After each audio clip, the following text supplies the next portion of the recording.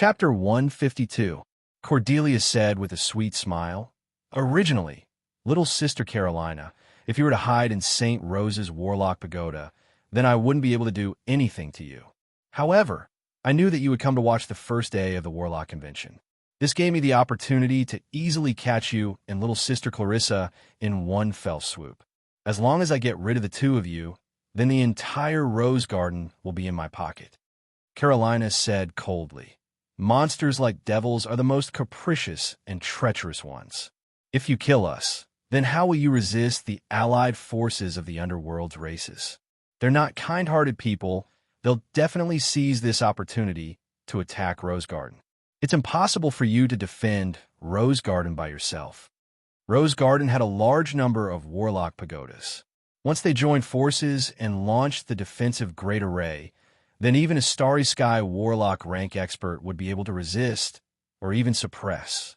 However, without enough Warlocks standing guard, then the defensive Great Arrays wouldn't be able to display. Cordelia killed Carolina and Clay Lisa here, so it was necessary to purge the two's trusted subordinates. After such a purge, Rose Garden's strength would drop by at least 2/3. The allied forces of the underworld's races would definitely not let this weak Rose Garden off. After all, Rose Garden possessed a divine-level secret treasure. In the past, no one dared to have any ideas about Rose Garden. That was because Rose Garden was too powerful, and attacking Rose Garden would be tantamount to throwing away one's life. Once Rose Garden was weak, then countless hungry wolves would pounce on it and tear it to pieces. Cordelia said with a confident smile, "I've already secretly believed in His Holiness Devil Viscount Gadsden of the ancient demonic Plains Sixth Layer. Under his demonic might, no one can invade my Rose Garden." Devil Viscount.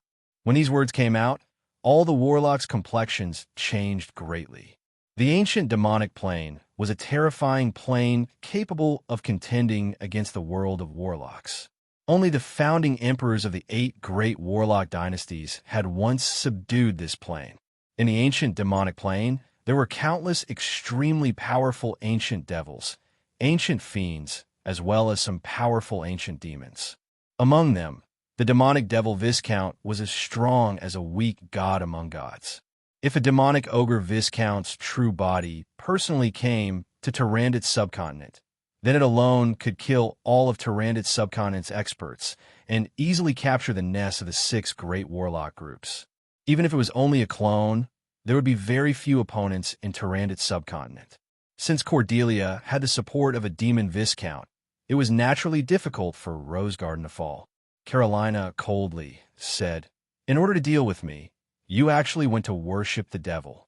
Don't you know that after you die, your soul will be taken back to the ancient demon realm and become the property of the demon Viscount?" Demons were not good people. Once a person believed in a devil and made a deal with a devil of the Baron rank or above, they would be able to become a devil. Once a believer died, his soul would enter the ancient demonic plane through the laws of the underworld and be taken away by the devil, becoming the possession of the devil. Therefore, in the world of warlocks, there were generally no warlocks who believed in devils. Cordelia said with a slight smile, "Of course I know, but as long as I promote to a Starry Sky warlock and then go to the main continent, there will always be a way to solve this hidden danger. Even if I can't solve it, then after I die, my soul will fall into the ancient demon plane. In the future, I might be able to reincarnate and become a devil, obtaining a new life through another method."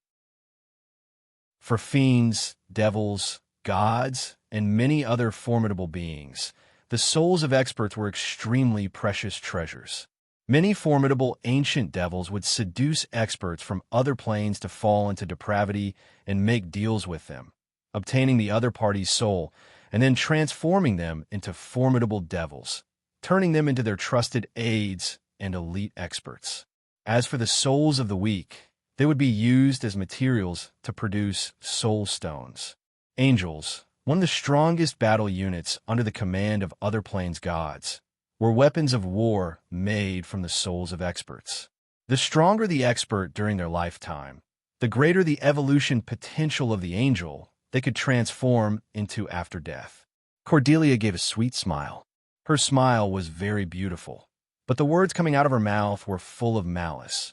Big Sister Carolina, don't you feel that you're getting weaker and weaker? Sacred Rose Light's secret method is indeed one of the 6 top secret methods in Tyrannid subcontinent, with extremely high poison resistance. But after all, you're not a Starry Sky warlock, so it's impossible for you to be immune to this kind of strange mixed poison. The longer you drag on, the weaker you'll become. Now that I've told you everything, you should be satisfied, right? Can you obediently die now? I'll cast a secret method and sacrifice your and little sister Clarissa's souls to my master, the great devil Viscount Gadsden. He'll be very happy, and then bestow me with even greater power. You're right, this mixed poison is indeed very powerful. Even I can't get rid of it. However, if I want to kill you, my current strength is already enough. Carolina's beautiful eyes blossomed with a dazzling divine light. She gave a furious roar and instantly erupted with a terrifying life force infinitely close to the Starry Sky warlock rank. With a flick of her lily-white hand, a copper mirror engraved with countless rose motifs and brimming with a simple and unadorned aura appeared in her hand. Tremendous spirit force frantically poured into the copper mirror. Shortly after, an incomparably vast and sacred aura slowly diffused from the copper mirror, as if a god brimming with a sacred and radiant aura was awakening from the copper mirror. The semi-divine armament bright rose divine mirror. Cordelia's pretty complexion changed. She took out a pitch-black statue of a devil, shrouded in demonic chi, with a malevolent expression and a vertical eye between its eyebrows. It was incomparably majestic and didn't resemble a human being. She screamed, "Your Holiness Gadsden, quickly come and save me." After Cordelia screamed, she casually tore a magic scroll. In a flash, countless icicles erupted and shot towards the Royal Grand Arena spectator, stands like raindrops. Hundreds of warlocks were pierced through by the icicles without the slightest ability to resist, their bodies dripping with blood.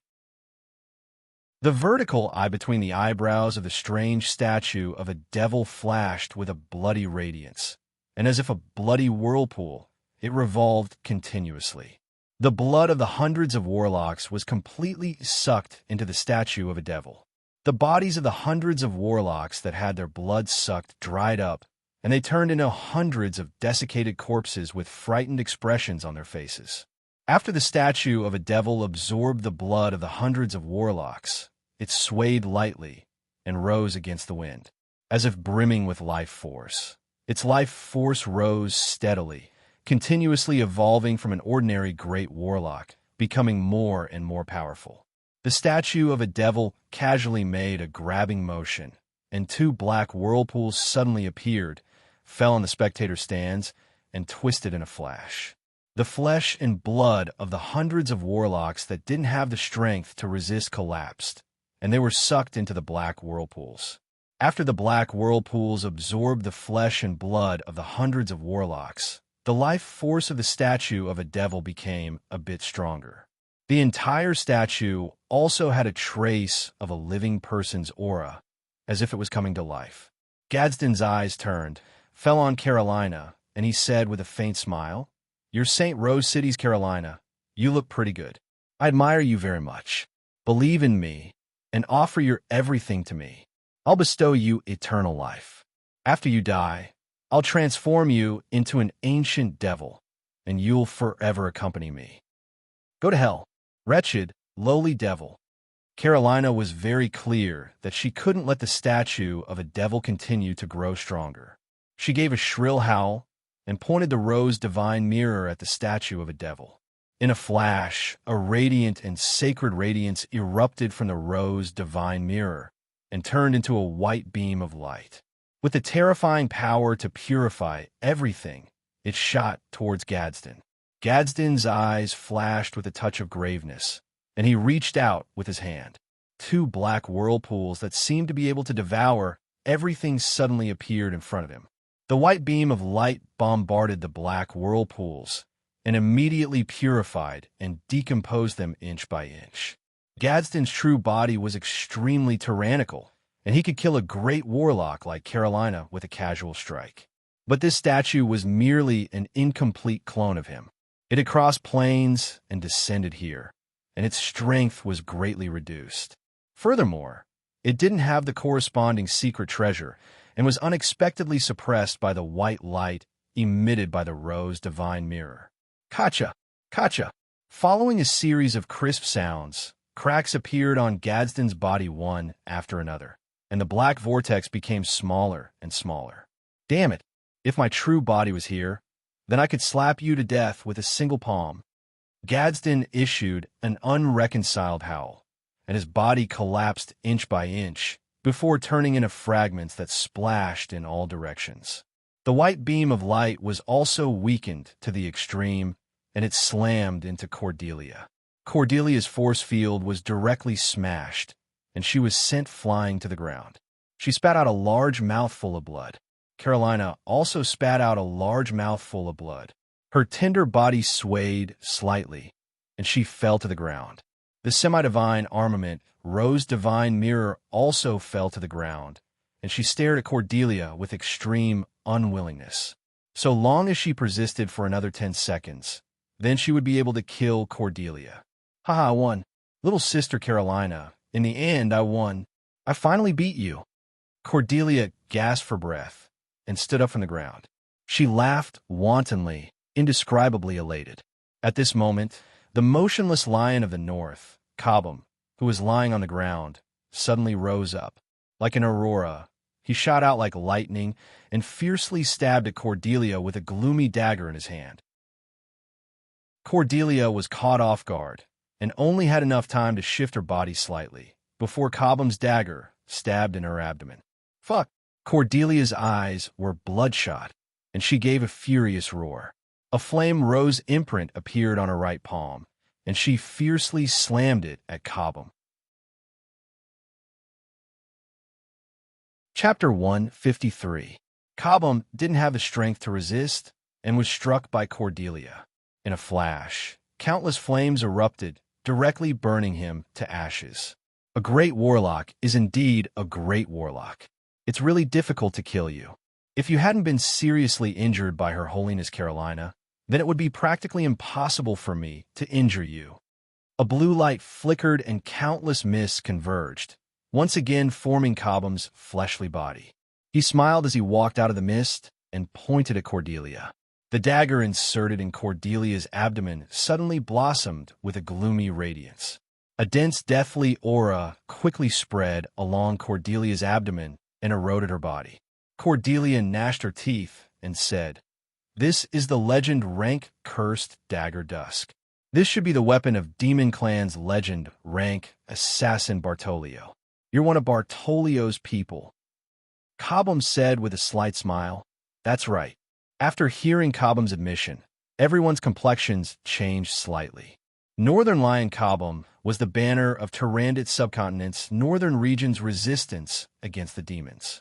No one would have thought that such a banner of resistance against the demons, a human warlock genius, would actually be a member of Demon Clan.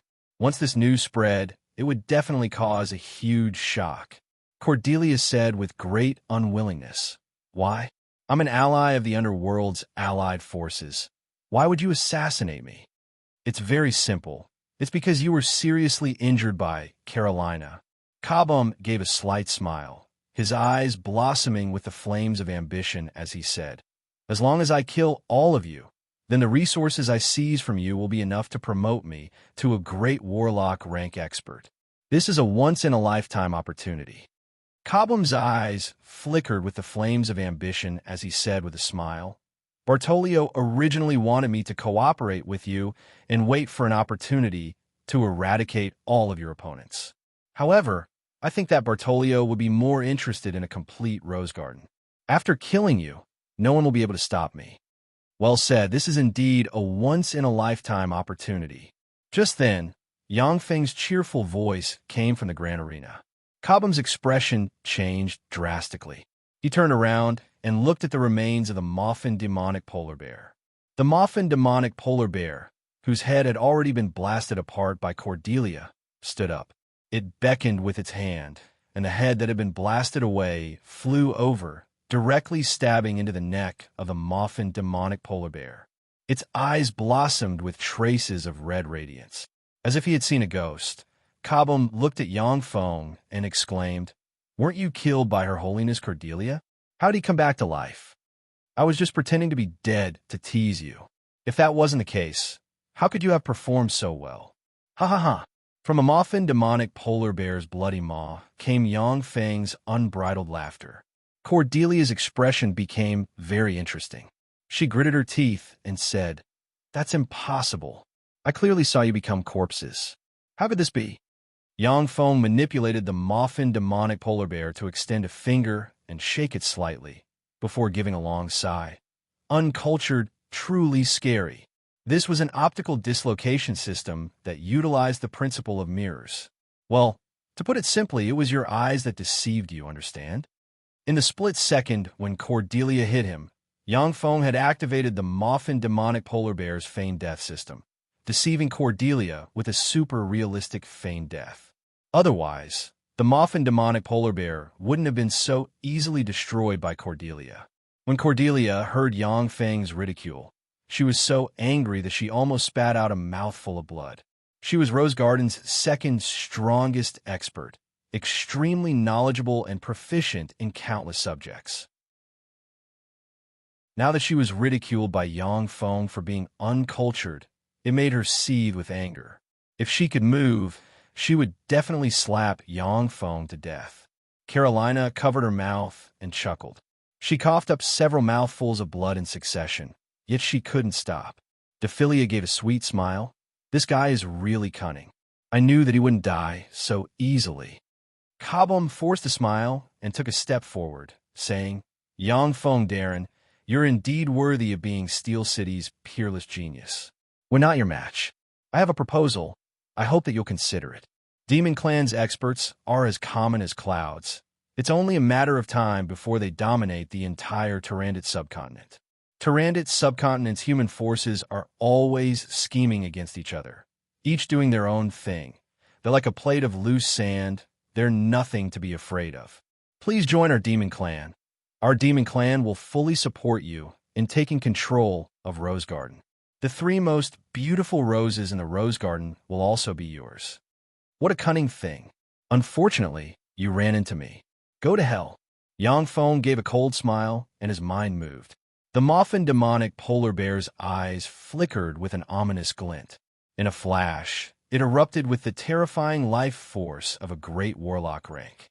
It waved its huge paw, and an incomparably tremendous fluctuation of earth magic power quickly spread. Countless incomparably sharp earth spikes madly stabbed towards the exit of the reception hall. An afterimage flickered, and a figure flew out from the exit of the reception hall. It was Cobham himself. In the grand arena, there were 2 Cobhams at once.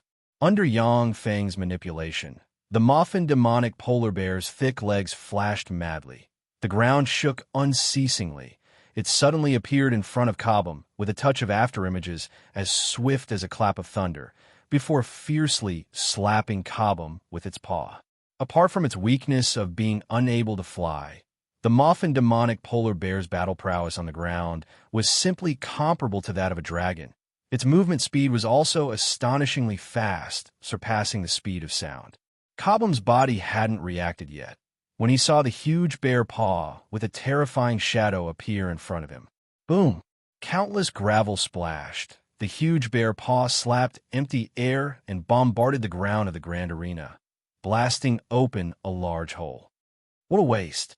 You can't even handle such a small matter, and you still need me to save you. If it wasn't for the fact that you still have some value, then I would really want to kill you. An extremely callous voice came from behind Yongfeng. Yongfeng's mind moved, and he started the scanning device. With a glance, he saw that behind him, the southern goddess of war, Jenny, who should have been unconscious, had already stood up. In her right hand was a person. It was the pale-faced Cobham. A terrifying great warlock rank life force spread from Jenny. She was clearly a great warlock rank peerless expert. Yongfeng turned around and said with a dignified expression, "Jenny, Are you also Bartolio's lackey? Lackey? No, Bartolio and I have a cooperative relationship. Besides, I'm not Jenny. The real Jenny has already died at my hands. Jenny gave a slight smile, her body squirmed, and she quickly changed into a beautiful blonde woman with snow-white skin and a sexy figure dressed in a black leather armor. The beautiful blonde woman said with a slight smile, "My name is Ramona. I'm not very famous in the surface world, but in the underworld, I have a nickname of the 100 Faces Witch. Among Tyrannid subcontinent's 7 great warlocks that died, 2 of them were only succeeded by those freaks with my help." Yang Feng's eyebrows creased slightly as he said, "Why do you want to help the underworld's allied forces?" Ramona gave a sweet smile and said, "Of course it's for benefits and resources. Every great warlock is a moving treasure trove. If I get rid of them, then all their wealth will belong to me. Moreover, the underworld's allied forces will also pay me a huge sum of money. There's no benefit in standing on the side of humans. After all, the surface world's big cake has already been divided. It's very difficult for me to have a big bite." Tyrannid subcontinent's resource-rich areas were basically already occupied by people, with the 6 great warlock groups as the core. Warlock groups of various sizes had already divided their spheres of influence. At that time, Yang Feng was barely able to seize a small piece of territory from Fernandro Principality. As a great warlock rank expert, Ramona would receive courteous treatment no matter where she went. But once she wanted to establish her own force, then she would be hindered both in the open and in the dark. A lot of great warlock rank experts, because of the hindrances both in the open and in the dark, had to spend a lot of energy on secular affairs before finally slowly becoming mediocre and finding it hard to advance. Ramona's beautiful eyes flashed with a touch of a peculiar glint as she said with a smile, "Yang Feng, your Steel City should understand me very well. If those original warlock groups weren't cleaned up, then how would there be room for us to develop? It would be better for you to have your uncle join us. We'll join hands and swallow Rose Garden, then get rid of Tyrannid subcontinent's 6 great warlock groups one by one and divide their resources." Once she said that, the complexions of everyone in the grand arena changed slightly.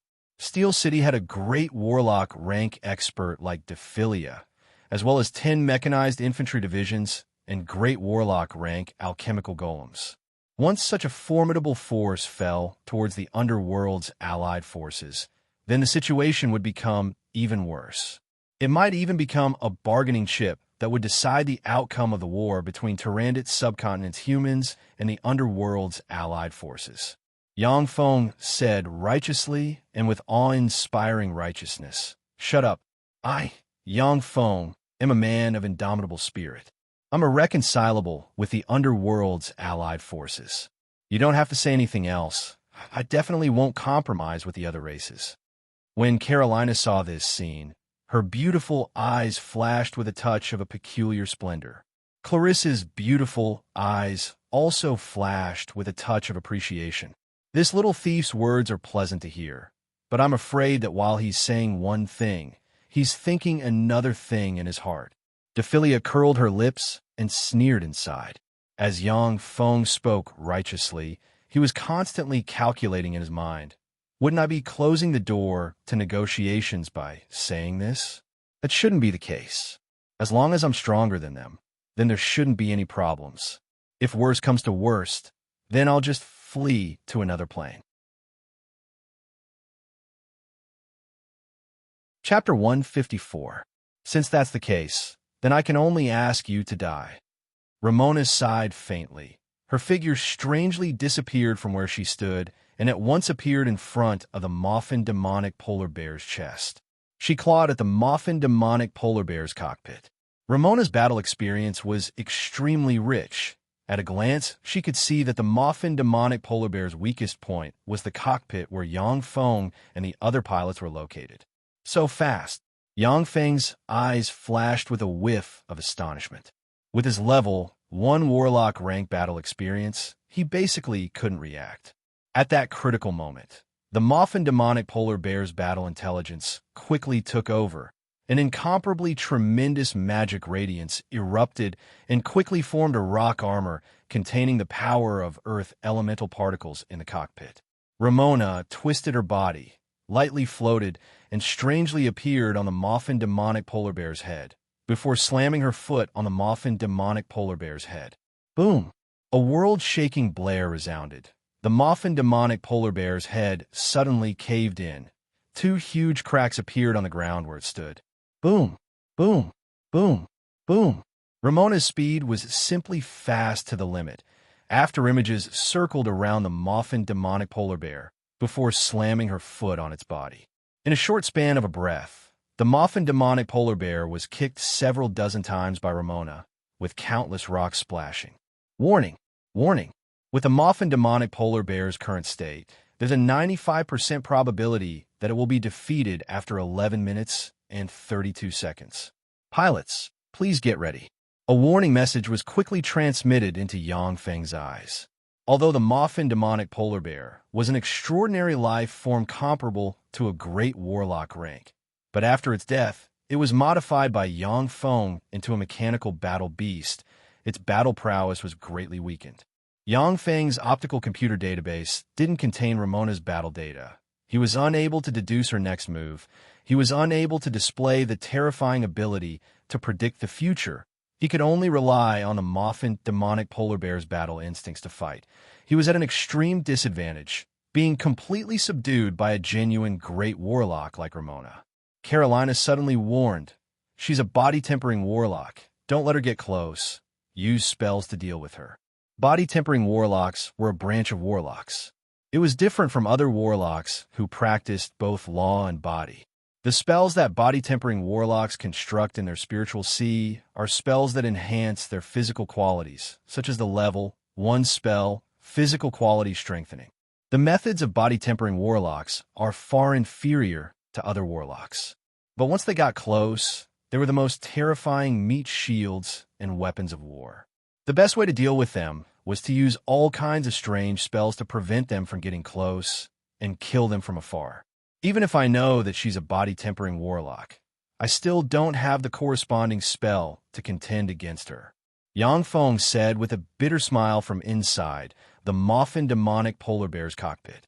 The Moffin demonic polar bear was born to be proficient in earth magic and was the darling of the earth. It was extremely difficult to hit Ramona, who was practically glued to his body. Looks like I can only use a few more trump cards. Yang Feng's mind moved.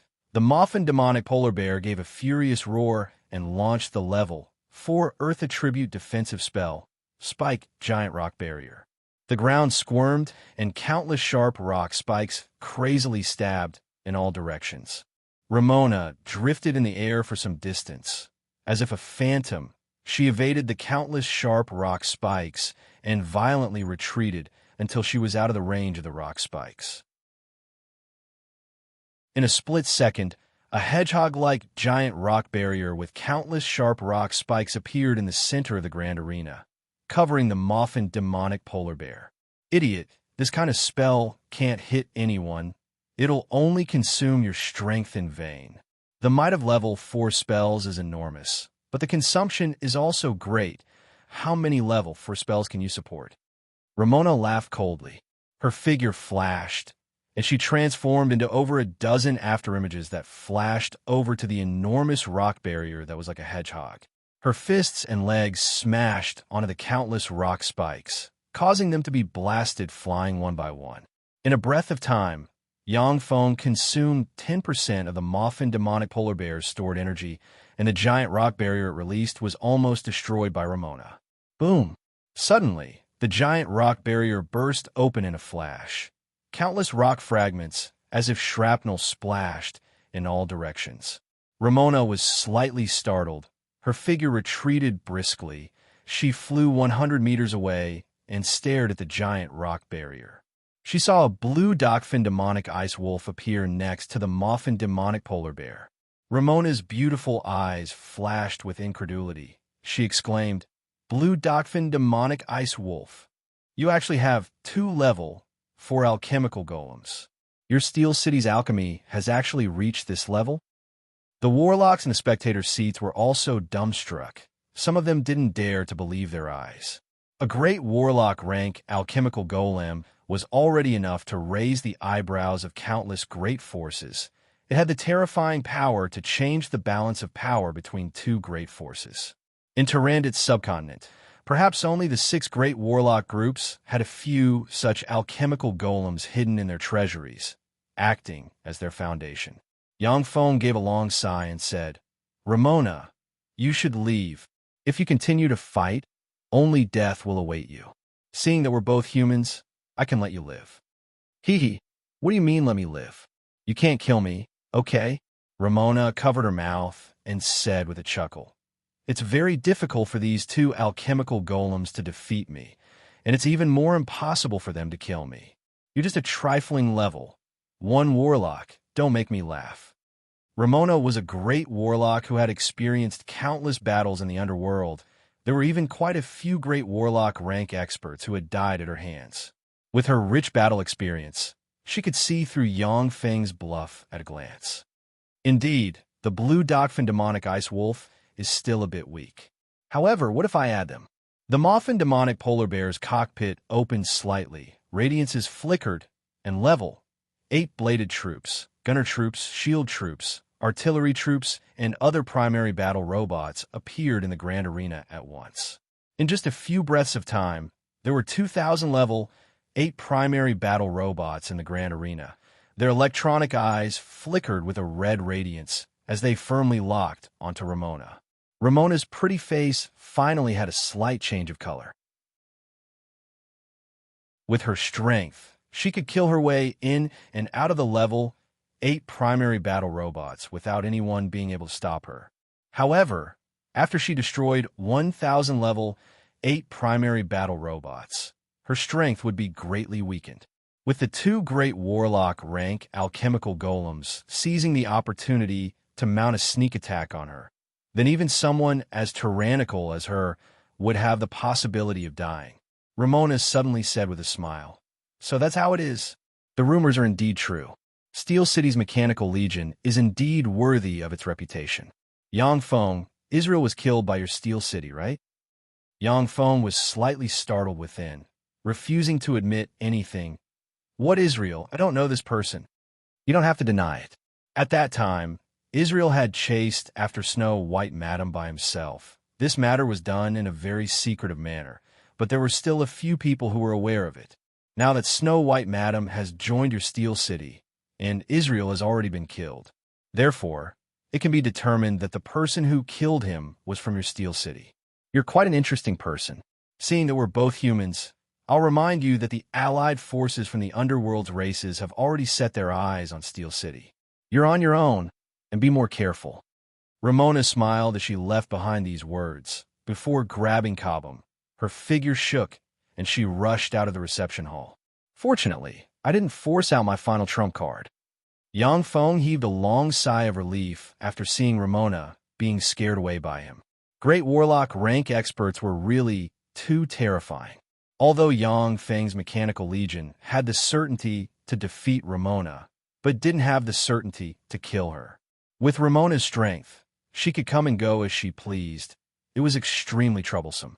At that time, the reason why Yang Feng was able to kill Israel was because he had heavily injured Israel in advance and then launched a sneak attack.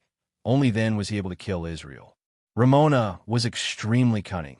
As soon as she saw that something was amiss, she would immediately flee, leaving Yang Feng with no way to deal with her. As soon as Ramona left, the grand arena became silent, and a strange atmosphere pervaded the air. Yang Feng manipulated the Moffin demonic polar bear to turn around, its electronic eyes continuously moving back and forth between Cordelia, Carolina, and Clarissa, the 3 most beautiful roses in Tyrannid's subcontinent. Cordelia's beautiful eyes revolved, revealing her seductive look as she said pitifully, "Yang Feng, save me. As long as you save me, I can marry you and help you control Rose Garden. Furthermore, I can also help you get Carolina and Clarissa and let you wantonly pick Tyrannid's subcontinent's 2 most beautiful roses." Carolina said sternly, "Yang Feng, don't believe her words. Go ahead and kill her."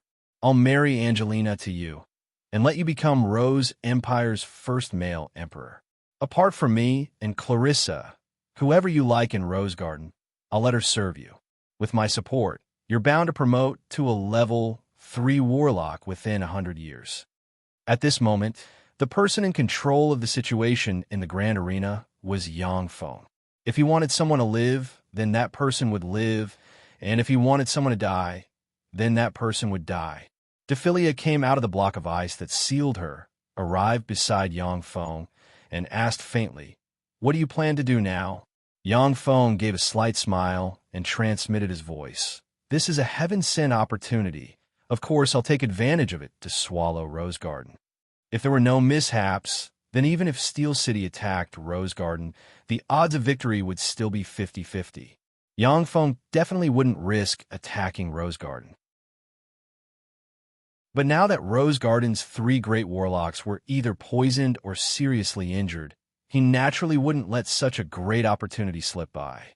A ray of light flew out of the Moffin demonic polar bear's cockpit and landed on the ground, revealing the silhouette of a level 5 humanoid primary battle robot holding a syringe.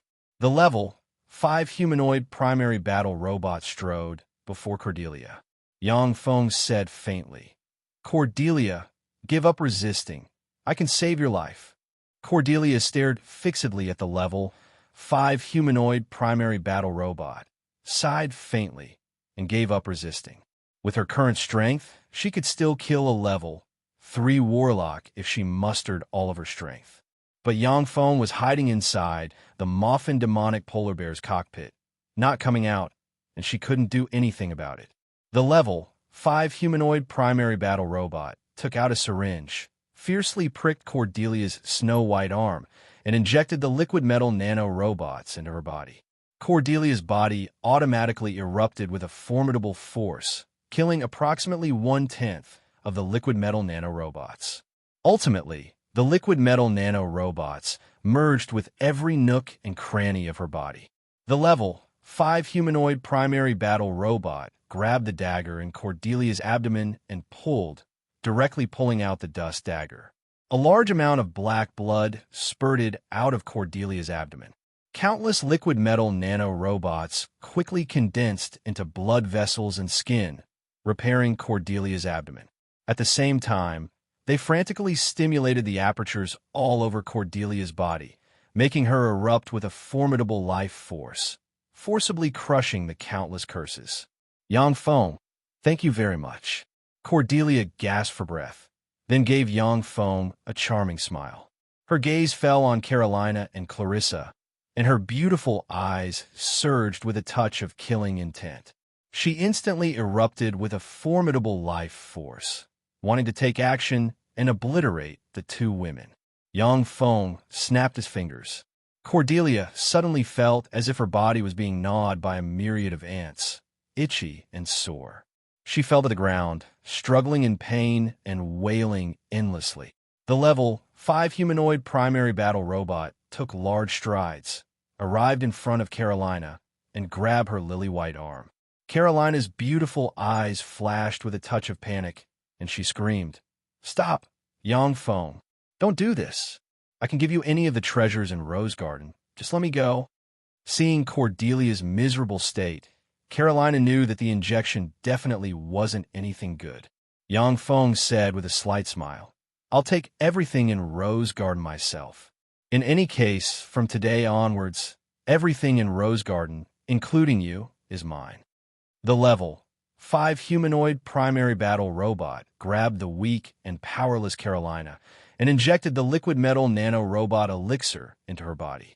Immediately after, it crushed Clarissa's somewhat powerless resistance and injected the liquid metal nano-robot elixir into her body. After being poisoned, Carolina and Clarissa's strength was weakened to the extreme. The immunity in their bodies couldn't kill those liquid metal nanorobots at all, and they could only let those liquid metal nanorobots enter their bodies.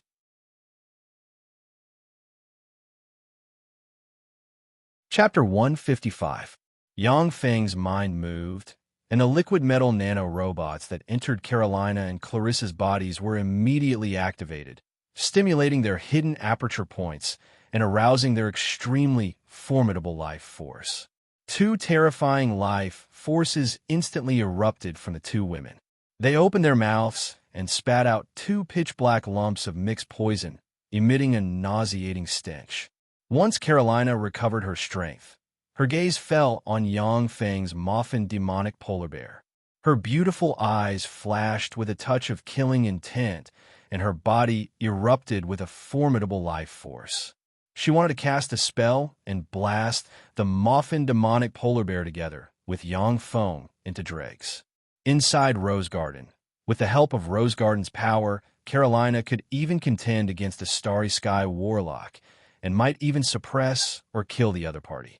This was a terrifying power that even Yang Feng was apprehensive of.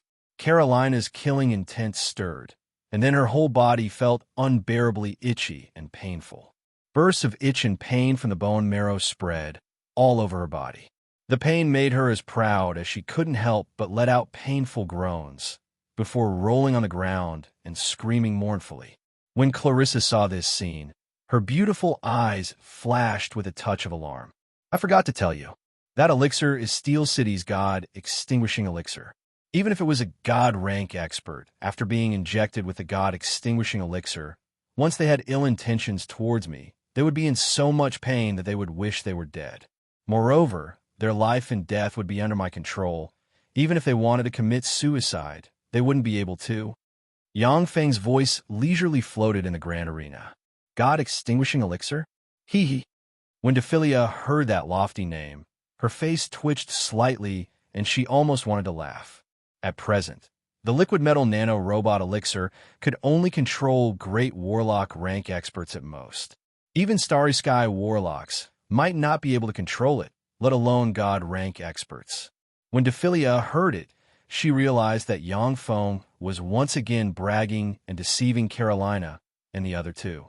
Clarissa looked at the battered and exhausted appearance of the proud, beautiful, and dignified Carolina and couldn't help but plead with Yang Feng. Yang Feng, don't bully big sister Carolina. I plead on her behalf. Please spare her. Yang Feng snapped his fingers. Carolina felt the pain inside her disappear. She stood up drenched in sweat, glared at Yang Feng, and gnashed her teeth. You fiend, Yang Feng said with a faint smile. Many thanks for the praise. Cordelia smiled like a flower, threw Yang Feng a coquettish look, and walked to Yang Feng's side, a fragrance wafting from her. Ha ha! Younger sister Carolina, I didn't expect that you would also fall into Master's hands. Master, I, Cordelia, am willing to pledge loyalty to you. You can do whatever you want of me. Carolina glared at Cordelia. Her beautiful eyes flickered with resentment, and she gnashed her teeth, saying, Yang Feng, kill her. As long as you kill her, I will give you the entire Rose Garden. Even if you want me, I will give it to you. If Cordelia hadn't suddenly rebelled and plotted against Carolina, then Carolina wouldn't have been subdued by Yang Feng. She was a peerless expert infinitely close to the Starry Sky warlock rank. Moreover, she was Rose Garden's master and dominated all of Rose Garden's forces. Within Rose Garden, she could even suppress Starry Sky warlocks. Carolina was proud and arrogant. Now that she was under Yang Feng's control, she really wished to tear Cordelia to shreds. When Cordelia heard that, her tender body stiffened slightly. A touch of fear flashed past the abyss of her beautiful eyes, and she looked at Yang Feng. Her fate was now completely at Yang Feng's whim. Carolina was superior to her in every aspect. If Yang Feng abandoned her, then once she fell into Carolina's hands, she would definitely suffer a fate worse than death. Yang Feng said with a slight smile, henceforth, the three of you are still good sisters, so get along well. Cordelia, don't worry. I've already given them an order. They can't harm you. As long as they make the slightest movement, they will suffer a fate worse than death. But similarly, you can't harm them, or else you will also suffer a fate worse than death. The liquid metal nanorobot elixir couldn't control people's minds. Yang Feng also wanted to plant a nail in Rose Garden, so that Rose Garden wouldn't be able to work together as one, so that he could truly slowly control the entire Rose Garden. Cordelia had already greatly offended the two women, Carolina and Clarissa. Only by closely following Yang Feng would she have a way out. With Cordelia in Rose Garden, Carolina and Clarissa could only rely on Yang Feng and wouldn't be able to make him a mere figurehead. Many thanks, Master. Cordelia was overjoyed. Her tender body went limp, and like a helpless little bird, she fell into Yang Feng's embrace. Carolina's eyes almost spurted flames, and she said extremely frigidly, Cordelia, you're also a great warlock of Rose Garden, yet you're so servile to a man. Do you still have any dignity? Cordelia retorted sarcastically, Carolina, you don't have to pretend to be pure and holy. From today onwards, you and I are both master's prey. In the future, we might even meet naked on a big bed. Carolina's pretty face flushed with anger, and she said loudly, You're so shameless. Cordelia said with a beaming smile, You're the shameless one. I'm just stating the truth. Yang Feng said lightly, All right, stop quarreling. Yes, master. Cordelia appeared very obedient and respectfully responded. Carolina still wanted to say something, but when she saw the limp warlocks in the grand arena, she once again became silent. She also didn't want to continue showing her disgraceful side in front of those low-level warlocks. Carolina swept the surroundings with a glance. A peculiar glint flashed in the abyss of her beautiful eyes, and she said solemnly, What do you plan to do with the people here? In the grand arena, there were about 200,000 warlocks. More than half of these warlocks came from Rose Empire, and they were Rose Empire's elite class. Carolina was somewhat worried that Yang Feng would kill indiscriminately and harm Rose Empire's vitality. Yang Feng said lightly, First detain them, and then let them leave after injecting them with the God-extinguishing elixir. The liquid nanorobot elixir was also a high-end product, and Yang Feng only carried 1,000 vials with him. He could only give priority to those geniuses and tyrannical warlocks from Tyrannid subcontinent.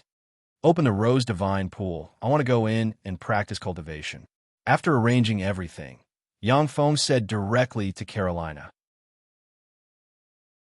Carolina said lightly, You're still in the mood to practice cultivation? Didn't you hear Ramona's words? I'm afraid that the experts of the Underworld's allied forces have already gathered at Steel City's side. Yang Feng said with a slight smile, It's fine if the experts of the Underworld's allied forces don't go to Steel City's headquarters, Black City. If they go, then that's exactly what I want. The corpses of great warlock rank experts are first-rate alchemy materials. Great warlock rank experts, apart from wizards and magi, who had exceptionally strong spirit force and frail, fleshly bodies, had very tyrannical, fleshly bodies. The majority of great warlock rank experts had very tyrannical, fleshly bodies and were first-rate alchemy materials. Israel's corpse had already been refined by Yang Feng into a great warlock rank alchemical battle golem. However, the alchemical battle golem refined from his corpse was relatively weak. That was because his fleshly body still couldn't compare to that of a genuine level for extraordinary life form. Speak of the devil. There's really something reckless that dares to come to our Steel City's headquarters. Interesting. Carolina, I'll let you experience the might of our Steel City's headquarters. Suddenly, Yang Feng's body shook slightly, and he revealed a trace of a smile. He quickly summoned Clarissa, Cordelia, Carolina, Dephilia, and the other women into a room. He casually pressed a button, and a holographic projector appeared in a flash. Countless rays of light flickered and projected everything in Black City's vicinity into the void. Is this Steel City's alchemy product? Sure enough, it's extraordinary. Steel City's City Master Yang Yi is really an alchemy genius. After Carolina, Clarissa, and Cordelia, the three women saw the holographic projection. Their hearts shivered slightly, and their contempt for Steel City decreased by a notch. Although Carolina had coincidentally fallen into Yang Feng's hands, but she had always looked down on Steel City. She believed that Steel City was at most a first-rate warlock force like Fire Pagoda in Tyrannid subcontinent. Now that she saw the holographic projection, her view of Steel City had once again changed somewhat. On the main road 10 kilometers away from Black City, there was a small inspection station.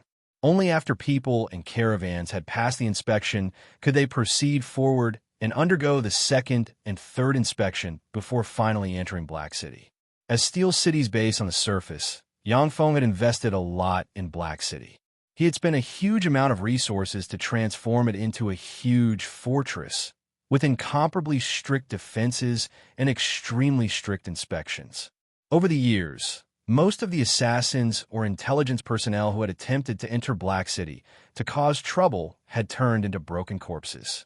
Under the incomparably strict defenses, the various forces were even more convinced that Black City was Steel City's city master Yang Ye's base of residence. A caravan loaded with goods slowly walked towards Black City. As the capital of Steel City, Black City was extremely prosperous. Every day, a large amount of goods would be consumed, with caravans coming and going in an endless stream. Halt! A team of level 5 humanoid primary battle robots with Gauss rifles stopped the caravan at once and barked coldly. The caravan immediately stopped, no one daring to budge. Those humanoid robots didn't have the slightest bit of humanity. They only had extremely inflexible programs. Those who dared to bribe them or provoke them were all dead. A chubby middle-aged man with a round face walked out from the crowd and said respectfully, "Sir, I'm the person in charge of this caravan. May I ask what's the problem? Every time we, the Dorai caravan, travel, we pay sufficient taxes. There's absolutely no tax evasion."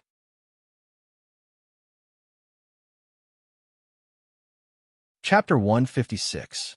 The humanoid robot pointed towards the caravan's crowd and said coldly, "Apart from that person, all of you are to leave at once. That person is our Steel City's enemy." When the people in the caravan heard that, their complexions changed greatly. Their legs as if they had grown wings. They ran very fast, scattering like birds and beasts. "Wait for me, you bunch of bastards. Don't run so fast. Come and help me." The caravan's manager's complexion also changed greatly. He didn't even care about the goods and frantically fled into the distance. Black City's fighting style was extremely rough, without the slightest regard for the innocent. There were many times when some formidable assassins mixed into the caravan. As a result, the caravan and the assassins were blasted to smithereens by Black City's artillery. The Dorai caravan had done business with Black City many times, and was naturally aware of its horrors. After the people in the caravan had fled, a man with a simple and honest face, an unremarkable appearance, and a head full of short blue hair was revealed. "It's really strange. My polymorph is already comparable to a level 4 spell. Even the aura of my soul can be somewhat concealed, and there isn't a trace of life force leaking from my body. How did you find me?" The man with short blue hair twisted all over his body and very strangely changed into a blonde, blue-eyed, handsome, and tall and sturdy young man. The young man was answered by a dense hail of Gauss machine gun bullets, with countless bullets madly raining down on him. Interesting, these guns already possess the power to threaten level 3 warlocks. Reportedly, in the 6th Warlock dynasty, ordinary people can also use some formidable alchemical secret treasures to display terrifying power. It seems that the legend of Yang Yi obtaining the 6th Warlock dynasty's inheritance is indeed true. The young man casually grabbed several Gauss machine gun bullets, carefully observed them, and revealed a trace of a smile.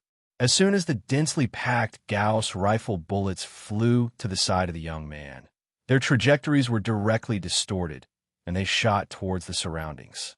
The blond, blue-eyed man suddenly said in a loud voice, "I'm Demon Clan's great warlock Deng.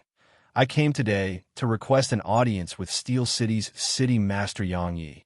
Please come forward for a chat." A loud voice reverberated throughout Black City. Everyone in every corner of Black City could hear Deng's voice. It was as if a god was expounding his holy words in the sky. "If you have something to say, spit it out." An equally loud voice came from Black City. Those who come from afar are guests. City Lord Yang Yi, is this how your city of steel treats its guests? Why don't you invite me into the city? Yi Deng flicked his finger, and beams of black light shot into the humanoid robots. Sizzle, sizzle. The sound of corrosion rang out, and the dozen or so level 5 humanoid robots were turned into a pile of molten iron without any resistance. Yang Ye's voice came from Black City. I have nothing to talk about with demons. Yang Yi, am a human, an upright man. He would never collude with the fiendish demons, nor would he make any deals with them. Even if I, Yang Yi, fight to the last moment, and am the only one left, I will never compromise with the demons. As he spoke, the image of a righteous and unyielding hero of the human race was outlined. What a hero of the human race! Unfortunately, a hero of the human race is a mortal enemy of my demon clan. Yang Yi, although it's a pity, but today is the day of your death. Yi Deng sighed and walked step by step towards the direction of Black City. Above Black City's city wall, in a split second, countless fully automatic Gauss cannons, 37mm multi-barrel kinetic energy crystal cannons, and other cannons extended and madly swept towards Yi Deng. An overwhelming hail of bullets engulfed Yi Deng. The ferocious cannon fire bombarded Yi Deng's body and easily pierced through his body. When they fell to the ground, they exploded and blasted small holes one after another. Yi Deng said with a faint smile, "It's no use. In the end, alchemical golems are just alchemical golems without wisdom. I can walk through countless parallel spaces. Without reaching the great warlock rank, you can't harm me in the slightest. How can this be? How is this possible? How can a great warlock rank expert be so strong?" Inside Rose Garden, Yang Feng's eyes flashed with a touch of astonishment as he exclaimed. With her brilliant vision, Carolina saw through Yi Deng's trick at a glance and said with a sneer, "Humph, what walking through parallel spaces? How can a trifling great warlock do this? To walk freely in parallel spaces. Only peerless experts with moonlight warlock rank cultivation and strength comparable to that of gods might be able to do it. This is just a trifling illusion. However, this hellion is very cunning and knows how to deceive you with words. If you really think that he can walk in parallel space and is invulnerable, then he is a peerless expert who can walk in parallel space and is invulnerable." Cordelia also smiled without saying a word. She had also seen through Yi Deng's facade. Great warlock rank experts were indeed peerless experts in Tyrannid's subcontinent, with all kinds of peerless secret methods that ordinary people could only hope to attain. However, they were merely extraordinary life forms, and had yet to transform into gods, ancient fiends, ancient devils, and other such mighty existences. Similarly, they also had limits to their strength. So if it's an illusion, activate the scanning system. Yang Feng felt slightly at ease and immediately issued an order. One after another, cone-shaped mechanical creations extended from all directions of Black City, and probing ripples of different frequencies spread out silently. Many tubular mechanical constructs also extended from the ground, shooting out rays of infrared rays that interweaved to form a large infrared net. All kinds of scanning systems continuously scanned, and finally found Yi Deng's true body 500 meters to the left of him. Boom, boom, boom. More than 150 millimeters caliber heavy artillery fired in unison and instantly covered the position of Yi Deng's true body. The terrifying artillery fire exploded together, setting off a small mushroom cloud of dust. Interesting to actually be able to discover my position. It seems that you've indeed obtained the inheritance of the 6th Warlock dynasty. I'm even more interested in you. Shrouded in a layer of advanced warping force field, Yi Deng smiled as he strolled out of the smoke and dust of the explosion. He wasn't injured in the slightest, and even his clothes weren't stained with a trace of dust. Yang Feng gave a long sigh and said, "So, this is a great warlock rank expert. Truly amazing." Even 150 millimeters caliber heavy artillery couldn't kill him. From the analysis of the portable fortified stronghold's smart computer, Yang Feng understood that Yi Ding hadn't avoided the range of the heavy artillery's bombardment. Yi Ding had braved the might of the heavy artillery's bombardment and walked out from inside. Carolina's beautiful eyes flashed with a touch of graveness. The might of that heavy artillery is equivalent to a weakened version of a level 3 area of effect spell. Its might is too scattered and basically can't injure a great warlock. However, this Yi Ding was actually able to suppress the warping force field to an area of roughly 10 centimeters on the surface of his body. His strength is truly unfathomable. I'm afraid that he's only slightly inferior to me. Yi Ding had just emerged from the smoke and dust of the explosion when countless Gauss artillery shells immediately engulfed him. The densely packed Gauss artillery shells bombarded Yi Ding's advanced warping force field, causing the warping force field to continuously tremble and almost collapse. Yi Ding's complexion changed slightly. His figure shook, his speed soared to the limit, and like a ghost, he rushed towards Black City's city wall. Within a few breaths of time, Yi Ding braved the countless artillery shells and arrived above Black City's city wall. He flicked his 10 fingers, and, as if possessing a life of its own, black threads swept towards the Gauss artillery shells. The Gauss artillery shells were directly cut in half by the black threads and fell to the ground. The corners of Yang Feng's mouth rose slightly, revealing a trace of a smile. Idiot, you'll be struck by lightning if you act pretentious. Boom! Practically at the same time, the section of Black City's city wall that Yi Ding was stepping on issued a world-shaking explosion. A terrifying mushroom cloud rose in a flash, and an extremely berserk shock wave spread in all directions. A badly battered figure flew out from the explosion in a sorry state and hit the ground, revealing Yi Ding covered in blood, his expression sinister in his battered and exhausted appearance. So ruthless. Carolina's beautiful eyes also flashed with a touch of shock, and she looked at that scene with lingering fear. Even a great warlock like Yi Ding was covered in wounds from the explosion and almost died. If it was Carolina in his place, then she might not have fared much better than him. After the explosion seriously injured Yi Ding, countless Gauss artillery shells madly shot towards Yi Ding from the parts of the city wall that hadn't been destroyed. In a split second, the countless artillery shells exploded on Yi Ding's body, and a copious amount of blood splattered in all directions, looking extremely miserable. Yi Ding continuously spat out a few mouthfuls of blood, clenched his teeth, and silently recited an incantation.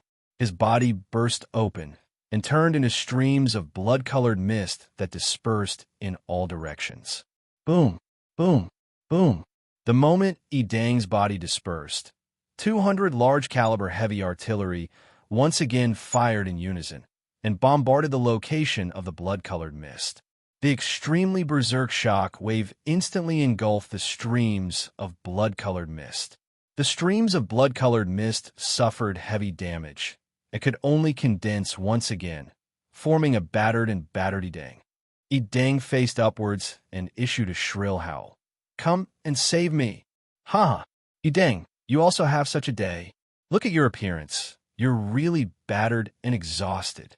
An extremely forthright laughter came from the sky, and a 100-meter-tall giant covered in a layer of huge rock armor dropped from the sky and blocked in front of Yi Ding. The countless Gauss artillery shells bombarded the rock armor and blasted small holes on it, but were unable to penetrate the several-meter-thick rock armor.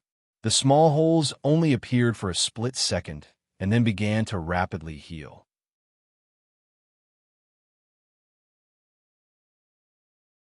Chapter 157. Yang Feng's eyes flashed with a touch of graveness, and he said solemnly, "Rock giant, an adult rock giant. The allied forces of the underworld's races really think highly of me, even dispatching such a terrifying existence." A peculiar glint flashed past Carolina's beautiful eyes as she caught a flaw in Yang Feng's words. Giants were terrifying, extraordinary life forms on par with dragons. They were terrifying life forms with few rivals of the same rank. At that time, when Tyrannid's subcontinent had attacked the plane of giants, it had similarly suffered heavy losses.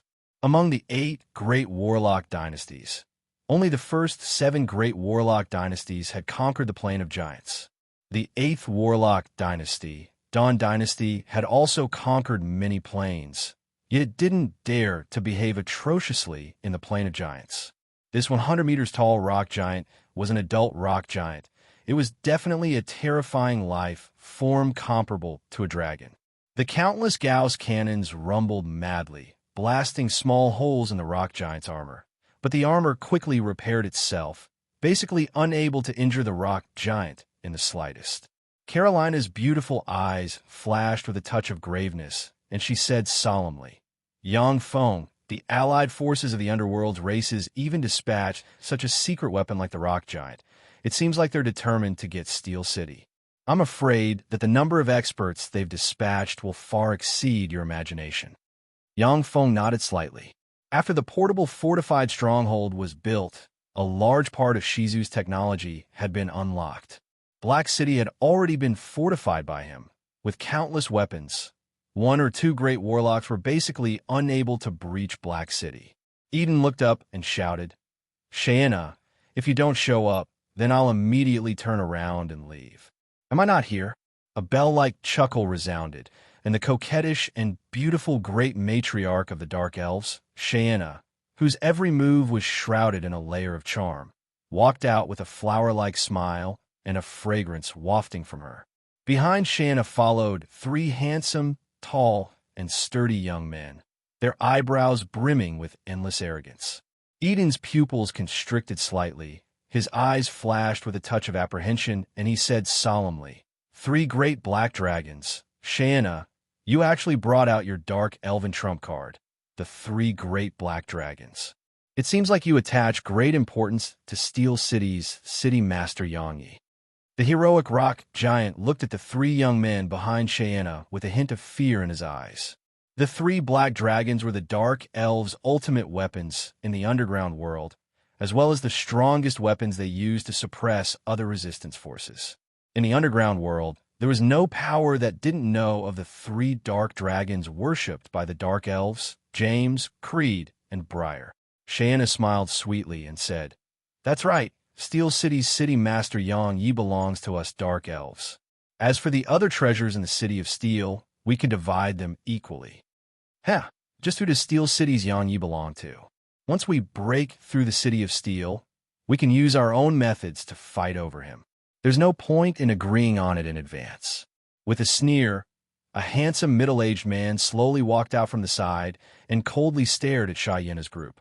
Shayena's beautiful eyes flashed with a touch of fear, and she said in a deep voice, "Napman, do you really want to compete with me?" This handsome middle-aged man was Tyrannid Subcontinent's Undead Hellion clan's Undead Hellion monarch Napman.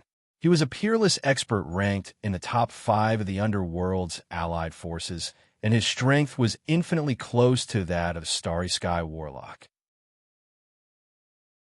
Napman said with a faint smile, "Why should we fight over something that we haven't even gotten our hands on? There are still a lot of human clans, peak experts glaring covetously from the sidelines. It would be better for us to first join hands and get rid of them. Then we'll talk about the rest." Shaina pondered for a moment, then swept a small hill on the right with a glance and nodded, saying, "That's right. Let's first join hands and get rid of those human clan flies hiding nearby before talking about the rest. You lowly and petty races, even if you join hands, you're still doomed to die. If you obediently surrender, then we can still spare your lives and let you linger on at death's door." Accompanied by a cold snort, an old man with white hair and beard, dressed in a red warlock's robe with a golden thread on the cuff, slowly walked out of the hill and looked at Shaina and her entourage with an extremely haughty expression. Next to the old man was a middle-aged man with short blonde hair and an ordinary appearance, seemingly without any distinguishing features. Shaina said with a charming smile, "Grant and Boxer from White Elephant's Ivory, did the 2 of you come to throw away your lives?" There were as many as 7 great warlock rank experts from the underworld's allied forces. Moreover, these 7 great warlocks were peak great warlocks. With the 7 of them joining hands, They were absolutely certain that they could kill Grant and Boxer. Grant, who was dressed in a red warlock's robe, said lightly, "Of course, it's not just the two of us. There's also Savage Claw, a tall and sturdy man with a big beard, extremely sturdy muscles, and mysterious tattoos on his upper body, along with an aged woman dressed in a blue warlock's robe and a man with a small and thin stature, resembling a skinny monkey, walked out from the side." Knapman's eyes flashed with a touch of graveness, and he said lightly, "Camus, Hallie, Eben of Savage Claw, you've really invested a lot for Steel City's Yangyi. However, just by relying on the five of you, you still aren't our match." "That's right, just by relying on the five of us, we can at most escape unscathed in front of you. However, it's not just the five of us who are coveting Steel City's inheritance. Black Dragon Pagoda, Eyes of Justice, Warlock College in Talia, they've also dispatched great warlock rank experts." The big-bearded Camus gave a heroic smile and casually flicked his finger before three cyan magic radiances instantly shot towards three different directions. As soon as the three cyan magic lights fell on the three incomparably spacious areas, they set off waves of ripples. Obviously, there was something concealed in the three open spaces. Cheyenne and the other experts from the underworld's allied forces at once focused their gazes on the three open spaces. Seeing that they could no longer continue to conceal themselves, the experts in the three open spaces also shed their disguises. In one of the three open spaces, there was a young man dressed in a white warlock's robe, with an arrogant expression on his face, standing loftily. In one of the open spaces, there was a middle-aged man with short blonde hair, a handsome appearance, and a scholarly temperament. There was a middle-aged man with long gray hair, a haggard appearance, and a corpse-like appearance. In another open space, there were two men and one woman. The two men and one woman had blonde hair and blue eyes. The man was handsome, the woman was beautiful, and their temperaments were extremely extraordinary. Knapman's eyes flashed with a touch of ridicule, and he sneered. Eyes of Justice's Uhtred, Warlock College in Talia's Clifford and Connell, Black Dragon Pagoda's Carlo, Paris, and Nina. Steel City's City Master Yang Yi is a genius of your human clan, a pillar of support against our underworld's allied forces. I didn't expect that there would be so many human clan experts coming to capture him. Your human clan is really united. Yang Feng's eyebrows creased slightly, and he said in a low voice, "My goodness, this is just a trifling 6th Warlock Dynasty's inheritance. How could it attract so many experts?" Warlock College in Talia and the other 5 great warlock groups had existed for thousands of years and possessed countless secret methods. Among them, there was no lack of peak secret methods passed down from the eras of the 8 great warlock dynasties. According to reason, there was no need to covet the 6th Warlock Dynasty's secret methods. Carolina's vision was extremely brilliant, and she hit the nail on the head and pointed out the crux of the matter. Our 6 great warlock groups possess countless secret methods. However, many of those secret methods can only be cultivated until the Starry Sky Warlock realm at most. They gathered in your Steel City in order to see if the 6th Warlock Dynasty's secret method obtained by your Uncle Yang Yi has any secret method to advance to the Starry Sky Warlock rank. Moreover, your uncle can refine level 2 Warlock rank golems on a large scale. In our Tyrandet subcontinent, this kind of alchemy can almost be called a golem grandmaster. Coupled with the addition of a great warlock like Snow White Madam, your Steel City has already become a formidable existence that can threaten our 6 great warlock groups. They naturally won't give you the time to continue developing. In addition, your Steel City merely has a 3-story tall warlock pagoda, and its defensive strength is too weak.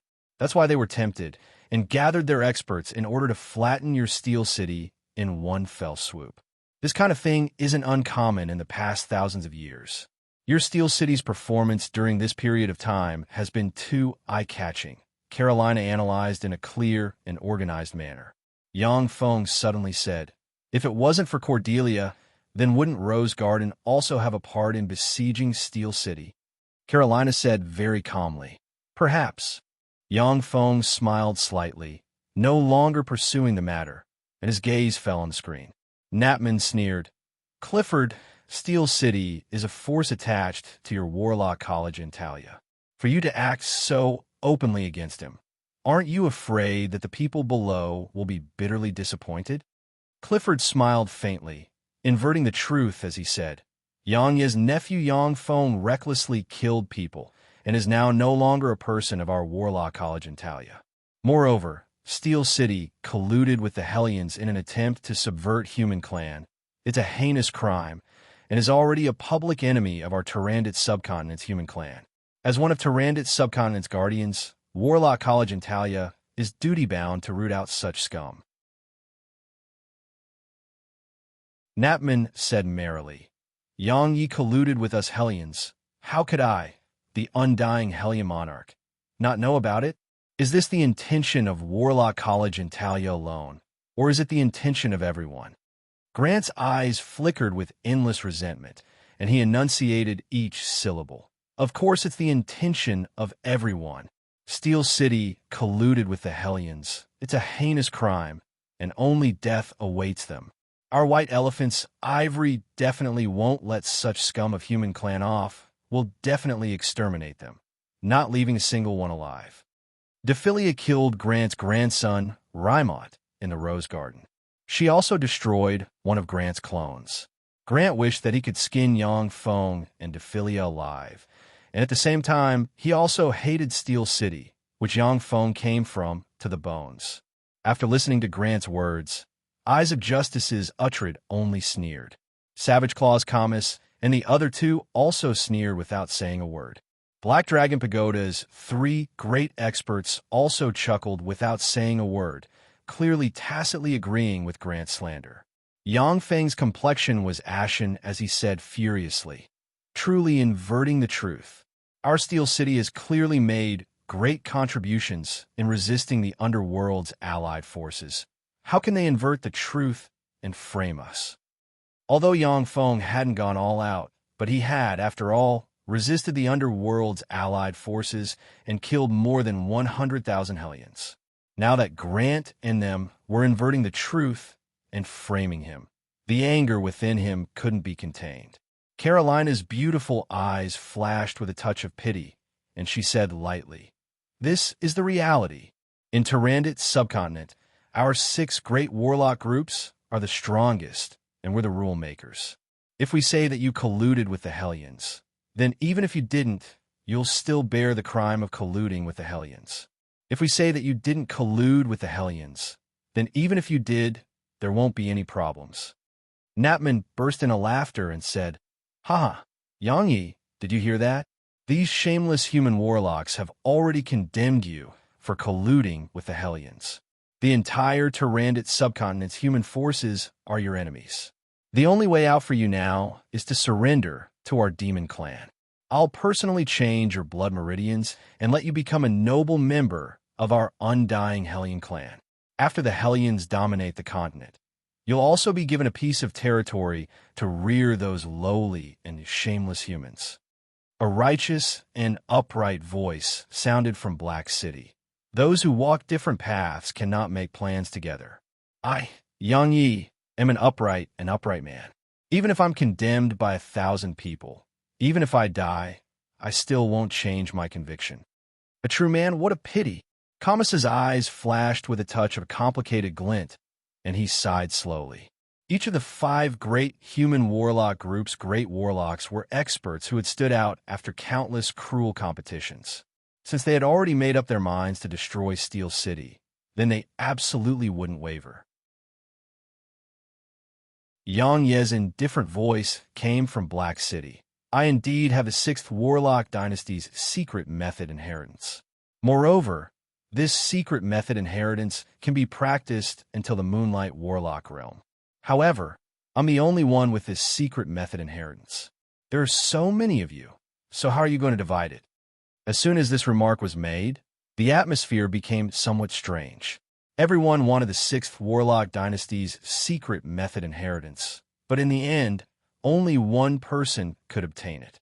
The experts gathered here all harbored ulterior motives. Just the camps alone were divided into 2 major camps, and the 2 major camps were further divided into 7 or 8 smaller camps. Especially the human side, although they had 11 great warlock rank experts. But the 11 great warlock rank experts came from different forces, and some were even mortal enemies who hated each other. In a real fight, they might not be able to defeat the 7 other race great warlock rank experts.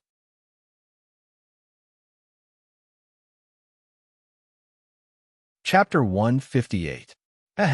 Yang Yi, there's no use in your shallow sowing of dissension. Grant said with a cold smile. I propose that we first join forces to break through Steel City and capture Steel City's city master, Yang Yi. Then, we'll fight over that person based on our own abilities. Otherwise, while we're fighting to the death here, Yang Yi, this waste who isn't even a great warlock, would take advantage of us. That would be laughable. Napman pondered for a moment, then nodded and agreed. All right. The rest of the great warlocks were also wily old foxes.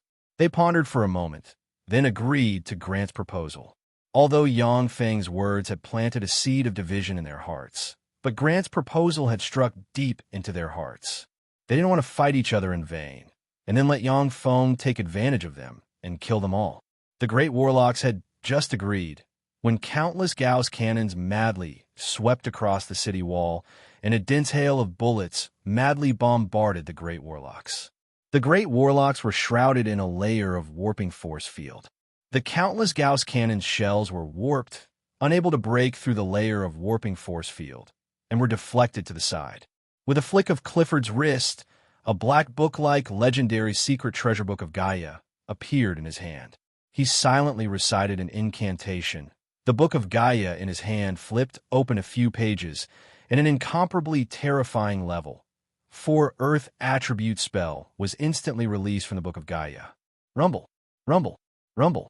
In the surroundings of Black City's city wall, the earth shook and the earth cracked. The incomparably sturdy city wall also shook unceasingly, teetering on the verge of collapse. The Gauss cannons embedded in Black City's city wall also shook unceasingly, and their trajectories deviated from their original trajectories. If it wasn't for Black City's city wall being repaired after Yang Feng took over, then it would have already cracked and collapsed. Earth attribute spell. I'll lend you a hand. The rock giant Bonardine laughed loudly and erupted with a terrifying life force. He pressed his huge hands towards the earth, and an incomparably terrifying fluctuation of Earth attribute spell appeared below Black City's city wall in a flash. Rumble, rumble. The ground beneath Black City's city wall cracked, and the terrifying cracks swallowed large sections of the city wall. Large sections of Black City's walls collapsed and fell into the cracks underground. I'm afraid there's a large number of explosives buried inside Black City's walls. Let me break them. Connell smiled and took out a legendary-level magic staff, the Flaming Staff. He chanted an incantation and pointed the staff at the sky. A huge amount of fire elements quickly gathered in the sky, then turned into balls of fire, falling from the sky and pouring down on the ground. Connor pointed to the sky and silently recited an incantation. Violent gales blew and swept the fireballs into the cracks in the ground. The fireballs bombarded the walls of Black City. Connor waved his hand, and oil snakes that were more than 10 meters long suddenly flew out and fell into the crack in the ground. When they came into contact with the fireball, they started burning frantically and completely engulfed Black City's wall. The crack in the ground suddenly ignited with countless flames. Under the terrifyingly high temperature, all kinds of weapons installed inside Black City's wall madly exploded. Yang Feng smiled bitterly and sighed. Great Warlock rank experts are really amazing. The most terrifying enemy isn't a single Great Warlock, but a group of Great Warlocks. Those Great Warlocks joined hands, and with just a few targeted level 4 spells, they destroyed the first line of defense that Yang Feng was so proud of. If it was a mortal army, then even a 1,000,000-strong army, they still wouldn't be able to climb Black City's city wall. Eden, who was riddled with scars from the explosions, also recovered his full strength under the nourishment of all kinds of healing spells and powerful elixirs.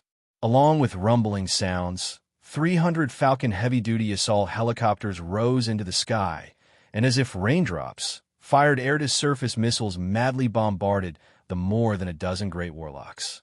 Pretty good aerial weapons. Unfortunately, your opponents are too strong.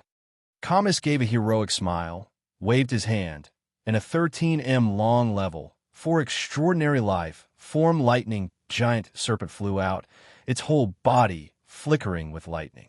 The lightning giant serpent's whole body flickered with lightning, and as if it had turned into a lightning ray, it entered the 300 Falcon heavy-duty assault helicopters. Boom, boom, boom, boom. One after another, the Falcon heavy-duty assault helicopters fell from the sky before exploding madly and turning into huge fireballs. 10,000 level, 8-bladed troops, gunner troops, artillery troops, and shield troops formed a mixed mechanical legion, killing their way out of Black City. The 3 black dragons behind the dark, elven great matriarch Shenna, James, Creedon, and Briar jumped into the air. Their bodies shook, and they immediately returned to their original forms, turning into 3 adult black dragons with a body length of approximately 17 to 18 meters. The 3 adult black dragons opened their mouths, and 3 dragon breaths blasted into the mixed mechanical legion. In a split second, the mixed mechanical legion's primary battle robots activated their level 2 protective covers. But under the bombardment of the 3 adult black dragons' dragon breaths, the level 2 protective covers burst like bubbles, and then turned into ashes under the dragon breaths. The 3 dragon breaths destroyed more than 300 primary battle robots at once. The great warlocks creased their eyebrows slightly after seeing this scene. Knapman praised, "What amazing mechanical golems! The most important thing is that there are so many of them. If there were only 1 or 2 great warlocks, they might not be able to handle so many mechanical golems. Haha, they're just ants. Watch as I destroy them." The rock giant Bonardine gave a wild laugh, then extended his hand and made a grabbing motion. The ground surged and countless stones quickly condensed, before quickly condensing into an up to 100 meters long giant rock club in his hand. Bonardine gave a wild laugh, then rushed into the mixed mechanical legion, before brandishing the giant rock club and randomly smashing it. Wherever the club smashed, the primary battle robots were smashed into pieces before collapsing. A bunch of idiots. You're here to attract the firepower, so that I can seize the opportunity to capture Yangyi. Grant gave a cold smile, then his figure shook. He left behind an embodiment, while his true body stealthily shot towards Black Cottage's Warlock Pagoda. I knew that these shameless humans are unreliable. Knapman's gaze inadvertently swept towards Grant's direction, before he snorted coldly and his figure shook slightly. He left behind an avatar, standing in place, to cast Fireball and other simple spells, while his main body swept towards Black Cottage's Warlock Pagoda while stealthily moving towards it. One by one, the great warlocks with ulterior motives unleashed their secret methods and stealthily shot towards Black Cottage's Warlock Pagoda. Only the rock giant Bonardine, the lightning boa, and some embodiments were left to destroy the primary battle robots. There were hundreds of small fortifications built around Black Cottage's Warlock Pagoda. Once they sensed Grant's approach, each of the hundreds of small fortifications extended 20 railguns. Radiances flickered, and, as if meteors, several thousand railguns crazily shot towards Grant. Even though this alchemical item's might is great, but it's useless if it can't hit its target. Grant gave a cold smile, then silently recited an incantation and cast a level 4 spell short distance spatial jump. In a flash, he disappeared from where he stood and appeared in the center of the hundreds of small fortifications. The several thousand railguns at once missed their target and directly blasted open a huge hole where Grant had originally stood. Grant didn't tangle with the hundreds of small fortifications. He silently recited an incantation and cast short-distance spatial jump. His body once again disappeared in a flash and appeared in front of Black Cottage's Warlock Pagoda. His tremendous spirit force swept towards Black Cottage's Warlock Pagoda, looking for Yang Ye's figure. Found him.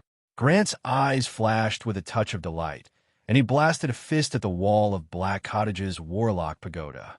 With a punch, he blasted through the pagoda's wall and directly rushed into the deepest room of the Warlock Pagoda.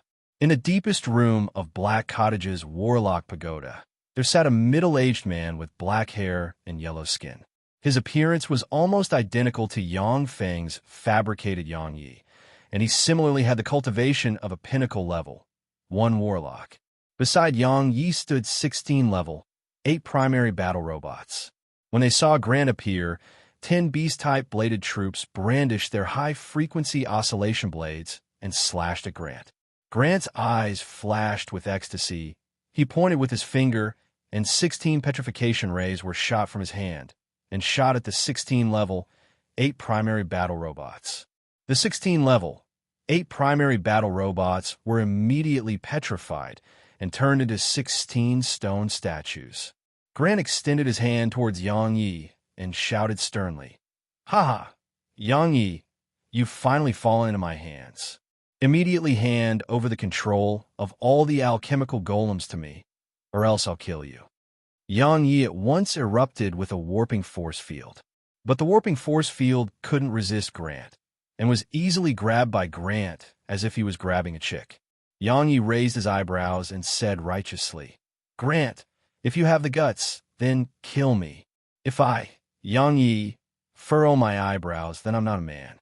As for the control of these alchemical golems, even if you kill me, I won't hand them over to you." Carolina swept Yang Feng with a glance and said sarcastically, "Your uncle Yang Yi is a good man, very different from you. I've never had an uncle called Yang Yi, okay?" Yang Feng muttered within. Carolina gave Yang Feng a glance, and her gaze was filled with contempt and disdain. "Your uncle has been caught, yet you, the nephew, are still calmly watching the show. Your uncle really doted on you in vain."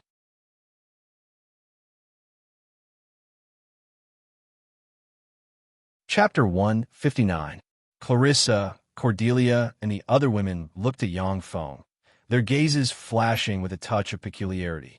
From anyone's point of view, Steel City's city master Yang Yi was extremely benevolent towards his only kin, Yang Feng. Not only did he spend a lot of resources to help Yang Feng practice cultivation, but he also sent the great warlock Dephilia to act as Yang Feng's bodyguard. Only then did he end up with his lair empty and was captured by Grant. Cordelia promptly took the opportunity to express her loyalty. "Master, why don't we hurry over now? I have a pet, a level 3 extraordinary life form hurricane wyvern. With its speed, coupled with my secret method, we can reach Black City within 6 hours." Yang Feng gave a confident smile and said faintly, "No need. Let's continue to quietly watch the show." Seeing Yang Feng brimming with confidence, the several women beside him were somewhat apprehensive within. Only Dephilia had some vague conjectures in her mind. Grant's eyes flashed with a touch of malevolence and savagery. He laughed wildly and said, "Ha ha, Yang Yi, since you've fallen in my hands, then your life and death will be in my hands. If I want you to live, then you'll live. If I want you to die, then you'll die. I'll interrogate the 6th Warlock Dynasty's secret method from your mouth, then use the 5th Warlock Dynasty's secret method to refine you into a living dead to vent my anger." The 5th Warlock Dynasty was also called the Death Dynasty. During the 5th Warlock Dynasty, the world of warlocks mainly researched the mysteries of life and death. Living dead, undead legion, death god legion, demonic corpses, stitch corpses, and all kinds of freaks that hovered between life and death were created. The secret methods passed down from the 5th Warlock Dynasty were extremely strange and cruel, containing countless cruel and strange secret methods that could make people wish they were dead yet unable to live. From the shadows in the corner of the room, a figure suddenly erupted and fiercely blasted a palm at Grant's back. An incomparably formidable life force erupted in a flash, forming an incomparably formidable life protective cover around Grant. The palm contained an incomparably dense death aura, easily piercing through Grant's life force protective cover and blasted his back. The protective life force field also slowed down the speed of the palm, giving Grant a split second of time. He took the opportunity to crush a magic scroll. When the magic scroll shattered, Grant's body also disintegrated and quickly flew to one side, before condensing into a human form. Traces of black chi spread across Grant's face, and traces of black blood flowed from the corner of his mouth. Clearly, he had not completely avoided that attack just now. Grant gnashed his teeth and said, "Knapman, it really is you. How despicable to actually sneak attack me from behind." Knapman smiled faintly and said, "In terms of despicableness, who can compare to you humans?" The scene of inverting black and white, pointing fingers at a deer as a horse, and framing a human hero as a traitor was simply too marvelous. If it weren't for you humans having internal strife and scheming against each other, I'm afraid our demon clan would have been annihilated long ago. Ever since the Time Lord founded the first Warlock dynasty, there were 7 successive Warlock dynasties. Human warlocks stood at the apex of many planes, suppressed gods and demons, and conquered one plane after another. If it weren't for the human warlocks constantly having internal strife and scheming against each other, then the demons would have already been wiped out by the human warlocks. The demons would have already been wiped clean by the human warlocks. Since that's the case, then you'll die here. Grant's eyes flashed with a touch of a cold glint. With a flick of his wrist, a huge white elephant statue suddenly flew out, before disintegrating and entering his body, before condensing into a perfectly round and sparkling white full body armor. Originally, Grant's life force was inferior to Knapman's by a large margin. But after putting on the white full body armor, the formidable life force emitted from his body was unexpectedly not inferior to Knapman's. Knapman's eyes flashed with a touch of graveness, and he said in a deep voice, "White elephant armor. This is a replica of the semi-divine armament White Elephant armor. It looks like it should be a replica of one of the 5 legend rank White Elephant armor, right?" After discovering the ancient warlock relic, White Elephant's Ivory's founder obtained all kinds of secret method inheritances and formidable secret treasures. Finally, he founded White Elephant Ivory, this formidable warlock group. The most powerful secret treasure that the founder of White Elephant's Ivory possessed was the semi-divine artifact White Elephant armor. If the conditions were right, White Elephant Ivory's successive masters would replicate the formidable secret treasure White Elephant armor. In the history of White Elephant Ivory, a total of 7 legend rank White Elephant armors had been replicated. However, 2 of them had disappeared during the war. Grant opened his mouth and spat out a black aura of death. He was brimming with confidence and said with a cold smile, "That's right, Knapman. My true strength might not be your match. But if you fight with me, the one to die will definitely be you. Because we're humans, we're good at using weapons, while you're just some lowly and petty beasts." Human warlocks were proficient in a variety of secret methods and countless spells, which allowed them to rise above other races step by step. Among them, alchemy was the most important secret method of human warlocks. Even if human warlocks tempered their spirit and fleshly body through a variety of secret methods, their strength was still weaker than that of many extraordinary life forms. Through alchemy, they refined a variety of secret treasures with mystical powers, which allowed them to rise above other races. You're too arrogant. Even if you have the White Elephant armor, the one to die will definitely be you. Knapman sneered and operated the Undying Hellion clan's inherited secret method, Undying 9 transformations. His life force changed, and countless black aura of death revolve around him, making him look like a peerless Hellion. Knapman extended his hand and grasped at empty air. The countless death aura in his hand condensed into a pitch-black blade of death. Suddenly, The blade burst out and strangely appeared in front of Grant. Accompanied by a frightening negative force, the blade chopped towards Grant. Grant silently recited an incantation and pointed with his finger. A huge elemental white elephant condensed from countless elemental forces suddenly flew out of his hand. With an angry roar, it swung its thick trunk and fiercely lashed at Napman's long blade, causing it to be directly sent flying. Napman's figure twisted and strangely appeared above the elemental white elephant. As if a siege hammer, his fist smashed into the elemental white elephant's head. A formidable death force instantly rippled and dented the elemental white elephant's head. Grant's complexion paled slightly.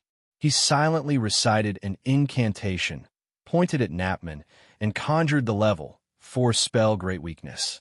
A gray radiance shrouded Napman. Napman's physique suddenly dropped by a few grades.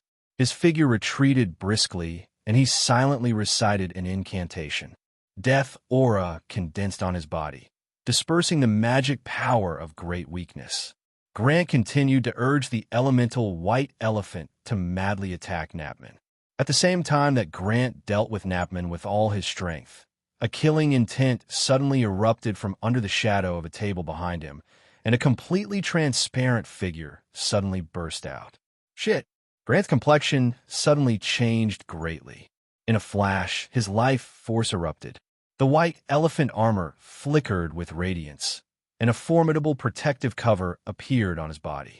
A dagger easily pierced through the protective cover of the white elephant armor and stabbed into the white elephant armor, issuing an ear-piercing sound. The dagger barely managed to cut open a hole on the white elephant armor and stabbed into Grant's body. Grant slammed a backhand on the transparent figure, sending it flying and crashing into the wall. A peerless beauty with wheat-colored skin and a slender figure dressed in the phantom knight armor was revealed. She had short blue hair and was sexy and alluring.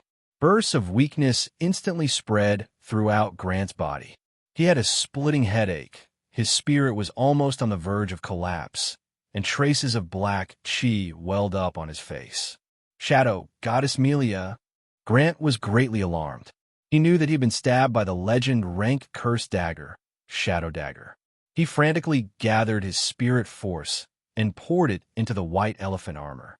A powerful, sacred, and radiant force erupted from the white elephant armor and poured into Grant's body, directly dispersing the curse within Grant's body. But in that split second, Napman took advantage of the split second when Grant was distracted to strangely appear in front of Grant.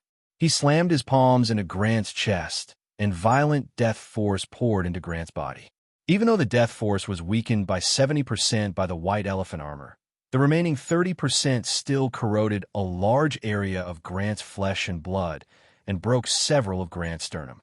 The elemental white elephant's trunk also slammed into Napman, breaking several of his ribs, and slammed into the wall of the Warlock Tower, smashing it into pieces. Grant tore a magic scroll to shreds, and a spatial fluctuation enveloped his body. He gave Napman a resentful glance, and then disappeared in a flash. Napman sighed with some regret. Unfortunately, he was wearing the white elephant armor, or else I would have killed him. The warlocks of the 6 great warlock groups have too many life-saving trump cards. It's really not easy to kill one of them. Napman and the Shadow Goddess Melia's joint sneak attack had practically forced Grant into a hopeless situation. Even in such a hopeless situation, he was still able to escape. Grant's strength could be well imagined. That guy Grant got away. Boxer, lend me a hand. After we catch Yang Yi, how about we divide the spoils? Kamas gave a heroic smile and entered the Warlock Pagoda along with Savage Claw's 2 great Warlock rank experts. He stared fixedly at Napman and Miria. The Shadow Goddess has also come. Just as well, you can die here.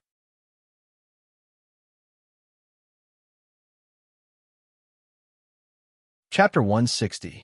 Boxer said coldly, "All right, I'll cooperate with you and get rid of these 2 strange clan beasts." After Hamis gave a wild laugh, he silently recited an incantation. His body flickered with magic radiance, and at once transformed into an up to 8 m tall and fierce beast behemoth with long silver-white fur, sharp fangs, and claws as long as 3 m. Behemoths were first-rate, extraordinary life, forms comparable to dragons and giants. On land, they could even tear dragons to shreds. Their only weakness was their low magic resistance and their inability to fly. Withdraw.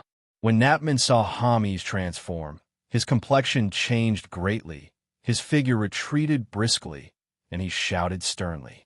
In such a narrow terrain, a single slap from the behemoth could slice Napman into pieces. Myri's figure retreated briskly, before crashing into the wall of the Warlock Pagoda, before breaking through the wall and shooting into the distance. Hamis transformed into a behemoth, took a big step forward, brandished its claws, and slapped at Myri. A copious amount of blood splashed, as Myri's arm was forcibly sent flying by Hamis, transformed into a behemoth with a slap. Myri took advantage of this opportunity to escape from the Warlock Pagoda before flying into the sky. Boxer's gaze was ice-cold. He silently recited an incantation, pointed at Myri in the sky, and cast the level 4 spell flight restriction. The level 4 spell flight restriction could only prohibit a single person from flying in the sky.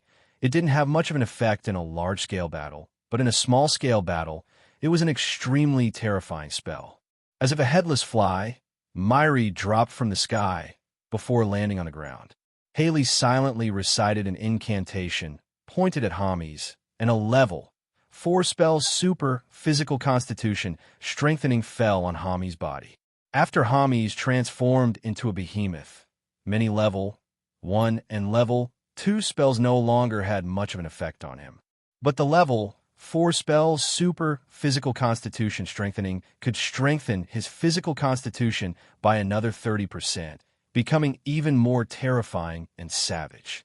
Even if a dragon fell to the ground, it would still be easily torn to pieces by him.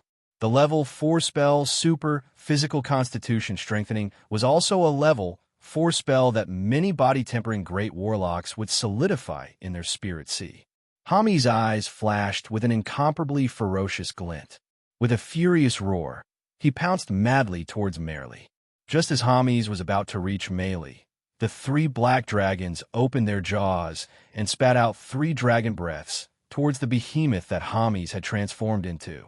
AI, who was as thin as a monkey, arrived in front of the beaming behemoth. With a flash of magic radiance, he transformed into a 3-meter-tall rhombohedral mirror demon, a level 4 extraordinary life form with mirrors on each side. Among level 4 extraordinary life forms, the rhombus mirror devil was the weakest in terms of battle prowess. However, it had a mystical characteristic that was it could reflect most spell attacks. Only Moonlight Warlock rank spells could kill it with absolute power. When the 3 dragon breaths hit the rhombohedral mirror devil, they immediately rebounded and blasted into the 3 black dragons, burning them and causing them to scream miserably. Hamis' incarnation of the Beeman Behemoth seized this opportunity and arrived in front of Merli. With an ominous glint in its eyes, it fiercely slapped at Merli. The shadow goddess, Merli, wasn't a match for any of the great warlocks present in a frontal confrontation. However, the shadow goddess, she believed, and also had the divine authority of assassination. She was also one of the most frightening assassins. If she wasn't killed, then Tyrannid subcontinent's great warlocks wouldn't be able to eat or sleep in peace. Merli's complexion remained unchanged. She tore a magic scroll, and her whole body at once turned into black smoke, scattering in all directions. Hamis' incarnation of the Beeman Behemoth's palm slapped empty air, before fiercely slamming into the ground, tearing open huge cracks. In an instant, Melia appeared in a dark corner of Black City a kilometer away. She directly merged into the shadows and disappeared. Shayna treaded the air just like a goddess. With the semi-divine armament dark scepter embedded with 6 level, 4 extraordinary life form crystals in her hand, she pointed at the 3 black dragons and cast the level 4 divine spell dark force enhancement. Rays of black divine light were released from the dark scepter and entered the bodies of the 3 black dragons. With the support of the divine light, the strength of the 3 black dragons suddenly increased by 40%. God said that the power of God cannot be defied. Evil heresy is bound to be punished by God. With the dark scepter in her hand, Shaena's peerlessly beautiful face flashed with a touch of incomparably holy radiance. She silently recited a prayer, pointed at Hermes, and cast the level 4 divine spell God's punishment. A black divine light descended from the sky and shot towards Hermes. The rhombohedral mirror devil's complexion changed greatly. It rolled, changed back into its human form, and dodged to one side. Priests, high priests, and other existences drew support from the power of God, and the power of God was by far superior to that of spells. Every god, even if they were feeble divine force rank gods, possessed power comparable to that of human moonlight warlocks. The level of power was by far beyond the limits of what the rhombohedral mirror devil could bear. If Eben were to forcibly resist the level 4 divine spell, then only death would await him. When the black divine light shone on Hermes, the behemoth Hermes embodiment issued pained roars. Its silvery white fur began to turn black, large tracts of flesh began to corrode, and eerie white bones were exposed. Different types of gods controlled different divine domains and laws, and the divine power they bestowed were also different in attack methods. Lolth was the ruler of the Dark Elves, and the laws she controlled contained a portion of the Law of Darkness. Her divine power attacks also carried the characteristic corrosiveness of darkness divine power attacks. Hermes clenched his teeth, his body shook, and he returned to his human form. But at this moment, he looked as if he had been tossed in sulfuric acid. There wasn't a single piece of good skin on his body, and a large part of his back had caved in, exposing eerie white bones. Hermes took out the legend-ranked secret treasure Lionheart shield brimming with a simple and unadorned aura, and raised it towards the sky. A cyan elemental lion flew out from the Lionheart shield and fiercely clashed with the black divine light. The moment the black divine light was extinguished, the cyan elemental lion also collapsed. Haley silently recited an incantation, pointed at Hermes, and conjured the level 4 water element spell healing water. Streams of blue healing water at once entered Hermes' body, and his corroded skin and flesh quickly recovered at a speed visible to the naked eye. Although Tyrannid subcontinent's warlocks couldn't compare to priests who drew support from the power of God in terms of healing, but they were still extremely outstanding. Compared to priests, they were only slightly inferior. In terms of healing, some first-rate life warlocks even surpassed priests. The 3 black dragons opened their maws, and 3 incomparably terrifying dragon breaths shot towards Haley. Haley's complexion changed greatly, and she tore a magic scroll to shreds. In a flash, she disappeared and reappeared 300 meters away. Suddenly, Black Dragon Pagoda's Carlo's figure shook, and he appeared in front of Yang Yi. He grabbed Yang Yi, and his figure flashed. He madly shot towards the outside of Black City, without paying attention to Hermes and the others, who were suppressed. Carlo, hand over Yang Yi. Clifford stepped out from the side and pointed at Carlo with the legend-rank magic staff Black Glorious Staff in his hand. A black arrow shot out from a corner and shot towards Carlo as if a shooting star. Clifford, I'm your opponent. Pyrrhus, who had cast Black Dragon Morph and transformed into a half-dragon, half-human freak, erupted with a terrifying life force. He extended a dragon-like claw and crushed the black arrow. Nina, who had also transformed into a half-dragon, half-human, walked out with a smile on her face and blocked in front of Connell. There was no deep hatred between Black Dragon Pagoda and Warlock College in Talia, but they still wouldn't let go of this opportunity to fight over Yang Yi. Eyes of Justices Uhtred stepped out from the side, blocked in front of Carlo, and said coldly, "There's still me, Carlo. Hand over Yang Yi. I'll let you go. If you want Yang Yi, then come and snatch him with your own ability." Carlo laughed wildly, and at once transformed into a half-human, half-dragon freak. He erupted with a terrifying strength infinitely close to that of a pinnacle starry sky warlock and rushed towards Uhtred. The entire Black City trembled and wailed amidst the battle between the great warlocks. Countless buildings were smashed, and debris splashed everywhere. On the other side, Yangfeng looked at the great warlocks fighting inside Black City.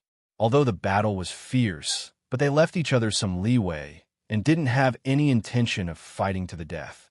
Yangfeng creased his eyebrows slightly and felt somewhat dissatisfied. You've all fallen into the trap. Very well. All of you can go and die now. Do it. Yangfeng's eyes flickered with a cold glint, and he immediately ordered.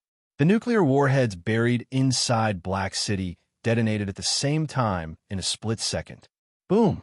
Along with a world-shaking blare, the entire Black City was shrouded by the might of the nuclear warheads, and the entire city was blown away. Endless light and heat instantly engulfed the great warlock rank experts who were still fighting inside Black City. A mushroom cloud rose into the sky. The earth in a radius of several thousand li shook, and birds and beasts fled in all directions. Z. At the same time as the nuclear warheads detonated, Rose Garden's holographic projector, where Yangfeng was located, flashed, and nothing could be seen. All the video monitoring equipment were either blown to pieces or interfered with by the nuclear explosion. Carolina was dumbstruck, and her words became somewhat unclear. What's this? You blew up the entire Black City? Cordelia also had a lifeless expression, and her beautiful eyes were filled with incredulity as she looked at Yangfeng. Clarissa also had a look of incredulity on her face as she looked at Yangfeng.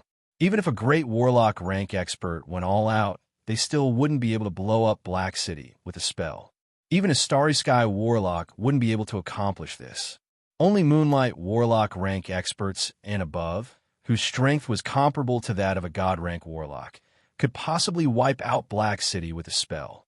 Yangfeng said with a cheerful smile, "That's right, I blew up Black City. This Black City was originally a trap set by me and my uncle. As long as a great warlock rank expert enters, then no matter how many come, they'll all die." Black City was directly blown up by the nuclear warheads, burying a large number of great warlock rank experts in one fell swoop. Whether it was the Underworld's allied forces or Tyrannid's 6 great warlock groups, they were all hit hard. This was the best time for Steel City to develop. Carolina suddenly felt a chill in her heart and was filled with lingering fear. Cordelia's and Clarissa's beautiful eyes also flashed with a touch of alarm and lingering fear. If it wasn't for Cordelia's betrayal of Rose Garden, then one or both of them might have gone to Steel City. In that case, they would probably be blasted to death by the nuclear explosion. Clarissa's pretty complexion changed. She hesitated for a moment, then clenched her fists and said in accusation, "Yangfeng, there are still hundreds of thousands of ordinary people in Black City. Don't tell me that you don't have a guilty conscience." Carolina's and Cordelia's beautiful eyes flashed with a touch of disapproval. In their eyes, ordinary people were ants, and they wouldn't bat an eye no matter how many died. Putting aside their standpoint, they were even very appreciative of Yangfeng's act of killing more than a dozen great warlocks at the cost of hundreds of thousands of lives. Yangfeng said with a slight smile, "I've already made preparations in advance. There's only one living person in Black City. The rest are all alchemical golems refined by my uncle." Clarissa heaved a sigh of relief and said apologetically, "I'm sorry, I misunderstood you. You're a good person. If he was a good person, then there wouldn't be any bad people in the world." Defilia gave Clarissa a somewhat odd glance and muttered within. Among Rose Garden's 3 great warlocks, Carolina and Cordelia were extremely capable, scheming, and experienced experts. As for Clarissa, she had a pure heart and was not a scheming person. She belonged to Carolina's faction. She was somewhat silly and didn't struggle for power. This was how she could become one of Rose Garden's 3 tycoons, and the weakest one at that. Carolina creased her eyebrows and asked, "What's the matter with your Uncle Yangyi?" As great warlocks, Grant and the others definitely wouldn't be unable to distinguish between a human and an alchemical golem at close range.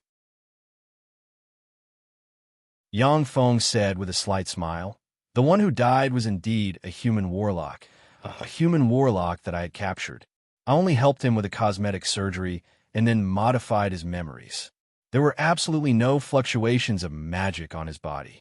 Even if it was a great warlock rank expert, if they didn't use a special spell to investigate, then they also wouldn't be able to see through the mysteries within." Carolina and the other women suddenly realized that a small cosmetic surgery had made those great warlocks make a wrong judgment. After hearing this, Carolina couldn't help but admire Yang Feng a bit more.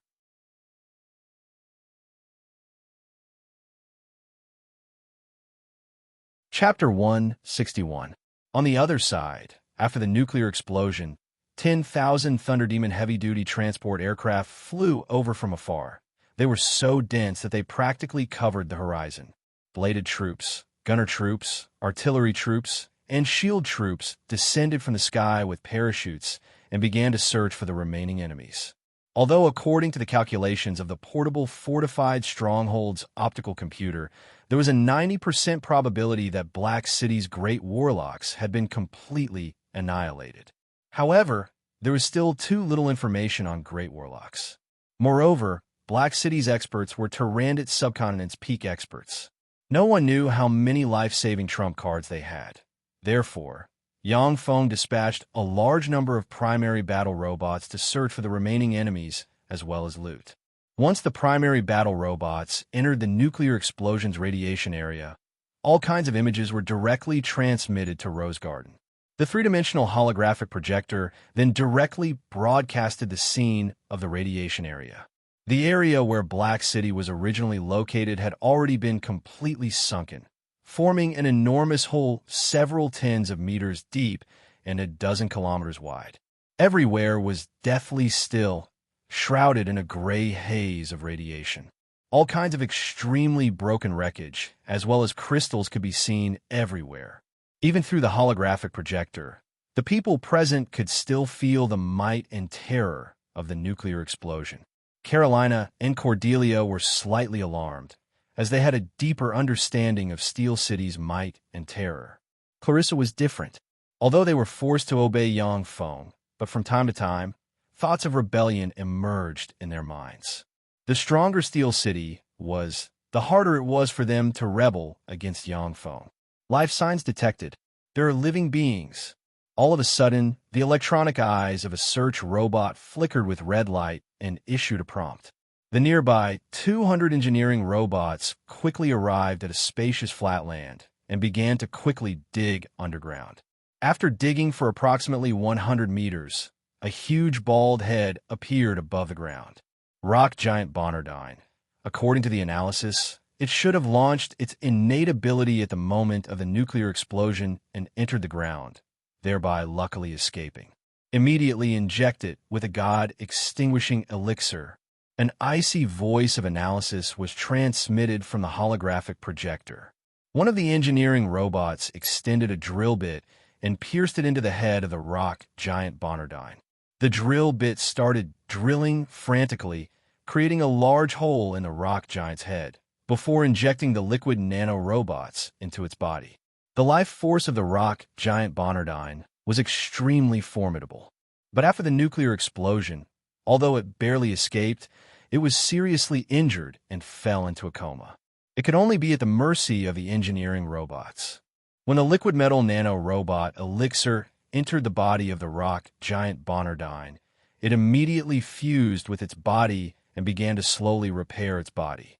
The rock giant Bonardine was an extraordinary life form comparable to a dragon. Yang Feng was very happy to be able to capture it. Once it joined Steel City, then Steel City's strength would skyrocket. The engineering androids quickly dug, and soon dug out the rock giant Bonardine from the ground. Although Bonardine had luckily escaped the nuclear explosion, his hands had been blasted into smithereens, his eyes had been blinded, and more than half of the bones in his body had been shattered. He was barely hanging on by relying on the terrifying physique of a giant. If Yang Feng hadn't treated it, it would have lingered on in pain for 10 days before dying. Carolina and the other women shuddered inside when they saw Bonardine's miserable state. In terms of physique alone, Bonardine was definitely the strongest level for extraordinary life form. Carolina was known as one of the experts closest to the Starry Sky Warlock rank. But in terms of physique alone, she definitely couldn't compare to Bonardine. Outside Black City, Bonardine had already been seriously injured by the nuclear explosion shockwaves. If they were in Bonardine's place, then they might have already died in the nuclear explosion. Discovered a secret treasure. A few engineering androids quickly moved and found a piece of broken white full-body armor. Carolina's beautiful eyes flashed with a touch of incredulity, and she exclaimed, "Isn't this one of White Elephant Ivory's 5 legends, White Elephant armors? If I remember correctly, it should have been worn by Grant, and Grant should have escaped?" Yang Feng said with a faint smile. "What's so hard to guess? Although he escaped, but he didn't go far. He just temporarily escaped from the scene." The engineering robots scanned for a while and said, "White Elephant armor, legend rank secret treasure, 38. 2% damage, can be repaired. With the current resources, after repair, its defensive strength will be reduced by 20% compared to the original." Yang Feng's eyes lit up and he laughed loudly. "Ha, that's great. Immediately repair this White Elephant battle armor." White Elephant armor was one of White Elephant Ivory's 5 legend rank armors, and it was also recognized as one of the best armors in Tyrannid subcontinent. Even after repair, its defensive strength would be reduced by 20% compared to the original, but White Elephant armor was still a very powerful armor. Even though Rose Garden's master Carolina saw the legend rank White Elephant armor, but she was also slightly envious. Carolina said solemnly, "The White Elephant armor is here, which means that Grant is dead. Since he died at the hands of Steel City, White Elephant Ivory definitely won't let you off." Yang Feng sneered, "Haha. After this battle, does White Elephant Ivory still have the strength to threaten Steel City?" Carolina was immediately at a loss for words. White Elephant Ivory only had 4 great warlocks. Now that 2 of them had been killed by the nuclear warheads, White Elephant Ivory had suffered heavy losses. Under the circumstances of the underworld's allied forces wreaking havoc, they didn't dare to act rashly.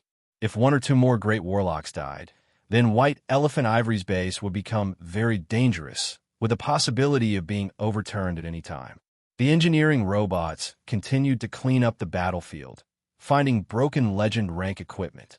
Carolina was alarmed when she saw the broken legend rank equipment, as if she was watching the scenes of Tyrannid subcontinent's all-powerful great warlocks falling one after another.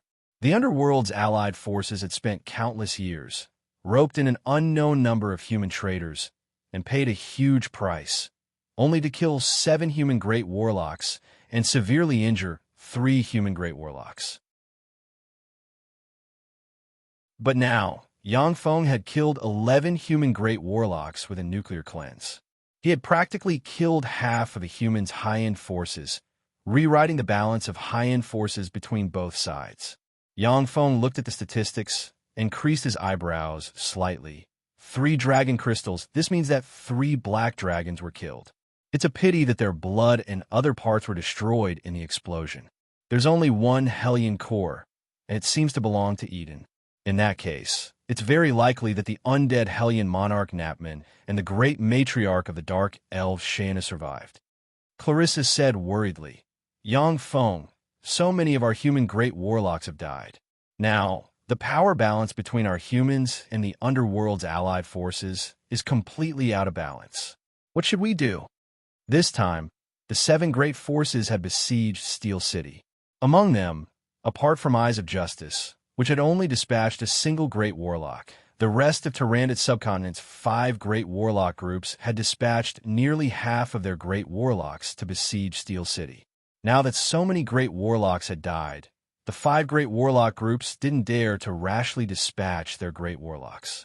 As a result, the situation had become even more dangerous. As for the underworld's allied forces, although they had also lost 5 great warlock rank experts, but they had a large number of races and a large number of great warlock rank experts. The death of 5 great warlock rank experts was something that they could accept, as it wouldn't affect the overall situation. Carolina said, somewhat rejoicing in his misfortune. Moreover, with your explosion, apart from Rose Garden, you've offended all the forces in Tyrannid subcontinent. Later on, it'll be difficult for you to move an inch in Tyrannid subcontinent. No forces will be willing to associate with your Steel City.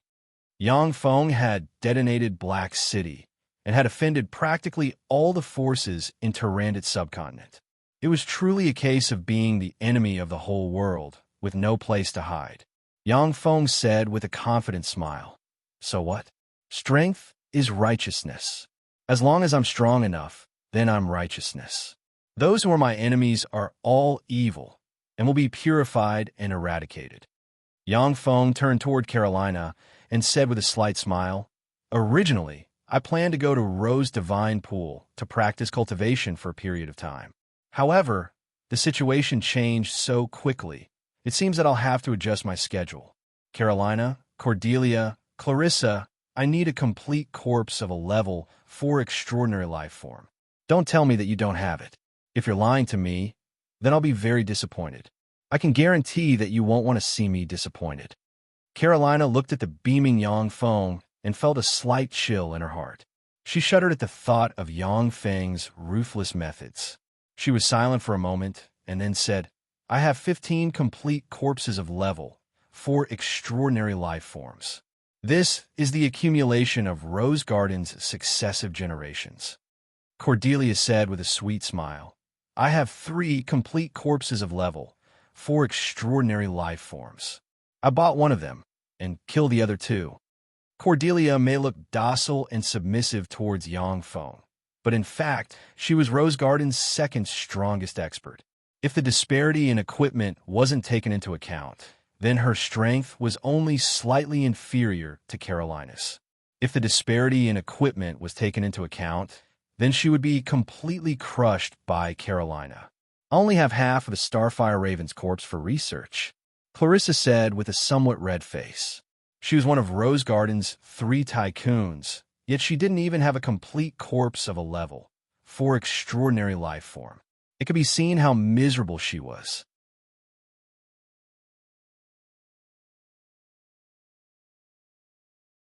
Chapter 162. 3 days later, Warlock College Antalya, Black Dragon Pagoda, Eyes of Justice, Savage Claw, and White Elephant's Ivory. The 5 great warlock groups issued a public declaration, declaring that Steel City had colluded with the Underworld's allied forces, that they were guilty of the most heinous crimes, and that they were traitors of humanity. The 5 great warlock groups called on all forces to sever their dealings and connections with Steel City. Otherwise, they would be regarded as traitors of humanity and would be punished. As soon as that declaration was made, the entire continent was shaken. This was the first time in several thousand years that the 5 great warlock groups had collectively declared another warlock group to be a traitor to humanity. Warlock College Antalya, Black Dragon Pagoda, Eyes of Justice, Savage Claw, and White Elephant's Ivory. These 5 great warlock groups' forces were already close to half of Tyrannid subcontinent's human clan's forces. In addition to the large and small warlock groups attached to them, they could completely mobilize about 2/3 of Tyrannid subcontinent's terrifying forces. Under the orders of the 5 great warlock groups, practically all human forces severed ties with Steel City. Less than a day after the 5 great warlock groups declared Steel City to be traitors of humanity, the Underworld's allied forces also publicly declared that Steel City was the fiercest enemy of the Underworld's allied forces. Anyone who could bring back the heads of Steel City's city master Yang Yi, his only kin Yangfeng, and the others would be provided with a huge amount of resources and would go all out to groom them into a great warlock rank expert. The declaration of the Underworld's allied forces was like a fierce slap to the faces of the 5 great warlock groups. It made their accusations against Steel City a complete joke. However, there were still no human forces that dared to disobey the orders of the 5 great warlock groups and trade with Steel City. Fernandro Principality, Bailu City. Fernandro clan headquarters, in a conference hall. In that conference hall sat all the elders of the Fernandro clan. A solemn and deathly silent atmosphere permeated the conference hall. Lamech said gloomily, "Let's discuss what we should do now." Elton immediately said, "Then what is there to discuss?" Warlock College Antalya, Black Dragon Pagoda, Eyes of Justice, Savage Claw, and White Elephant's Ivory. These 5 great warlock groups had already declared Yang Feng to be an enemy of humanity. Those who collude with him are all traitors of humanity.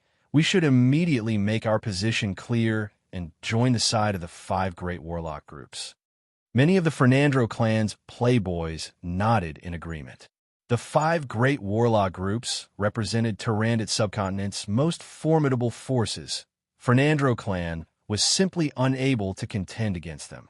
One had to know that Fernandro clan only had 2 level 2 warlocks, and one of them had even died at Yang Feng's hands. Currently, the entire clan only had Lamech as a level 2 warlock. The experienced elders looked at Elton and the others with gloomy expressions, as if they expected better from them. Lamech's face darkened. He wanted to reprimand the useless Elton. Helena glared at Elton and berated him sternly. "Idiot, the 5 warlock groups aren't existences that we can contend against. Similarly, the City of Steel is not an existence that we can contend against. With the power of Steel City, they could casually dispatch a mechanical army to wipe us out. Even if Jessica married Yang Feng, Steel City still wouldn't give up on hunting us down for her sake.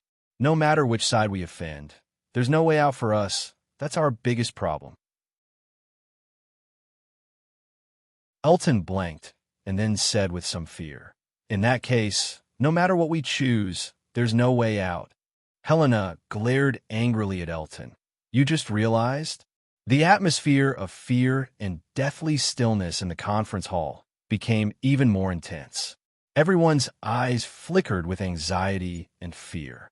A young man called Conwell proposed, "Sir Patriarch, why don't we leave this place and directly seek refuge with Savage Claw?" Lamech said without batting an eyelid, "Go on."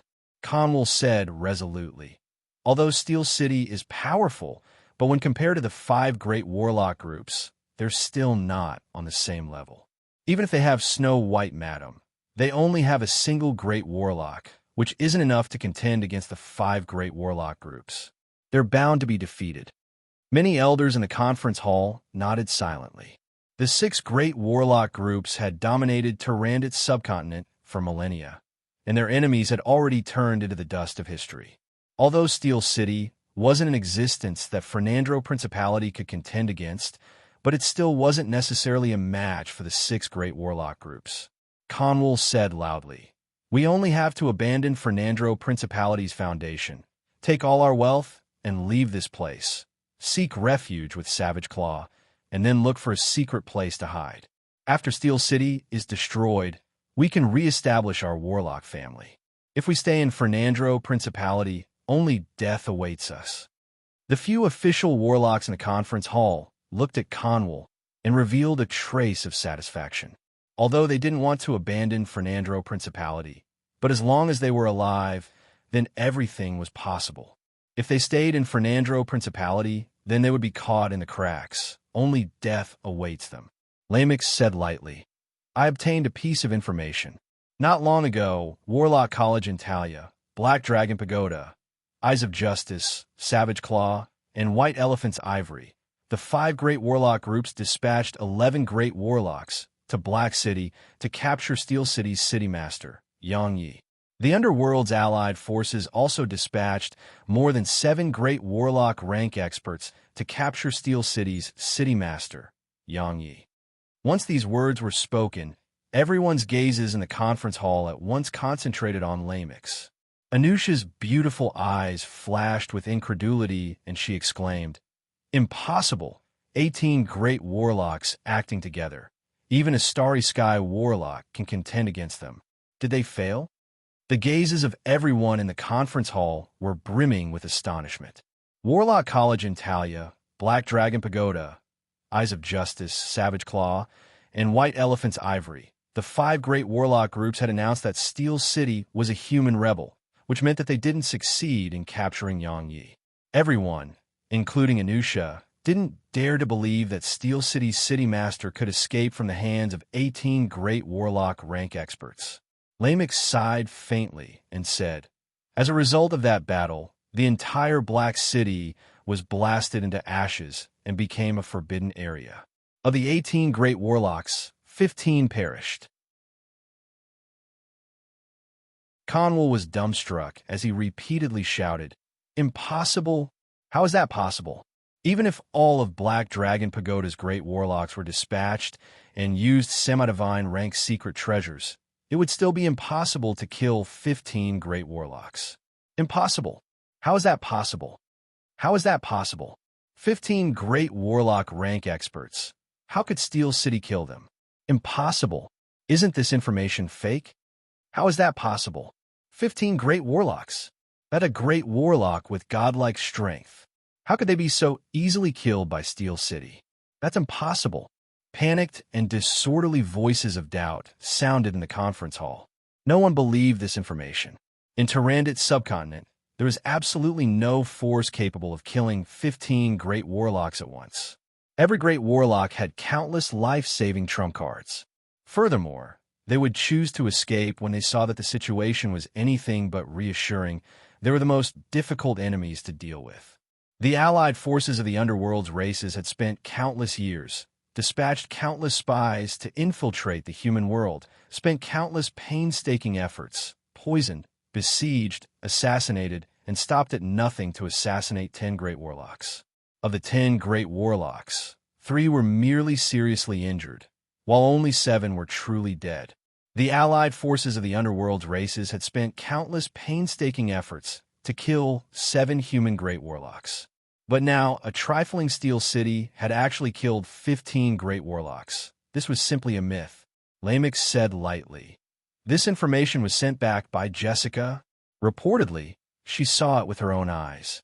Furthermore, White Elephant Ivory's legend ranks secret treasure White Elephant's Tusk, Warlock College and Talia's legend ranks secret treasure book of Gaia, and other legend ranks secret treasures have already become Steel City spoils of war and are being toyed with by Yangfeng.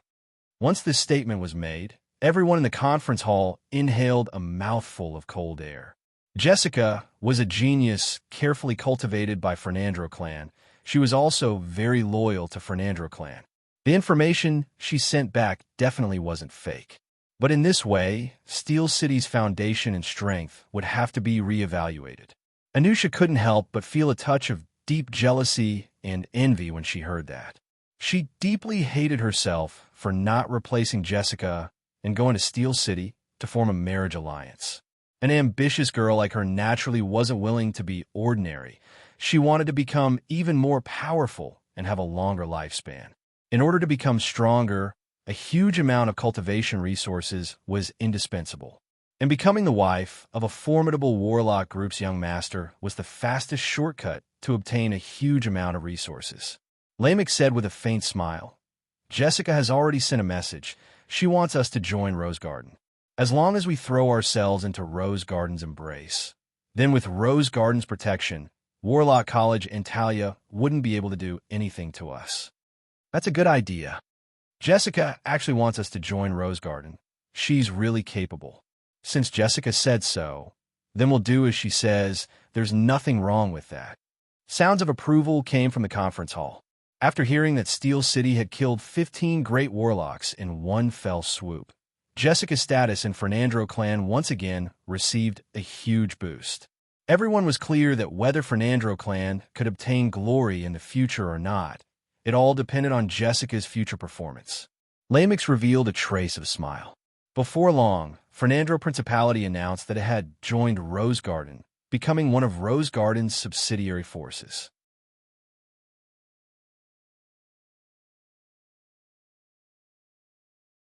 Chapter 163. Black Dragon Empire's Satsuma Marquisdom's Baza City. Ares, dressed in the green-fanged lion armor, was patrolling above the city wall along with a team of human warriors. These days, Ares had been nurtured by Yang Feng with a large amount of resources. He had already directly promoted to an Earth Knight rank expert. Coupled with his authority, his entire person had undergone earth-shaking changes, and he had stabilized his position as the commander of Baza City's city guards. Suddenly, rumbling sounds of propellers and aircraft engines came from afar. Thunder Demon heavy-duty transport aircraft.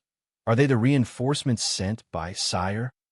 Ares raised his head and saw the Thunder Demon heavy-duty transport aircraft flying from afar. His eyes flashed with a touch of shock. So many Thunder Demon heavy-duty transport aircraft. In the sky, nearly 10,000 Thunder Demon heavy-duty transport aircraft were flying over under the escort of several thousand Falcon heavy-duty assault helicopters. So many Thunder Demon heavy-duty transport aircraft. They're the reinforcements sent by Sir Lord. Could it be that Sir Lord wants to wage war against those evil dark elves? Above the city wall, the human warriors looked at the Thunder Demon heavy-duty transport aircraft flying in the sky. Their eyes flashed with a touch of shock, and they discussed spiritedly.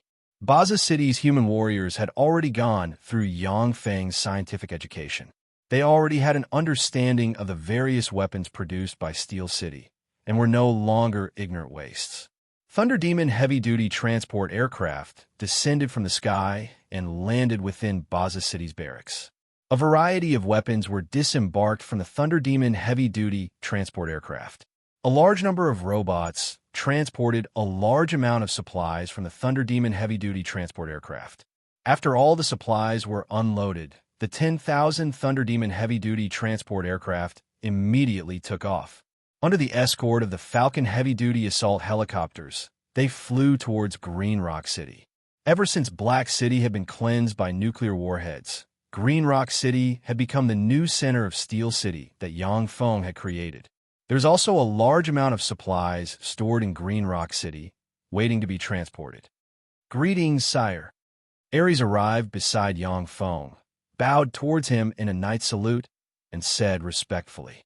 Yang Feng's eyes flashed with a touch of a peculiar glint, and he said in a deep voice, Ares, I've already made up my mind to launch an expedition into the underworld and directly attack the nests of those dark life forms.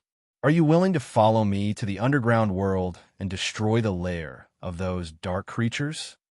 Ares immediately felt his blood boil, and he said boldly, My lord, Ares is willing to follow you and kill all enemies for you.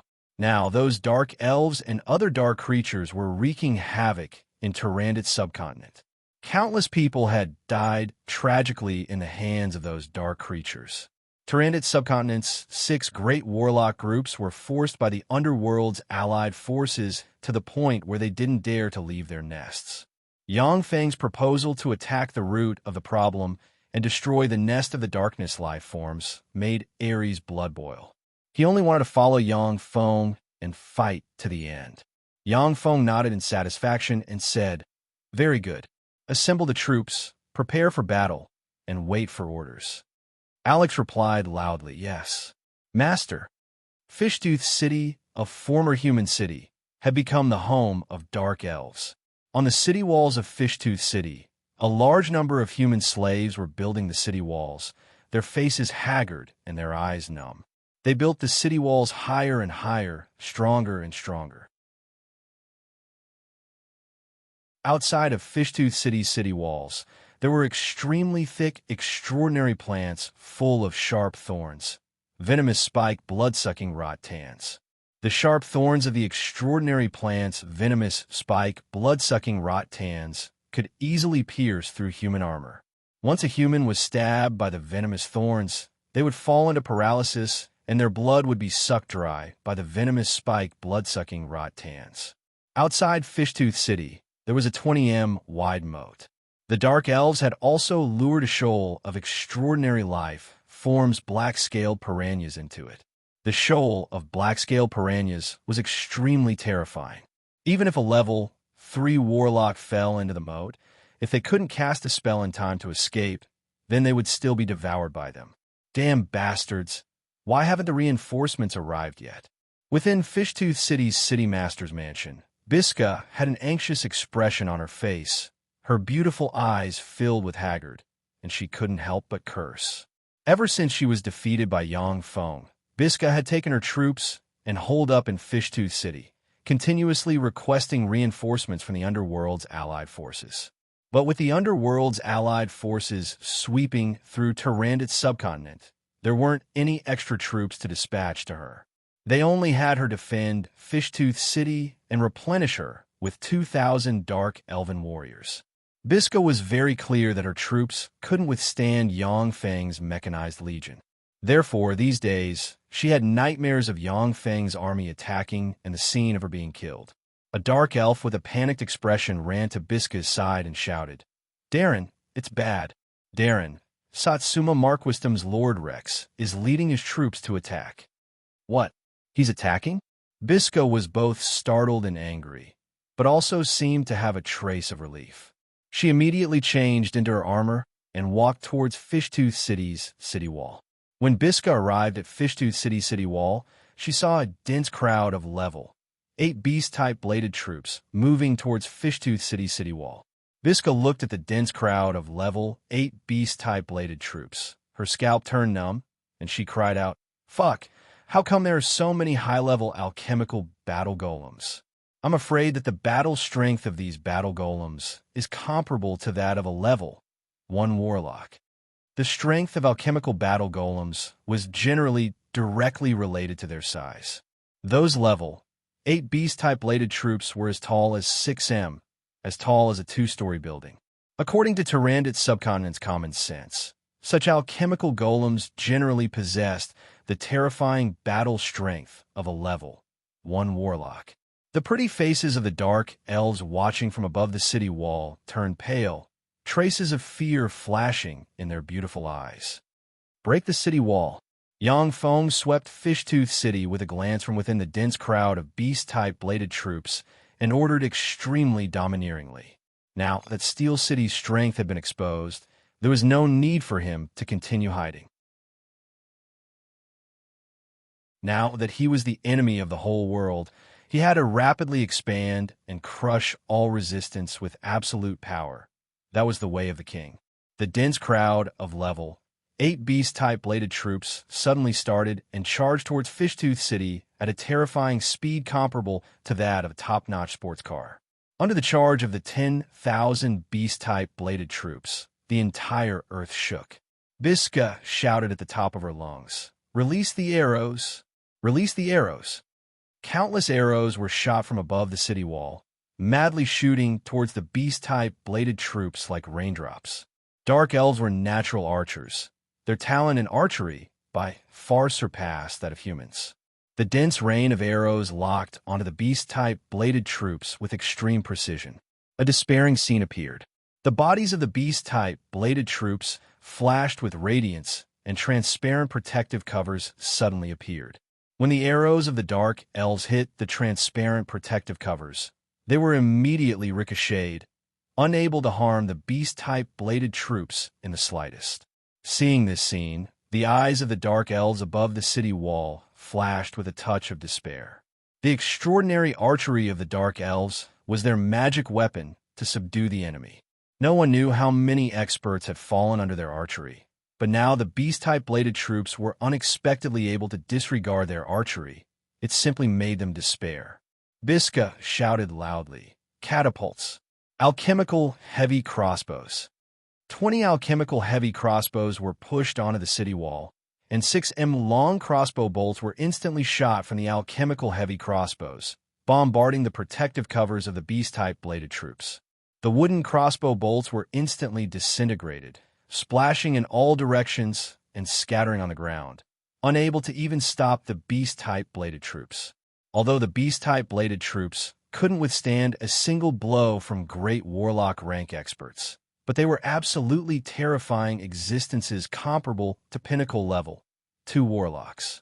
However, they were absolutely terrifying existences comparable to pinnacle level 2 warlocks. Ordinary alchemical heavy crossbows were basically incapable of destroying their protective covers. There were still 30 catapults in Fishtooth City. Boulders fell from the sky, smashing towards the beast-type bladed troops. The beast-type bladed troops waved their arms and casually pushed the boulders falling from the sky to the side. Biska shouted sternly. Cast. Fireball. Shadow ray. Spiderweb. Petrification ray. The dark elven wizards in Fishtooth City successively cast a variety of spells, bombarding the beast-type bladed troops.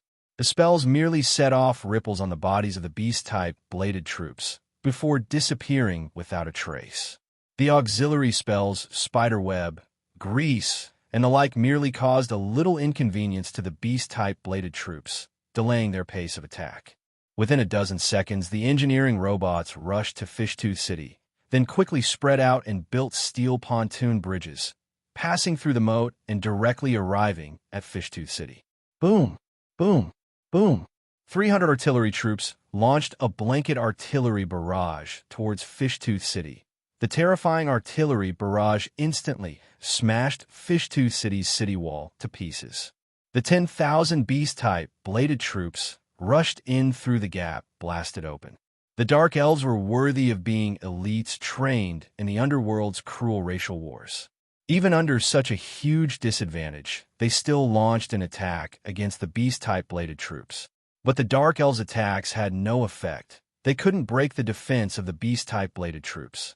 The beast-type bladed troops casually hit the Dark Elves with their electric batons, causing the Dark Elves to faint one by one. Biska clenched her teeth and gave the order to retreat. Retreat. Everyone retreat at once. Biska promptly abandoned the other races and led the remaining 5,000 Dark Elven elites to scavenge everything that could be used as mounts before quickly fleeing outside. The other races that remained in Fishtooth City surrendered if they didn't die. The entire Fishtooth City fell into enemy hands in less than an hour. After the beast-type bladed troops captured the entire Fishtooth City, they didn't stop in the slightest. They rushed out of Fishtooth City and continued to pursue the Dark Elves led by Biska. Enter the city. Yangfeng pointed towards Fishtooth City with a beautiful commanding sword and said solemnly, Victory! Victory! The 8,000 Baza City's city guards following behind Yangfeng at once issued earth-shaking cheers. Everyone looked at Yangfeng with eyes brimming with adoration. 0 casualties. Yangfeng captured the heavily garrisoned Fishtooth City with 0 casualties. Such a feat could be rated as simply terrifying. Even a peerless general of the Black Dragon Empire couldn't capture the heavily garrisoned Fishtooth City with 0 casualties. Such a feat was absolutely heaven-defying. Under Ares' command, the 8,000 trained Baza City's city guards directly entered Fishtooth City, gathered the captives, and rescued the human slaves. When the human slaves saw the human army, they burst into tears and wailed in grief. Many of them had their families ruined by the other races and hated the underworld's dark races to the bone.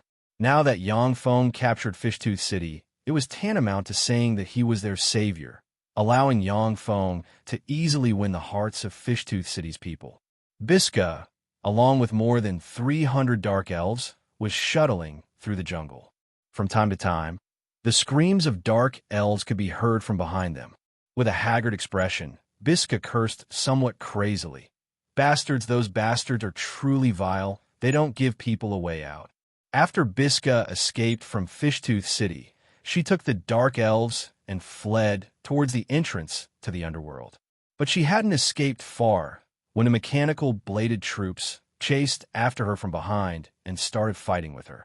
Biska promptly ordered, I order everyone to immediately disperse, find a way to break out of the encirclement, and report today's intelligence to Beverly Darren.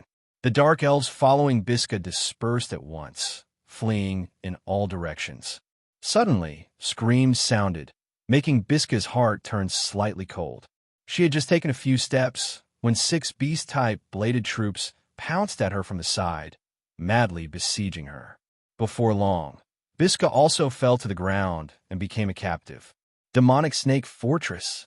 Inside a luxuriously decorated villa, the commander of Demonic Snake Fortress, one of the 13 clan's matriarchs, Beverly's eyebrows creased slightly as she looked at the intelligence in her hands. Satsuma Marquisdom's Rex launched an attack on Fishtooth City. Moreover, he wants to attack Demonic Snake Fortress? How is this possible? Biska isn't a good-for-nothing. How could she send such a ridiculous intelligence? Beverly hesitated for a moment, but still made a decision. Demonic Snake Fortress has already been impenetrably managed by us. However, this matter is of great importance. It's better to consult Great Matriarch Shanna. For Beverly to be able to become one of the 13 clan's matriarchs, it wasn't only because she was a formidable level 3 warlock, but also because she handled matters very cautiously. If it was an ordinary dark elven commander, then they would absolutely ignore this somewhat ridiculous intelligence.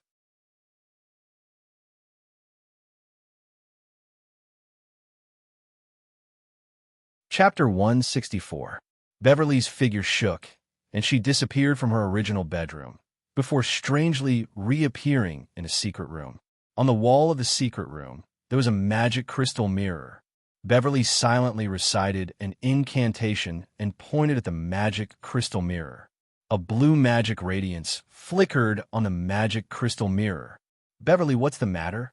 Cheyenne's voice came from the magic crystal mirror. However, her tone revealed a strong sense of impatience. What the hell happened? What happened to the great matriarch? Beverly was somewhat bewildered. Cheyenne was the most outstanding great matriarch among the Dark Elves. Usually, he had a kind and holy image, as if everything was under his control. Even when facing the 13 Dark Elven clans matriarchs, he had never been impatient. But now, her attitude was clearly somewhat odd. However, although Beverly was bewildered, she still reported the intelligence to Cheyenne verbatim. Cheyenne's cold voice came from the magic crystal mirror. "Demonic Snake Fortress's commander is you. You can make your own decisions on these trivial matters. Later, don't bother me with these trivial matters." Beverly was dissatisfied, yet she said respectfully, "Yes, great matriarch." Third layer of the underground world. In the depths of the holy spring divine pool in the great temple of the city of Dark Elves, Cheyenne was soaked in the milky white holy spring divine pool. Her whole body was covered in frightening scars. Her originally peerless face had been burned beyond recognition, and her charming body was covered in disgusting radiation abscesses. She no longer had legs in the lower half of her body. In the center of the nuclear explosion, Cheyenne had practically exhausted all her trump cards before barely escaping the calamity. However, not only were her legs blasted away, but she was also heavily poisoned by radiation. Her injuries were extremely serious. Cheyenne silently recited an incantation, pointed with her lily-white finger, and cast the level 4 divine spell Great Healing on herself. Black divine light at once shone on Cheyenne's body. Under the effect of the power of the divine spell, Cheyenne issued extremely painful groans. Every time the power of the divine spell dispelled a bit of radiation, she felt as if someone was stabbing her body with a knife. The power of the gods was one of the top powers in this world. Even radiation could be dispelled. However, that divine power was incomparably domineering. When it clashed with the radiation, it would similarly bring about great pain. Under the effect of great healing, the radiation abscesses on Shanna's tender body burst open and then slowly healed, repaired, and once again became as smooth as jade. However, after using greater healing, Cheyenne was tormented to the point of panting. Her face was filled with pain, and she didn't have the strength to cast a second greater healing. Cheyenne's face was ferocious as she shrieked, "Damned Steel City! Damned Yang Yi! I will tear you to pieces! I will tear everyone in Steel City to pieces!" After venting for a while, Cheyenne could only helplessly collapse in the deity's pool and cry softly. The Dark Elves were filled with betrayals, conspiracies, and massacres. Cheyenne was currently in a weakened state and didn't dare to trust anyone. Once she exposed her weakness, what awaited her would be an extremely miserable fate. Even those who were originally loyal to her would directly bite back at her. At this time, Cheyenne's heart was filled with regret that she couldn't resist the temptation and personally went to Steel City. If not for that, she wouldn't have suffered such heavy injuries. Even if she was a legend-rank priest, with the help of goddess Loltha's divine power, it would still take her half a year to recover. And this half a year would be the most dangerous half a year. If she didn't pay attention, she would be consigned to eternal damnation. Cheyenne was a woman who had risen to the throne of the great matriarch through countless conspiracies and massacres. She was keenly aware of the strangeness. There's a conspiracy. There's definitely a conspiracy. Otherwise, how could all of us have coincidentally gathered at Steel City at the same time? This is definitely someone's doing. Cheyenne thought through clenched teeth.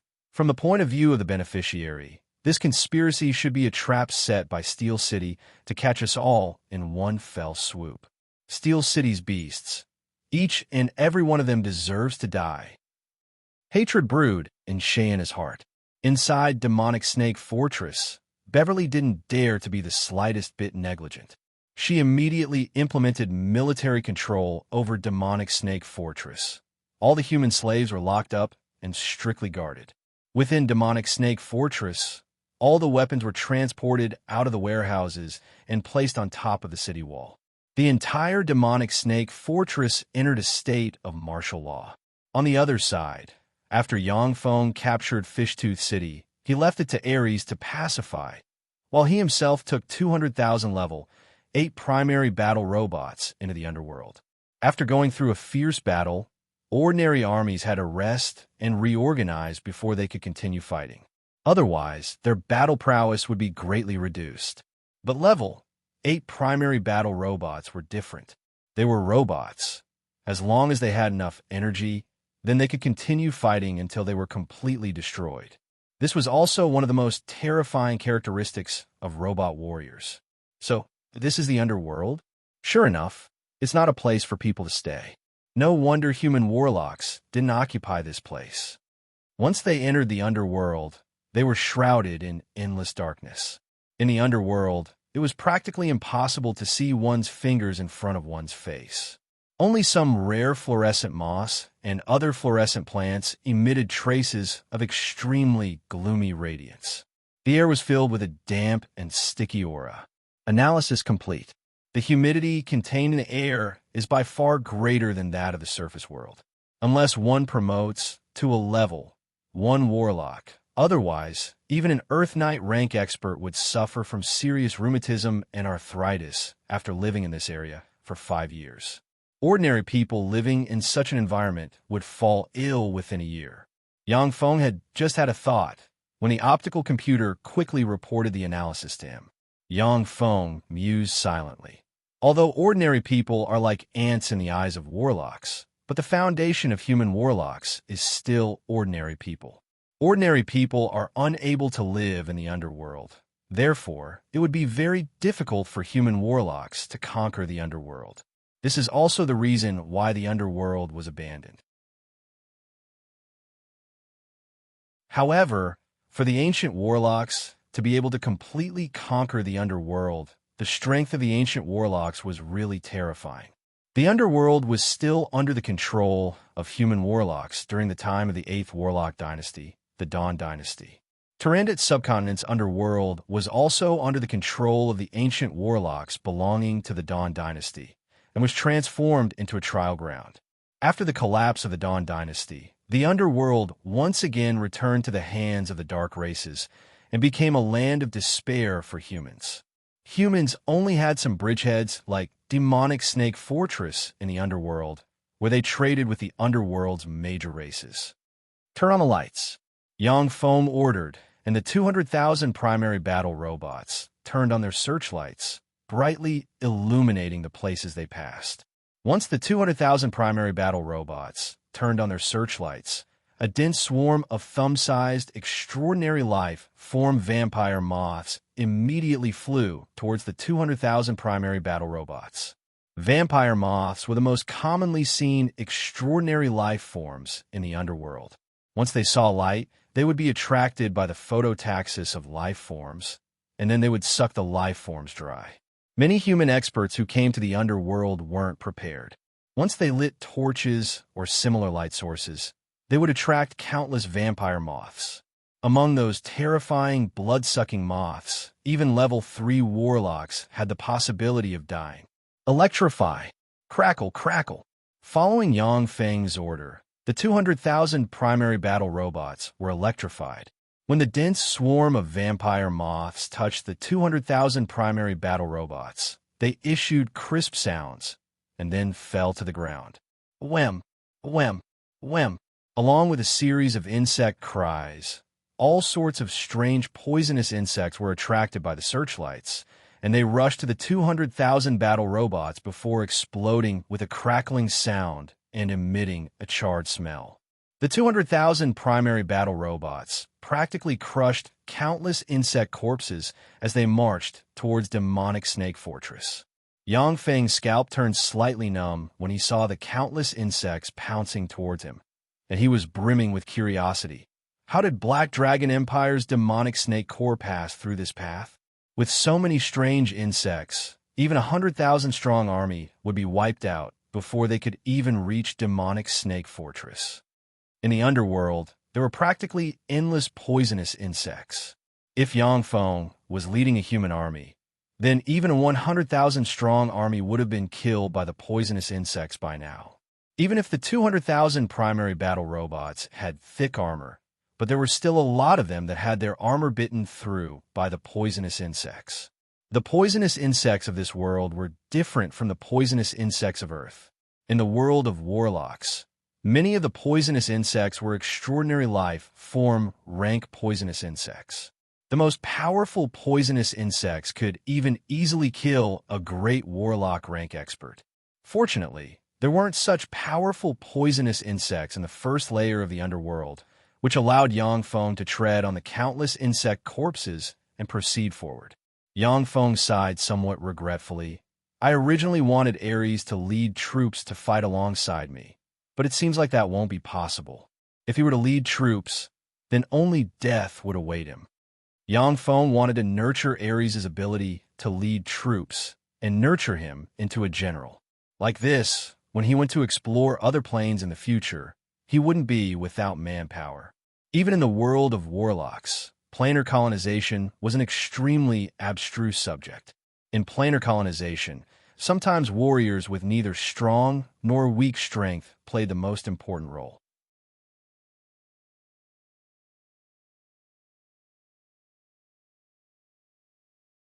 Chapter 165. Among the different planes, there were many planes that had gods guarding them. Those gods were experienced and knowledgeable, and had a certain understanding of the world of warlocks. Many planes have been invaded by the 6th Warlock Dynasty's Mechanical Golem Legion. If Yang Feng had brought his Mechanical Legion to another plane from the start, then there would only be one outcome, and that was to become enemies with everyone on the other plane. If he won, then so be it, but if he lost, then the entire Mechanical Legion would be destroyed. With Yang Feng's current strength, he still couldn't challenge a god, let alone become enemies with an entire plane. Yang Feng also had a clear understanding of Tyrannid subcontinent's power structure, as well as the successful establishment of the portable fortified stronghold. Only then did he truly begin to launch an attack on the underworld. After the huge Mechanical Legion entered the underworld, after marching for a dozen kilometers, an extremely majestic 100 tall city wall with 9 5-story tall warlock pagodas built on top of the city wall appeared before Yang Feng's eyes. In the center of the huge demonic snake fortress, there was a 500 tall, large purification tower. The large purification tower emitted traces of radiance that shrouded the entire demonic snake fortress. In the dark underground world, the demonic snake fortress was like a bright pearl blooming with light. Moreover, it was very strange that the radiance emitted by demonic snake fortress was merely limited to within 500 of it. The area outside was still shrouded in endless darkness. At the same time, the various poisonous insects of the underworld didn't pounce towards demonic snake fortress. This was the power of human warlocks. There were a lot of ordinary people living in demonic snake fortress. It was due to the effect of the large purification tower that ordinary people could live in demonic snake fortress without falling sick or dying. Only warlocks who were proficient in the knowledge of countless extraordinary life forms and possessed formidable power could build a human fortress in the dangerous underworld. Enemy attack. Enemy attack. Yangfeng's mechanical legion had just approached Demonic Snake Fortress when loud and clear alarms sounded inside Demonic Snake Fortress.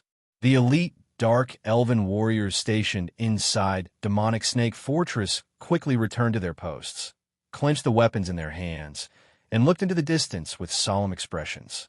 Enemy attack. How come they're here so quickly? Beverly was startled. She quickly put on the priest robe, held the scepter, and rushed to the city wall of the Demonic Snake Fortress. Among the Dark Elves, the matriarchs of the 13 clans were part-time priests, and the Great Matriarch was the high priest of the Dark Elves. It didn't matter if the matriarchs were mages, warriors, or druids. Once they became matriarchs, they would have to become priestesses.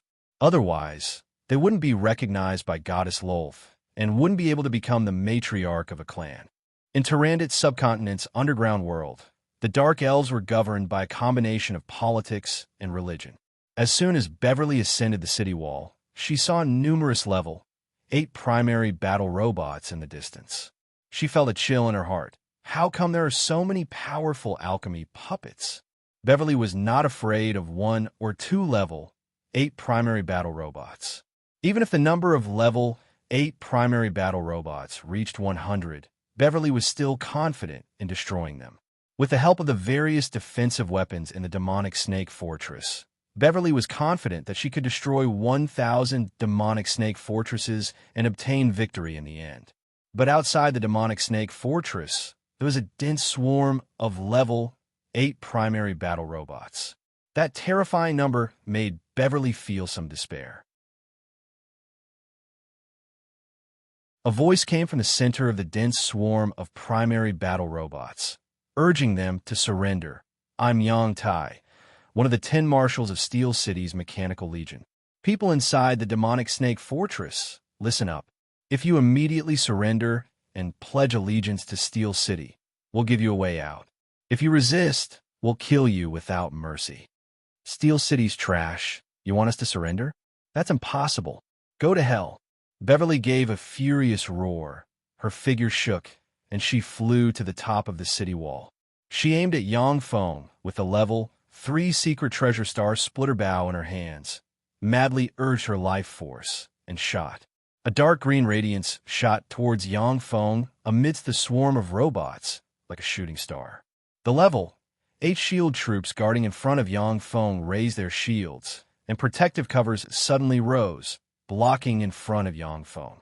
The dark green arrow shot at the level 8 shield soldiers level 3 energy cover, instantly piercing through the level 3 energy cover and piercing through the super alloy shield.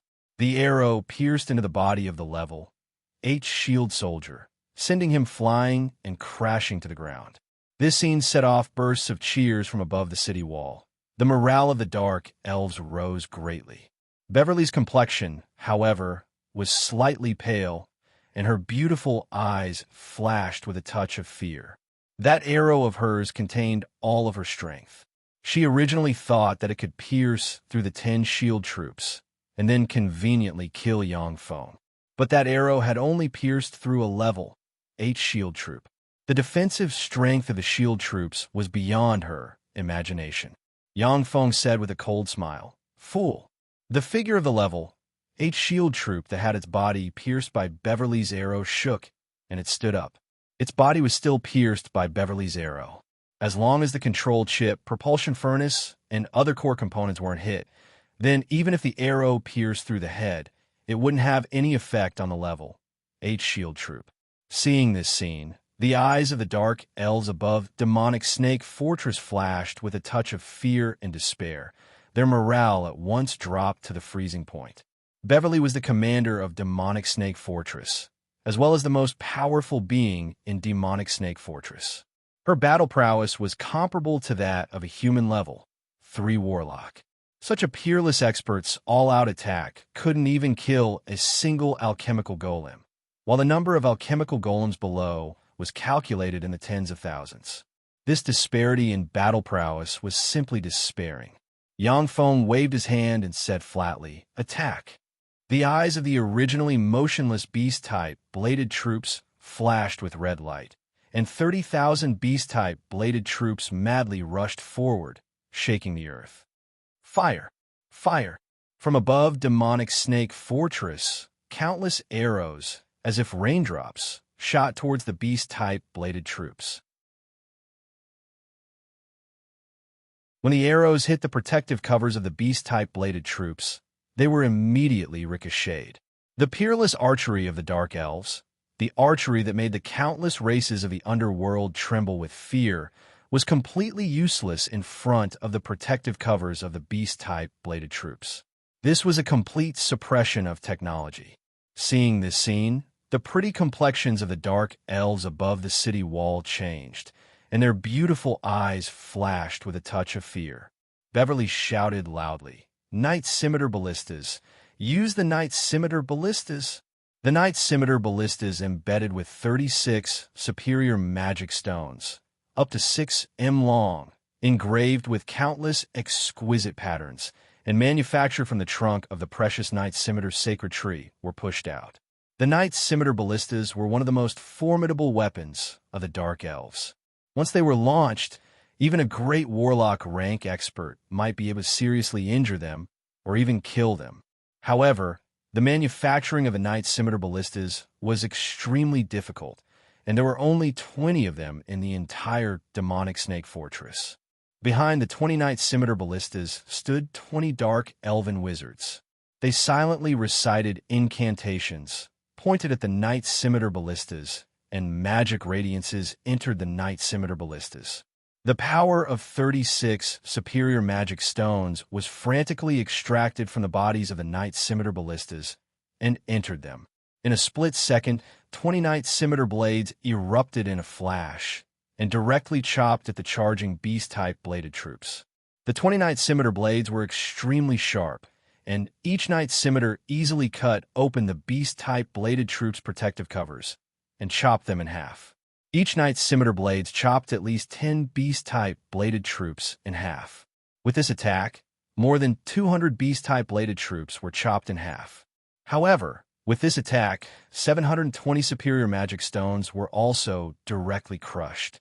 When Yang Feng saw this scene, his eyes lit up, and he revealed a trace of a smile. Such an amazing alchemical weapon! I must seize it! The greater the might of alchemical weapons like the Night Scimitar Ballistas, the more Yang Feng liked them.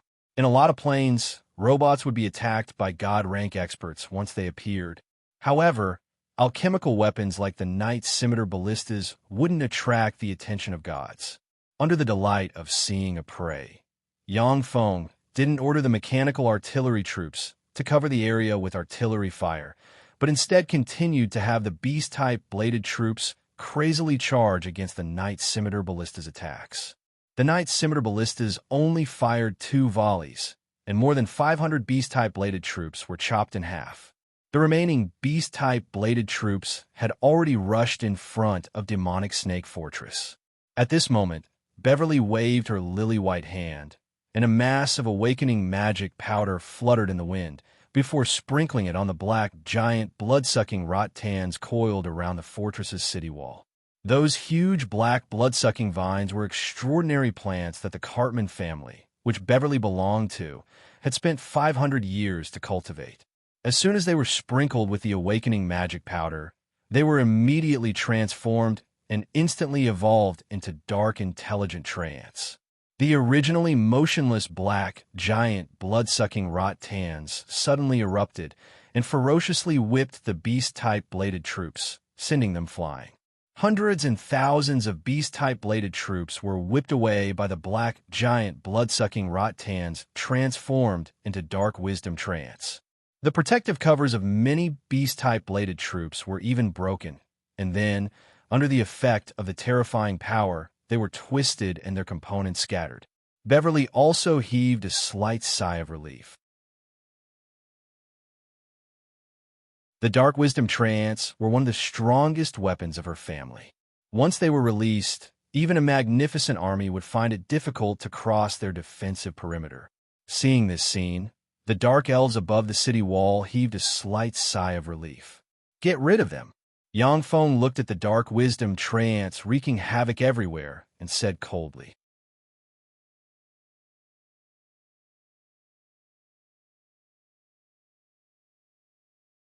Chapter 166. The silent artillery troops quickly adjusted their cannons and aimed at the dark wisdom trance formed by the vampiric vines and started firing wildly. Boom, boom, boom. 10,000 cannons roared in unison. Almost in an instant, the blood-sucking vines surrounding the demonic snake fortress were torn apart by the cannon fire and flew in all directions. The terrifying artillery fire was endless, directly blasting demonic snake fortress's wall into pieces, collapsing a large piece and revealing a huge hole. Demonic Snake Fortress originally had the support of 9 warlock pagodas. The fortress's sky was covered with restricted space arrays, and the fortress's city wall was also incomparably firm under the effect of the warlock pagodas. But there were no warlocks among the dark elves, and those warlock pagodas were of no use in their hands. That was why Demonic Snake Fortress seemed so weak and vulnerable.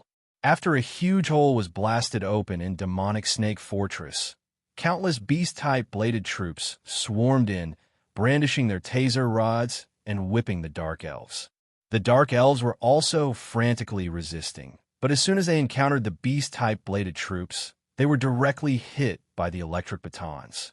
After twitching, they fell to the ground.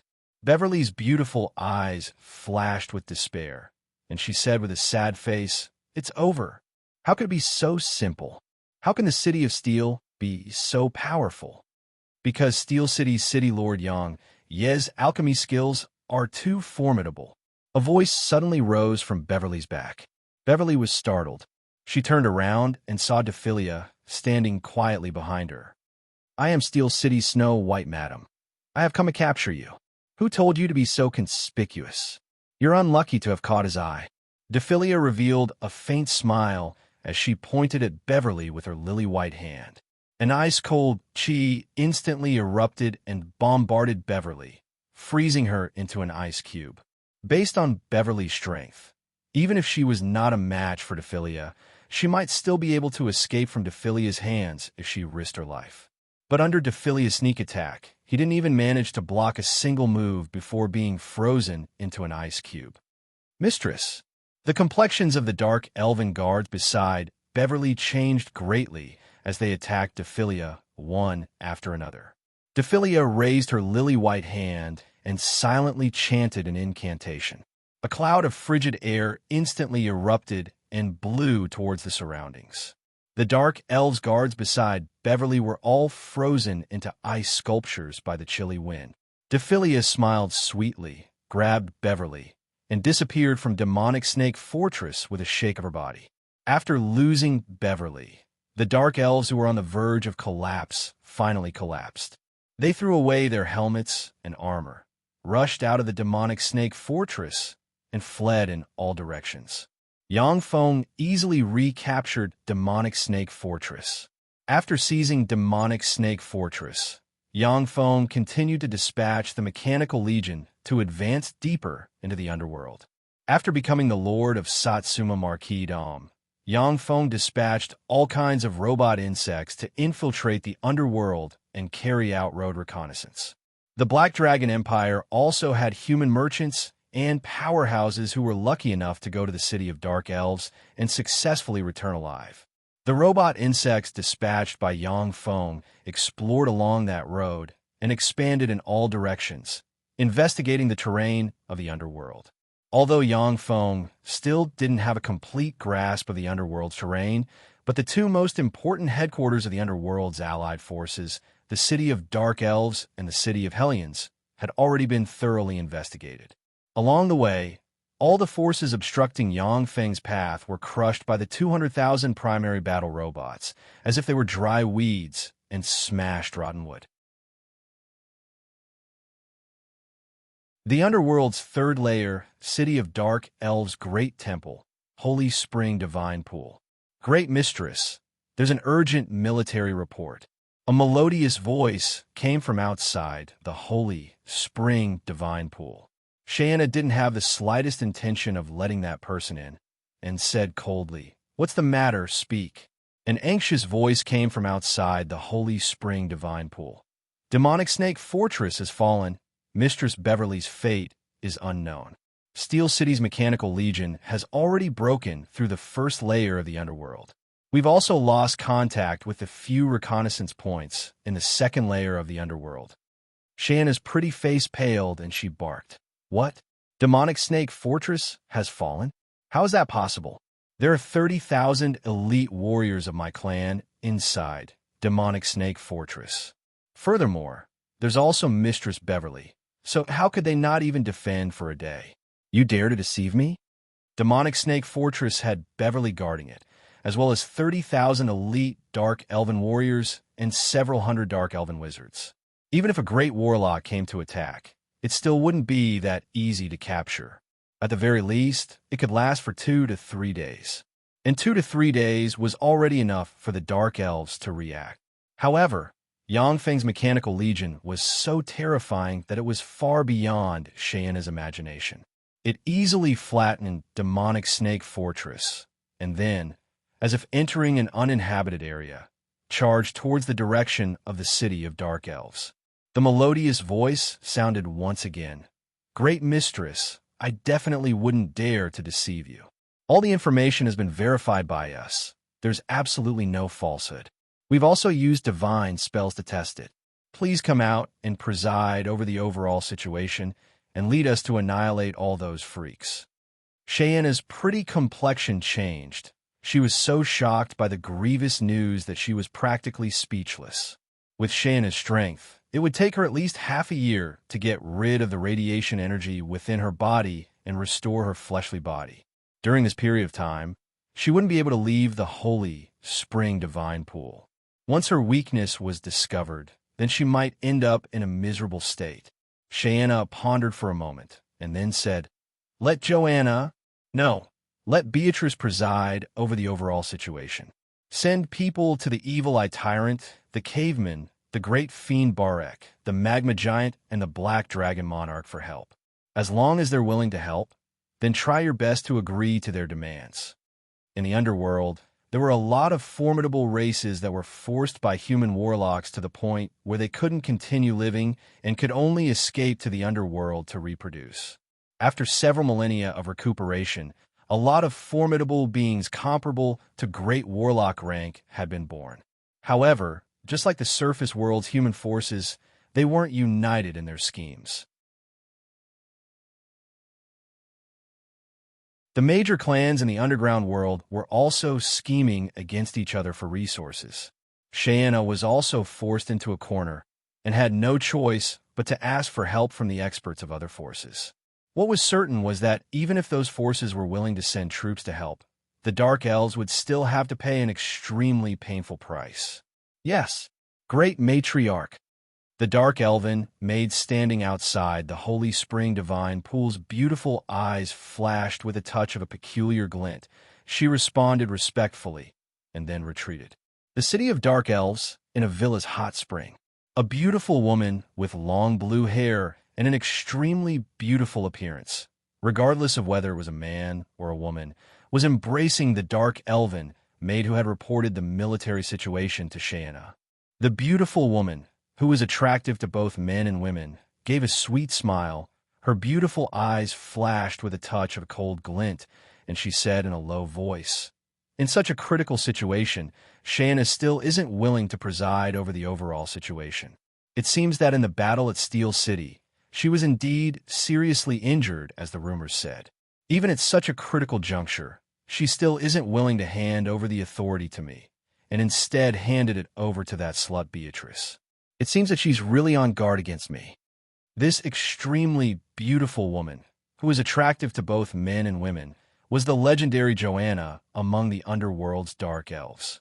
She was also one of the 3 great warlock rank experts among the Dark Elves. Shayna, Romulage, and Joanna. These 3 were the 3 great warlock rank experts among the Dark Elves. In terms of different planes power system, They were the three great legend rank experts among the Dark Elves. Among them, Romulage was an elusive loner and assassin, with practically no one having seen her true appearance. Cheyenne was the great matriarch's high priestess, while Joanna was a divine archer, possessing the most formidable archery among the Dark Elves. If Cheyenne perished, then Joanna was the most promising candidate to take over the position of great matriarch. Therefore, Cheyenne was very on guard against Joanna.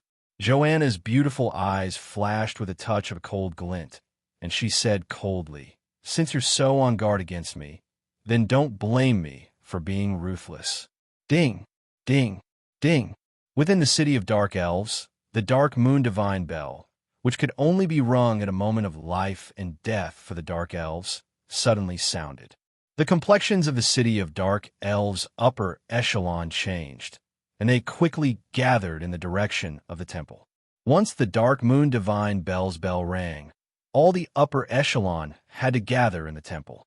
If they were negligent, then the entire family would be regarded as a rebel of the Dark Elves, and the entire family would be exterminated. The upper echelon of the Dark Elves quickly arrived at the temple. Inside the temple, they saw Joanna, dressed in a military attire, sitting on the throne that only the great matriarch could sit on. The complexions of the upper echelon of the Dark Elves suddenly changed. Their hearts thumped, and a trace of an ominous premonition welled up inside them. Under the enticement of the goddess Lolth, the Dark Elves had become depraved and lascivious, incessantly plotting and scheming. Within the same race, there were incessant conquests, and even within the same family, there were incessant conspiracies. One of Shanna's confidants creased his eyebrows, then stepped forward and loudly denounced, "Madam Joanna, that's the throne that only the great matriarch can sit on. You've overstepped." Joanna said with a faint smile, "Shanna can no longer manage matters. From today onwards, I'm the new great matriarch. All of you, why don't you immediately pay respects to the new great matriarch?" The upper echelon of the Dark Elves in the temple looked at each other, not knowing what to do. The pretty complexion of Cheyenne's confidant changed, and she loudly denounced, "The great matriarch Cheyenne is still here. How can you become the new great matriarch? You're rebelling. Joanna, it's not too late for you to stop. Otherwise, once the great matriarch Cheyenne appears, you'll end up like the Drow Spider and Resentful Soulspawn." Drow Spider and Resentful Soulspawn were Dark Elves who had lost in all kinds of struggles and were tortured by all kinds of inhumane secret methods before being refined into freaks. The Dark Elves were extremely afraid that they would turn into such freaks after death. In that case, their souls wouldn't be able to rest in peace after death, and they wouldn't be able to enter the divine country of the goddess Lolth. Joanna smiled slightly, then her figure shook, and she appeared in front of Shanna's confidant. With a flash of a sword ray, Shanna's confidant, whose battle prowess was comparable to that of a level 2 warlock, was chopped into two, and blood spilled on the ground. The vitality of Cheyenne's confidant was extremely tenacious. After being chopped into two, she still didn't die immediately, and instead issued extremely mournful screams. Joanna stomped on the head of Cheyenne's confidant and very ferociously crushed it. She then smiled towards the surrounding upper echelon of the Dark Elves and asked, "Who else wants to question my position as the Great Matriarch?" "Greetings, Great Matriarch." The upper echelon of the Dark Elves looked at each other, and then immediately took advantage of the situation and said respectfully, since Joanna had already summoned the upper echelon of the Dark Elves, then she was bound to have set up an ambush. The upper echelon of the Dark Elves were also old foxes who had experienced countless conspiracies and coups, so how could they throw away their lives in vain? Even Shanna's confidants lowered their heads obediently. However, no one knew what they were thinking in their hearts. The corners of Joanna's mouth rose slightly, revealing a trace of smile. "Very well. I know that most of you aren't convinced by me, but it doesn't matter. Come with me. I'll let you see what great matriarch Shanna looks like now." After saying that, Joanna turned around and walked towards the Holy Spring Divine Pool with large strides. The upper echelon of the dark elves looked at each other, then followed behind Joanna and walked towards the holy spring divine pool. Boom! Along with a loud sound, the gate outside the holy spring divine pool, which was enchanted with a formidable defensive spell, was directly smashed to pieces. Joanna took the lead and walked into the holy spring divine pool. Looking at Shayna, who was soaking in the holy spring divine pool, she said with a faint smile, "Big sister Shayna, I've come to see you." Shayna turned around with great difficulty and looked at Joanna with a bitter expression, a touch of despair flashing in her beautiful eyes. The upper echelon of the dark elves behind Joanna also saw Shayna soaking in the holy spring divine pool. She had lost both her legs, but her head was still as beautiful as a flower, while her body was covered with all kinds of sinister radiation tumors. Long live great matriarch Joanna! Long live great matriarch Joanna! Seeing Shayna's miserable state, the upper echelon of the dark elves behind Joanna immediately changed their attitude and loudly praised Joanna. One of Shayna's confidants very shamelessly knelt in front of Joanna and said respectfully, "Great matriarch, can you allow me to kill this traitor who colluded with humans? This traitor has committed a heinous crime. I'll make her into a fine sculpture and offer it to you."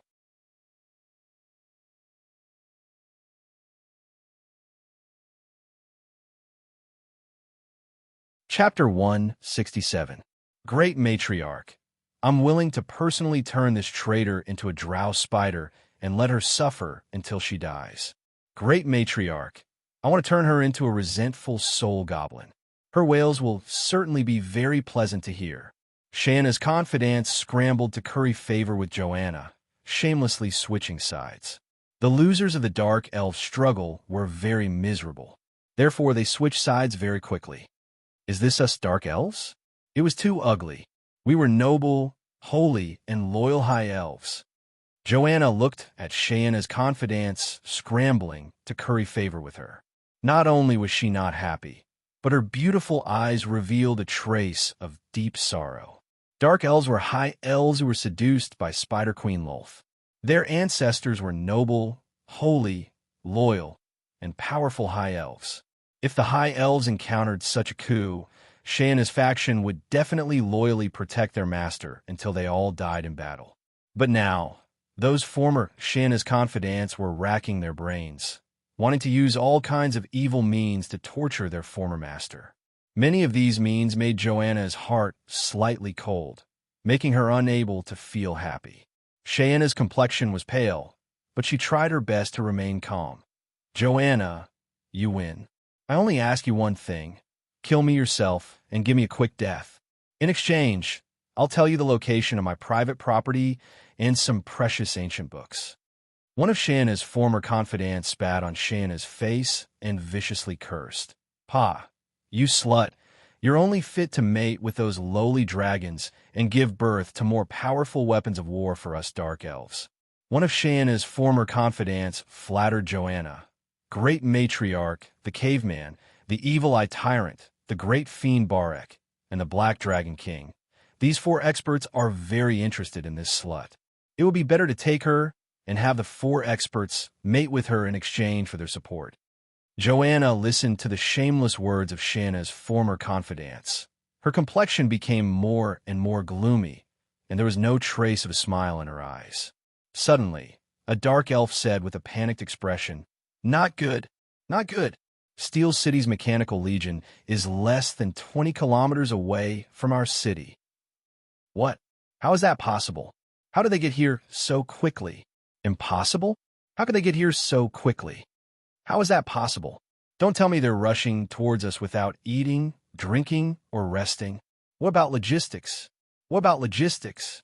The eyes of the Dark Elves revealed a trace of shock as they discussed spiritedly, their eyes flickering with disbelief. Joanna did not panic. She ordered coldly, "Seal her up." A dark elf took out a pair of magic restraining shackles and quickly handcuffed Shayna.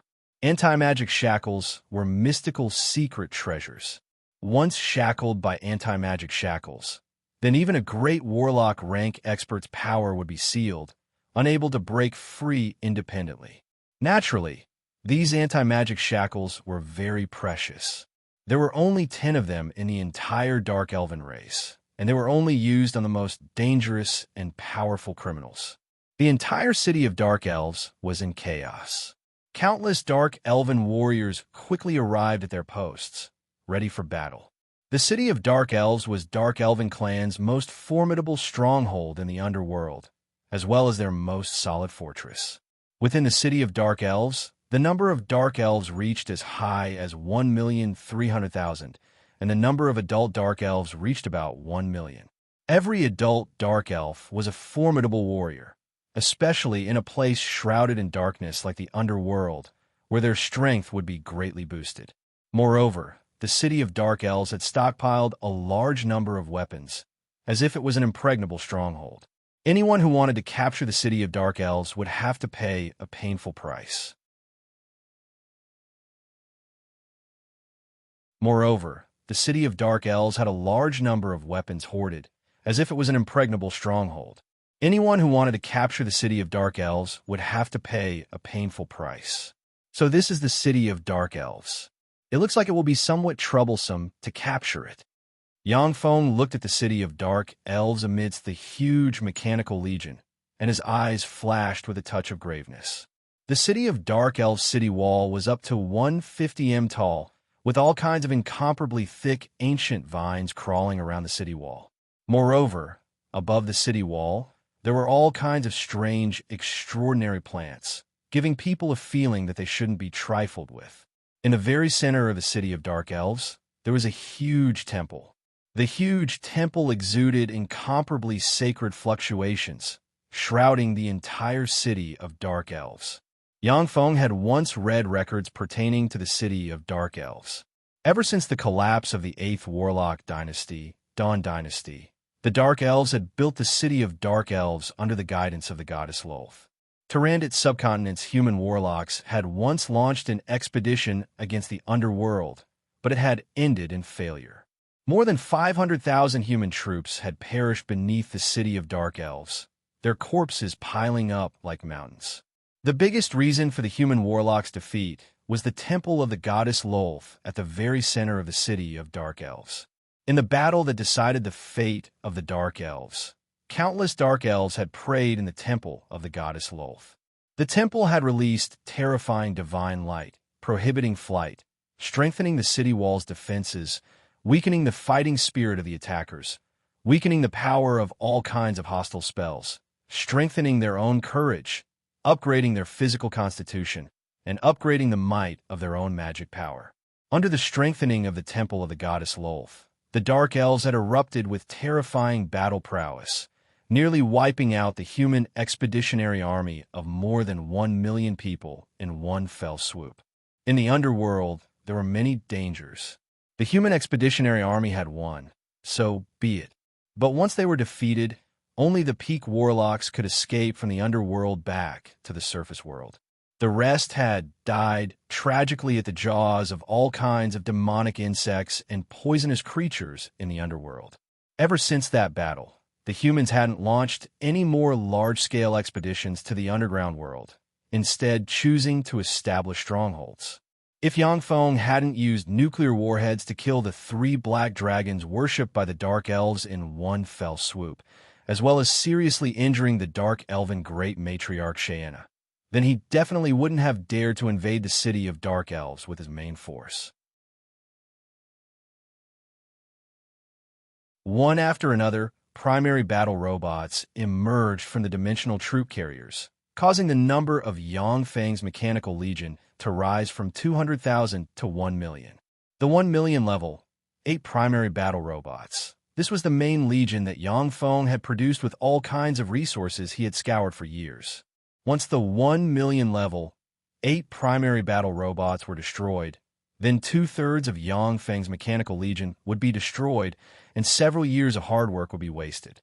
With the whole world as his enemy, Yangfeng definitely wouldn't be able to persevere for too long. He could only wash the land with nuclear warheads until the nuclear warhead tactic was cracked. This plane's human warlocks had conquered countless planes. They were experienced and knowledgeable, and possessed countless reserves of knowledge. Furthermore, they had absorbed the knowledge of countless other planes and created countless mystical spells. The nuclear warhead tactic had a fatal weakness. Once that weakness was discovered by warlocks, cracking it would only be slightly difficult for them, that's all. The weapons in the hands of the level 8 beast-type bladed troops as the main force were no longer electric batons, but rather the most powerful high-frequency oscillation blades. The city of Dark Elves wasn't a human city like Demonic Snake Fortress. Demonic Snake Fortress didn't have any human warlocks. It was basically unable to display its terrifying battle prowess. Yang Feng was very clear that he could easily occupy Demonic Snake Fortress without any losses. As for the city of Dark Elves, Yang Feng didn't have full confidence in capturing it. I'm Yang Tai, one of Steel City's 10 marshals. People of the city of Dark Elves, listen up, immediately surrender and pledge allegiance to Steel City, and we'll give you a way out. Otherwise, after the city is breached, you'll all become Steel City's slaves, never to be able to transcend. The 3 black dragons worshipped by the Dark Elves have already been eliminated by Steel City, and your great matriarch Shanna has also been seriously injured by Steel City. Your allies, the Hellion clan, have also betrayed you. Take a look, who is this? Yang Feng waved his hand, and the rock giant Bonardine stepped out from the battle array, before facing upwards and issuing a long howl. I'm the rock giant Bonardine. Under the orders of the undying Hellion monarch Napman, I came to help Steel City in a crusade against your dark elven clan. That's the rock giant Bonardine. It's really Bonardine, he's Napman's right-hand man. Could it be that the Hellion clan betrayed our alliance? When they saw the rock giant Bonardine, the pretty complexions of the dark elves changed, and a touch of fear flashed past the abyss of their beautiful eyes. In the underworld's races, purely in terms of strength, the Hellion clan was far stronger than the Dark Elves. However, the Dark Elves believed in the goddess Lolth, and had the support of the goddess Divine Power. In actual battles, the Dark Elves would often suppress the Hellion clan. After drawing support from the goddess Lolth's divine power, the great matriarch of the Dark Elf Shanna's strength was infinitely close to that of a Starry Sky warlock, and her battle prowess could be rated as the #1 expert of the Underworld's races. Thus, the Dark Elven clan suppressed the Underworld's major races and obtained the right to speak in the allied forces of the Underworld's races. However, the strength of the Hellion clan was absolutely tyrannical, and their experts were as common as clouds. Once the Hellion clan sided with Steel City, then the situation would be unthinkable.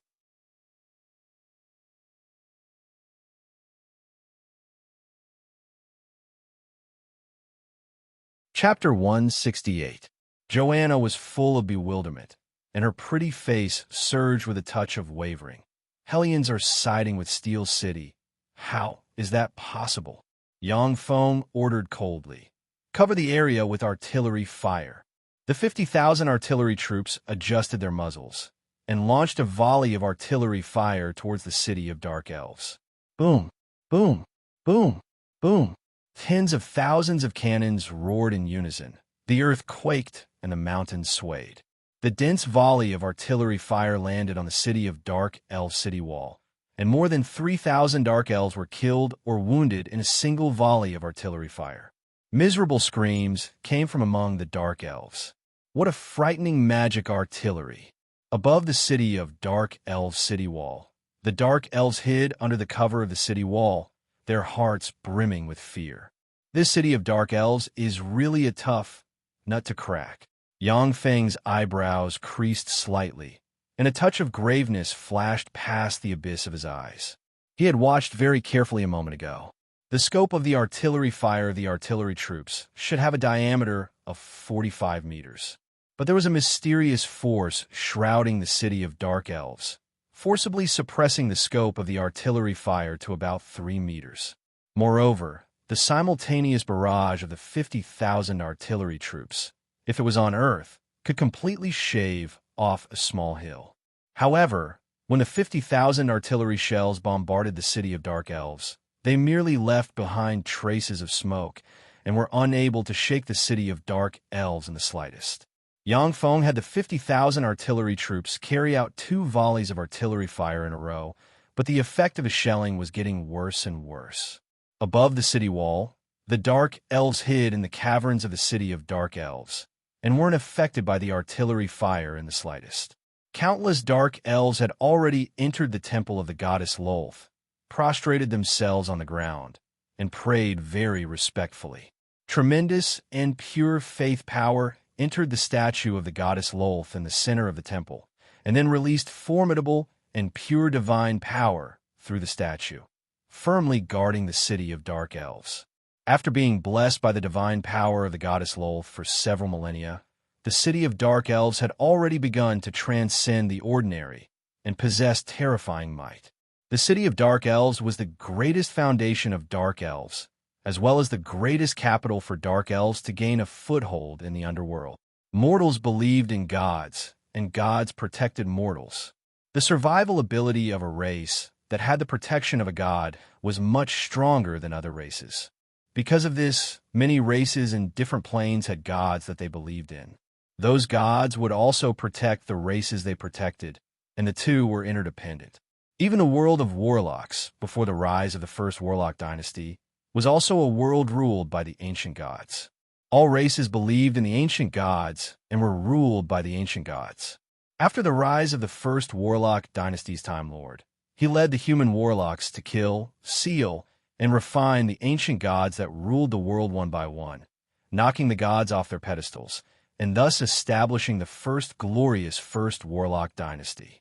Ever since the first warlock dynasty, human warlocks had continuously developed and strengthened, possessing power surpassing that of gods. Only then did they attack other planes everywhere, plundering their knowledge and civilization inheritances.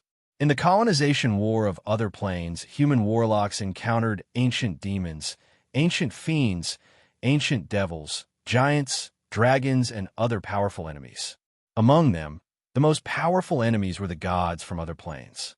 When the 8th Warlock dynasty attacked a plane that had the protection of a powerful god, it fought against that plane's powerful god until both sides suffered. Coupled with the internal strife within the dynasty, only then did it collapse. It was precisely because the gods were so powerful that even though the goddess Lolth was licentious and shameless, inciting the Dark Elves to kill each other and torture each other for fun, those Dark Elves still respectfully believed in her for several millennia, not daring to slight her in the slightest. Strength was the truth, weakness was a sin. Assault helicopters. Yang Feng's eyebrows creased slightly when he saw that the effects of the bombardment weren't great, and he ordered. 20 Falcon heavy-duty assault helicopters suddenly took off, flew to an altitude of 300 meters, and then flew towards the city of Dark Elves. Yang Feng's gaze fell on the 20 Falcon heavy-duty assault helicopters. Once the Falcon heavy-duty assault helicopters could fly into the city of Dark Elves, then he could directly use airdrop tactics and directly airdrop 100,000 beast-type bladed troops into the city of Dark Elves. When the 20 Falcon heavy-duty assault helicopters were 200 meters away from the city of Dark Elves, they suddenly swayed. Although their propellers were constantly rotating, yet they didn't give rise to any hurricanes. They swayed and instantly fell from the sky to the ground. With a loud boom, they turned into 20 fireballs and exploded. Yang Feng's eyes flashed with a touch of graveness. The no-space restriction array is indeed flawless. If the city of Dark Elves didn't have the no-space restriction array, then it would have already been captured by human warlocks. There was no lack of flight spells among human warlocks, and there were also many human warlocks who cultivated large numbers of flight, extraordinary life forms. If they could fly, then with a single explosion, the city of Dark Elves would be insta-killed. Attack! Yang Feng's thoughts revolved lightning fast, and he immediately ordered.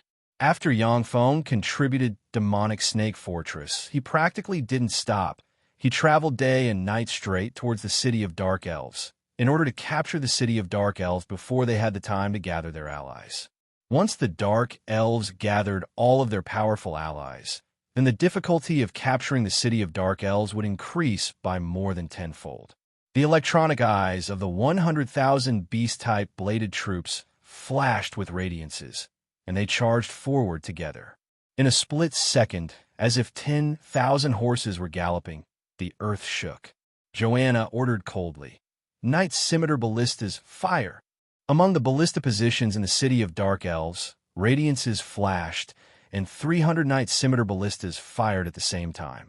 300 Knight Scimitar ballistas were shot in a flash, entering the densely packed group of beast-type bladed troops. Under the guidance of the Dark Elven Wizard, the 300 Knight Scimitar ballistas chopped 20 beast-type bladed troops into two pieces. With a single strike, 6,000 beast-type bladed troops were directly chopped into two pieces, falling on the charging path. The charging 100,000 bladed troops were like wheat being cut, falling in large numbers, with more than 1/20th of the bladed troops being chopped into two pieces. The price Dark Elves had to pay was 10,800 superior magic stones, which was equivalent to more than 140 million inferior magic stones. Artillery barrage. Yangfeng no longer thought about seizing anything, and immediately issued an order. The 50,000 heavy artillery once again rumbled, madly shelling the Dark Elves' Knight Scimitar ballistas. Warping force field, Dark Shadowwood, Azurewood shield. Among the Knight Scimitar ballistas, the Dark Elven Wizards cast defensive spells, resisting the bombardment of the heavy artillery. If it was outside the city of Dark Elves, then the Dark Elven Wizards would have already been torn to shreds by the countless artillery barrage. But inside the city of Dark Elves, the might of the artillery barrage was greatly weakened, while the Dark Elven Wizard's strength was greatly enhanced. Under the effects of 1+ and 1-, the majority of Yangfeng's heavy artillery barrage was actually forcibly blocked by the Dark Elven Wizards. Merely about 20 Knight Scimitar ballistas were smashed by Yangfeng's artillery barrage. Seeing the 6,000 beast-type bladed troops being chopped into two pieces, Yangfeng's pupils constricted slightly. He waved his hand, and 10,000 beast-type bladed troops continued to join the charging troops. At the same time, 3,000 engineering robots quickly arrived at the wreckage of the 6,000 beast-type bladed troops, quickly recovering the wreckage and transporting it to the rear. The Knight Scimitar ballistas shot by the Knight Scimitar ballistas were extremely sharp. Even great warlocks couldn't resist them. However, it was precisely because the Moon Scimitar ballistas were too sharp that the damage to the beast-type bladed troops wasn't great. So long as they were slightly repaired, then they could once again enter the battlefield. Suddenly, boulders weighing more than a dozen or even several hundred tons were thrown from the city of Dark Elves, smashing towards the beast-type bladed troops. The boulders fell from a height of 100 meters, directly smashing the protective covers of the beast-type bladed troops and smashing them into pieces. At the same time, the beast-type bladed troops were smashed into pieces, with components splashing in all directions. Under the bombardment of the boulders, more than 400 beast-type bladed troops were smashed into pieces and even exploded. Yangfeng's face twitched slightly when he saw this scene. The bladed troops smashed into pieces by the boulders, even if their wreckage was recovered, but they still needed to be sent back to the surface world's munitions factories to be melted down. Only then could they be manufactured again. In other words, Yangfeng couldn't recover them before the end of the war. When the 100,000 beast-type bladed troops arrived before the moat of the city of Dark Elves, they stopped at once. Inside the moat in front of the city of Dark Elves, black liquid was churning, continuously bubbling and emitting traces of black fog. As soon as the beast-type bladed troops approached the moat, many parts of their bodies showed signs of slow corrosion. Yangfeng's eyes flashed with a touch of graveness. Dark Poison River, the most terrifying moat of the city of Dark Elves. Once one falls into it, then even great warlock rank experts will be corroded into slag. Release the arrows. Joanna shouted sternly and suddenly shot countless arrows from above the city of Dark Elves, shooting towards the beast-type bladed troops. The majority of the arrows were blocked by the protective covers of the beast-type bladed troops, but there were still more than 3,000 arrows that pierced through the protective covers of the beast-type bladed troops and stabbed into their bodies. Among the more than 3,000 arrows, more than 300 arrows directly exploded, blasting 200 beast-type bladed troops into pieces. In the city of Dark Elves, experts were as common as clouds, and the archery of many archers could even penetrate the protective spells of level 2 warlocks. Under the blessing of the temple, they would become even more powerful.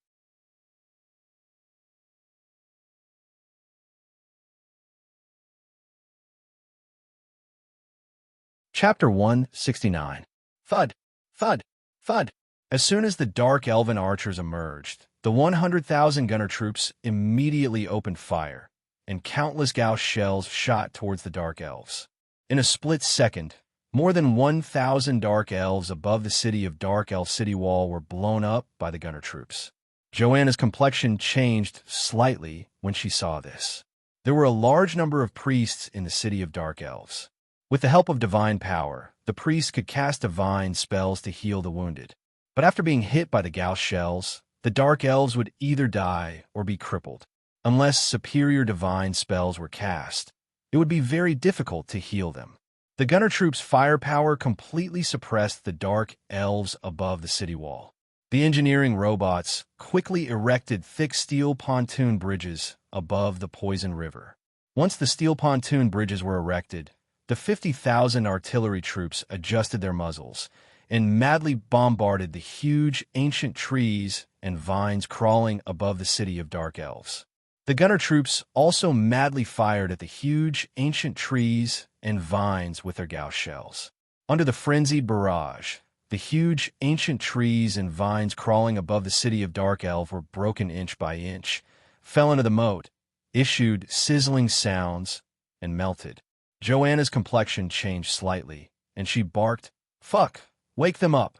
The druids among the Dark Elves took out precious magic powder and sprinkled it on the huge ancient trees and vines. When the various huge ancient trees and vines were sprinkled with the magic powder, they immediately grew eyes, ears, mouths, and noses, and emitted formidable fluctuations of extraordinary life. White phosphorus incendiary bombs. Under Yang Feng's command, the already prepared powerful incendiary bombs were fired in a flash and blasted at the huge ancient trees and vines. Boom! Large swathes of flames rose from the ancient vines, burning the ancient vines to the point of letting out incomparably mournful screams. Then, one by one, they were directly burned to death. Rain mist, water jet, water element spells were cast, sweeping towards the ancient trees and vines. The rain mist slowly suppressed the flames. Dispel. Standing next to Yang Feng, Dephilia waved her lily-white hand, and a formidable dispel erupted in a flash, dispersing the spells cast by the Dark Elven wizards. Countless white phosphorus incendiary bombs were fired once again, exploding on those huge ancient vines. They burned crazily, burning countless huge ancient vines into ashes. In the city of Dark Elves, there were as many as 30,000 elven wizards. However, the elven mages were scattered on different battlefields, and most of them had to resist various artillery attacks. The elven wizards near the city wall couldn't suppress the great warlock Dephilia. Under the bombardment of Dephilia's dispel spell and white phosphorus incendiary bombs, those incomparably powerful ancient trees and vines were all burnt to ashes. Joanna was slightly startled within. Her beautiful eyes flashed with a touch of graveness. Human Great Warlock. Steel City actually has a human Great Warlock overseeing it. Human Great Warlocks were definitely the great enemies of the underworld's major races. No matter what kind of battle they were the cornerstone of existence. After the awakened, extraordinary ancient trees and vines were burnt to ashes, a dense crowd of beast-type mechanical bladed troops quickly crossed the pontoon and arrived below the city of Dark Elves. As if big spiders, their 6 mechanical arms were attached to the city wall, advancing alternately and madly climbing up the city wall. Fuck those freaks. Above the city wall, the Dark Elves watched as the big spider-like mechanical bladed troops climbed up the city wall. Their scalps turned numb and their hearts turned extremely cold. It was the first time that they had seen such a siege method. In the past, if human warlocks wanted to capture the city of Dark Elf shrouded in the goddess Loltha's divine power, they would have to manufacture catapults, ballistae, scaling ladders, and other siege weapons, and then use the siege weapons to advance step by step. The Dark Elves could rely on the up to 100 meters tall city wall to inflict tremendous damage to the enemies besieging the city. But now, those beast-type mechanical bladed troops had actually climbed up the city wall. This scene was simply appalling. A lot of Dark Elves could only risk their lives to draw their bows and madly shoot at the beast-type mechanical bladed troops below. A dense crowd of arrows shot at the beast-type mechanical bladed troops, piercing through a lot of them. The Dark Elven experts had just emerged when the dense crowd of gunner troops at once enveloped them. Hundreds and thousands of extremely charming Dark Elves were blasted apart, their corpses falling to the ground from above the city wall. In this decisive battle that would decide Steel City's future, it was impossible for Yang Feng to show mercy to the fairer sex. He could only attack the city of Dark Elves in the strongest way possible. If necessary, he wouldn't hesitate to use nuclear weapons to bombard the city of Dark Elves. Yang Feng had to win this battle. Once he was defeated, there would be no place for him in the entire Tyrannid subcontinent. Joanna said coldly, "Dispatch the mountain giants." The mountain giants were one of Dark Elven clan's trump cards. Adult mountain giants were up to 30 meters tall, with terrifying defensive strength and an extremely formidable life force. They were categorized as level 4 extraordinary life forms and could contend against great warlock rank experts. In the past several millennia, the entire Dark Elven clan had only subdued 4 mountain giants under the guidance of the goddess Lolth. A Dark Elven beauty said with a bitter smile, "Great matriarch, you still haven't held the inheritance ceremony and obtained the recognition of the mighty goddess Lolth. You still haven't obtained the divine spells and the dark scepter bestowed by the goddess Lolth. You simply can't command the mountain giants. Once they're awakened, they'll immediately become our enemies." Joanna's pretty face suddenly became very unsightly. The time she had spent seizing power was really too short. Even though the upper echelon of Dark Elven clan had chosen to submit to her, but the power that originally belonged to the great matriarch hadn't been handed over to her. If it was a time of peace, then as long as she performed several wicked sacrifices to the goddess Lolth, she would be able to control the power of the entire Dark Elven clan under the guidance of the goddess Lolth. But she had just rebelled, and Yang Feng had led his troops over. She basically couldn't inherit the power that should belong to the great matriarch. At this moment, the beast-type bladed troops, under the cover of the gunner troops and artillery troops, climbed the city wall. Once they climbed the city wall, as if moving meat grinders, they rushed into the Dark Elven camp. A copious amount of blood splashed. The beast-type bladed troops, as if peerless generals, madly slaughtered the Dark Elves within their range of attack. The countless beast-type bladed troops instantly tore an opening in the midst of the Dark Elves, before rushing into the city in a steady stream. "Break for me!" A Dark Elven archer with battle prowess comparable to that of a level 3 human warlock gave a shrill cry and shot an arrow.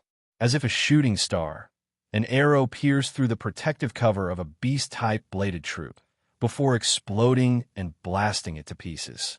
The Dark Elven archer didn't even have time to gasp for breath, before more than 30 beast-type bladed troops rushed towards her. The nearly 100 spider drow guarding in front of the Dark Elven archer also rushed over and attacked the beast-type bladed troops. The beast-type bladed troops erupted with a protective cover. After blocking the attacks of the spider drow, they brandished the high-frequency oscillation blades in their hands and easily chopped the spider drow to pieces. The spider drow were considered to be battle golems with excellent martial arts. But in front of the terrifying beast-type bladed troops that combined offense and defense, they were simply unable to withstand a single blow. Bearing the countless fragments, the more than 30 beast-type bladed troops at once rushed before the dark elven archer. The dark elven archer's complexion changed greatly. Her figure shook, and she fled towards the rear.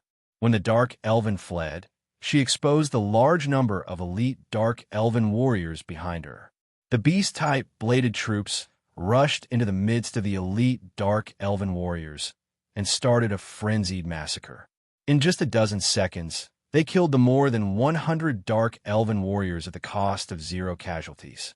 Once the beast-type bladed troops entered the city wall, they slaughtered the dark elven warriors as if they were crushing dry weeds. Under the blessing of the Temple of Loltha's divine power, the dark elven warriors were brave and good at fighting, and their battle prowess had increased by more than 50%. But against the beast-type bladed troops, they still didn't have the slightest bit of resistance. Only the most skilled and powerful dark elven archers, who possessed the power to kill warlocks, still continued to resist as they shot the beast-type bladed troops to death. A steady stream of melting wax demons, spider drow, and all kinds of wicked weapons poured out of the city of dark elves, serving as cannon fodder to meet the beast-type bladed troops, before being chopped into pieces by the beast-type bladed troops. "Master, let me join the battle," the rock giant Bonardine shouted in a muffled voice. Such a bloody battle made his blood boil. Yang Feng shook his head slightly. "Now is still not the time. It's too dangerous for you to go." Inside the city of dark elves, there were more than 100 Knight Scimitar Ballistas. The Knight Scimitar Ballistas had the terrifying power to threaten great warlock rank experts. Once the rock giant Bonardine rushed into the city of dark elves, there was a possibility that he would be killed. With his huge body, even though it allowed him to obtain terrifying power, but also made him a huge target, easily hit by weapons like the Knight Scimitar Ballistas. If such a good fighter like the rock giant Bonardine were to die in vain in a place like the city of dark elves, then Yang Feng would suffer a great loss. He still wanted to take it to another plane to go on a campaign. The rock giant Bonardine muttered somewhat discontentedly, and then became well-behaved. These days, Yang Feng had already used the liquid metal nanorobots injected into its body to teach it a lesson that would leave a deep impression, making the always violent rock giant become well-behaved. Joanna took out the pitch-black, peerlessly exquisite legend rank bow Night Star engraved with countless mysterious runes. With the bow in hand, Joanna was in high spirits, and a domineering aura spread from her. Joanna's lily-white hands moved unceasingly. Emerald green arrows containing formidable life force instantly shot out, easily piercing through beast-type bladed troops, and then exploded, blasting the beast-type bladed troops into pieces. In a short 1 minute, more than 100 beast-type bladed troops had been blown to pieces by Joanna. However, Joanna had killed 100 beast-type bladed troops within a minute, yet close to 1,000 bladed troops had jumped up from above the city of Dark Elf City Wall. It gave people a feeling of endless despair. Joanna clenched her teeth and unleashed the secret method 1,000 arrow rain. The Night Star in her hands shot out an emerald green arrow before splitting into 1,000 and madly shooting at the beast-type bladed troops. 1,000 arrow rain was one of the strongest inherited archery skills of the Dark Elves, and was also an archery skill passed down by a goddess of the Dark Elven divine system. One arrow could attack 1,000 enemies. However, its weakness was that its power was too scattered, and it wasn't useful against powerful enemies.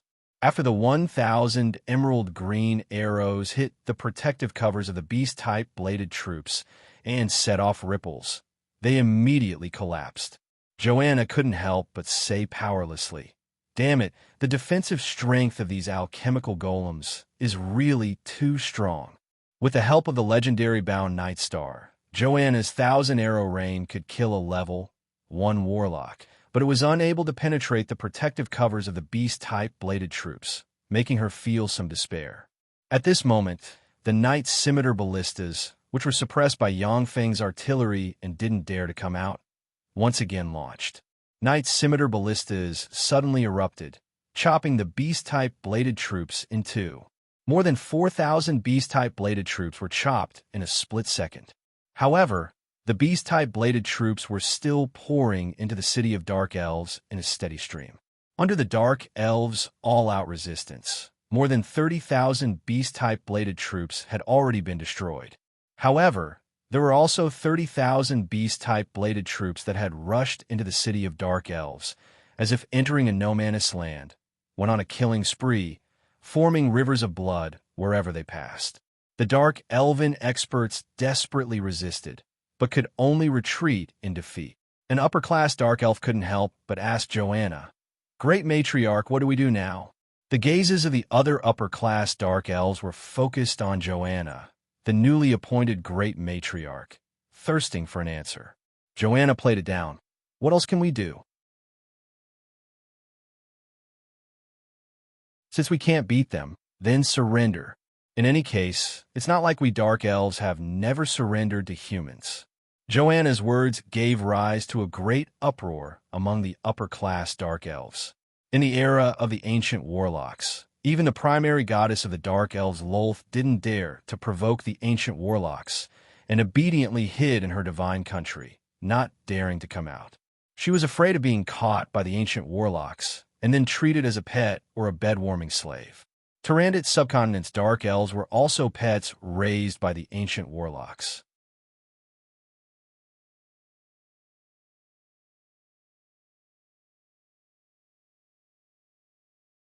Chapter 170. However, the glory of the ancient warlocks had already passed. Under the protection and guidance of the goddess Lolth, the Dark Elves had already become half the rulers of the underworld. They were extremely arrogant, and even considered themselves to be a higher species than humans. Now, Joanna actually wanted them to surrender to a human. This was simply a great humiliation for them. The upper-class Dark Elves looked at each other, then carefully looked at the battlefield. After contemplating for a long time, they finally decided to surrender to Yongfeng. Under the instigation of the goddess Lolth, the Dark Elves fought ceaselessly. Although this forced the Dark Elves to rely more and more on the goddess, providing them with even more pious faith power. However, it also fostered the Dark Elves' temperament of bullying the weak and fearing the strong. Surrender was a common occurrence. The goddess Lolth didn't forbid the Dark Elves from surrendering. Otherwise, if the Dark Elves were to continuously attack each other and fight to the death until the last moment, then the entire Dark Elven race would have been exterminated due to internal strife. Many of the upper-class Dark Elves secretly heaved a slight sigh of relief. They didn't want to fight against the alchemical golems. As upper-class Dark Elves, they cherished their lives very much. They weren't willing to exchange their lives for those alchemical golems. Joanna looked around and said in a loud voice, "Yongtai, we surrender. Please stop slaughtering our people." Yongfeng was somewhat bewildered as he mused. They surrendered so easily? What about the mountain giant? What about the resentful soul monster? What about the large area of effect, offensive divine spells? After reading the records of the war between the Dark Elves and human warlocks for thousands of years, Yongfeng knew that the Dark Elves at least had these three trump cards. He had already mentally prepared himself for more than 400,000 primary battle robots to be destroyed. But now, only 30,000 plus primary battle robots were destroyed, yet the Dark Elves chose to surrender, leaving him somewhat bewildered. Give up resistance, drop your weapons, raise your hands high, surrender, and you won't be killed. Yongfeng's mind moved, and the beast-type bladed troops transmitted cold voices from their loudspeakers, urging them to surrender. The Dark Elven warriors were originally only under the blessing of the divine power released by the temple. They were courageous enough to fight against the ice-cold, ruthless, and powerful beast-type bladed troops. Now that they heard Joanna's words of surrender, their hearts turned cold and their morale dropped to the extreme. They dropped their weapons, raised their hands high, and chose to surrender.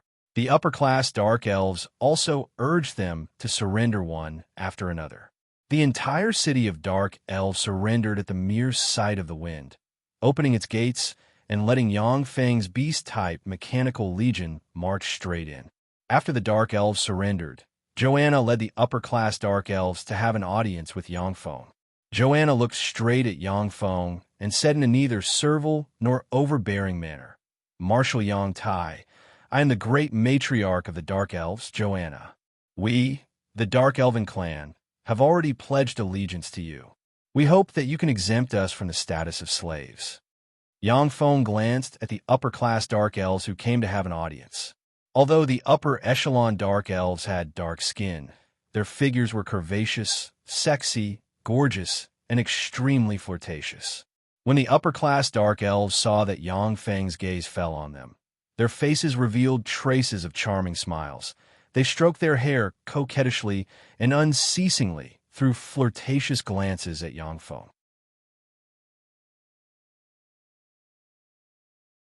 Joanna was incomparably beautiful and had a heroic temperament, which made her feel out of place among the upper echelons of the Dark Elves. Yangfeng said without batting an eyelid, "Isn't Shanna the great matriarch of the Dark Elves?" Joanna said in a neither servile nor overbearing manner, "Shanna was the great matriarch of the past, while I am the great matriarch of the Dark Elves." Joanna was a great warlock rank expert. Moreover, her power wasn't sealed. Even if she was in Yangfeng's lair, she still had the confidence to escape from Yangfeng. Yangfeng said lightly, "Is Shanna still alive?" Joanna hesitated for a moment before saying, "She's alive." Yangfeng said lightly, "Leave her to me. Then, I need the Dark Elves to attack the city of Hellions with me. After capturing the city of Hellions, I'll pardon you for your crime of rebellion and abolish your status as slaves of the Dark Elves. Under my command, I won't let anyone do anything unfair to the Dark Elves. Whether it's humans or Dark Elves, as long as they don't violate my laws, I'll treat them equally." The corners of Joanna's mouth rose slightly, and she said promptly, "All right, Marshal Yangfeng." "You're Yangfeng? Impossible? Yangfeng doesn't look like this." The Dark Elven upper echelons' pretty complexions changed, and they exclaimed. Steel City's forces had already attracted the attention of the Dark Elves. They had spent a great deal of effort to collect the images of Steel City's important figures, so they naturally knew what Yangfeng looked like. Yangfeng was slightly startled, yet he said without batting an eyelid, "What are you talking about? I'm Yang Tai, not Marshal Yangfeng. No soul. The golem avatar you made is very exquisite. It looks exactly like a living person. With a cursory look from a distance, even a great warlock rank expert would find it difficult to discover the difference between it and a living person. But as long as one looks closely, one would be able to discover that the golem avatar doesn't have a soul. Any intelligent life form has a soul. Your golem avatar doesn't have the smell of a soul. It can only be an avatar. Steel City's city master, Yang Yi, doesn't get close to women. The only one who would ask me for Shanna is you, the only blood relative of the Steel Lord, Yangfeng. Only you have the authority to formulate Steel City's laws." Joanna analyzed calmly. Yangfeng's complexion changed slightly. He stared fixedly at Joanna, clapped his hands, and said extremely frigidly, "Joanna, you're really smart. Unfortunately, you're too smart. Haven't you heard of the saying that knowing too much can lead to death?" The rock giant Bonardine took a step forward, directly sealing the retreat of the upper-class dark elves in the room. Outside the room, countless primary battle robots took out their weapons and pointed at the room. Dephilia also sighed faintly, flipped her lily-white hand, and the legend-ranked secret treasure ice snow box appeared in her hand. Although she appreciated Joanna's intelligence, but since Yangfeng had already spoken, she could only act. The corners of Joanna's mouth rose slightly, her beautiful eyes flashing with a touch of disdain. "You want to keep me here by relying on Snow, White Madam, and that stupid rock giant? Of course it's not just them. I'm not that naive to think that you can keep a legend-rank Dark Elven expert with just 2 great warlocks. If you add them to the mix, then what are your chances of escaping?" Yang Feng pressed the dimensional crest on his chest, and rays of light suddenly flew out from the dimensional crest. Moffin demonic polar bear, blue dockfin demonic ice wolf, Amani light wing ice bird, Kalaman boa, one after another, mechanical battle beasts comparable to level 4 extraordinary life forms appeared in the surroundings, exuding great warlock rank life force. A total of 10 mechanical battle beasts comparable to level 4 extraordinary life forms surrounded Joanna and the other dark elven experts, exuding a terrifying life force as they stared fixedly at Joanna. Under the coercion of those mechanical battle beasts comparable to level 4 extraordinary life forms, the pretty complexions of the upper-class dark elves changed, their delicate bodies trembling slightly. Even Joanna's beautiful eyes flashed with a touch of dread.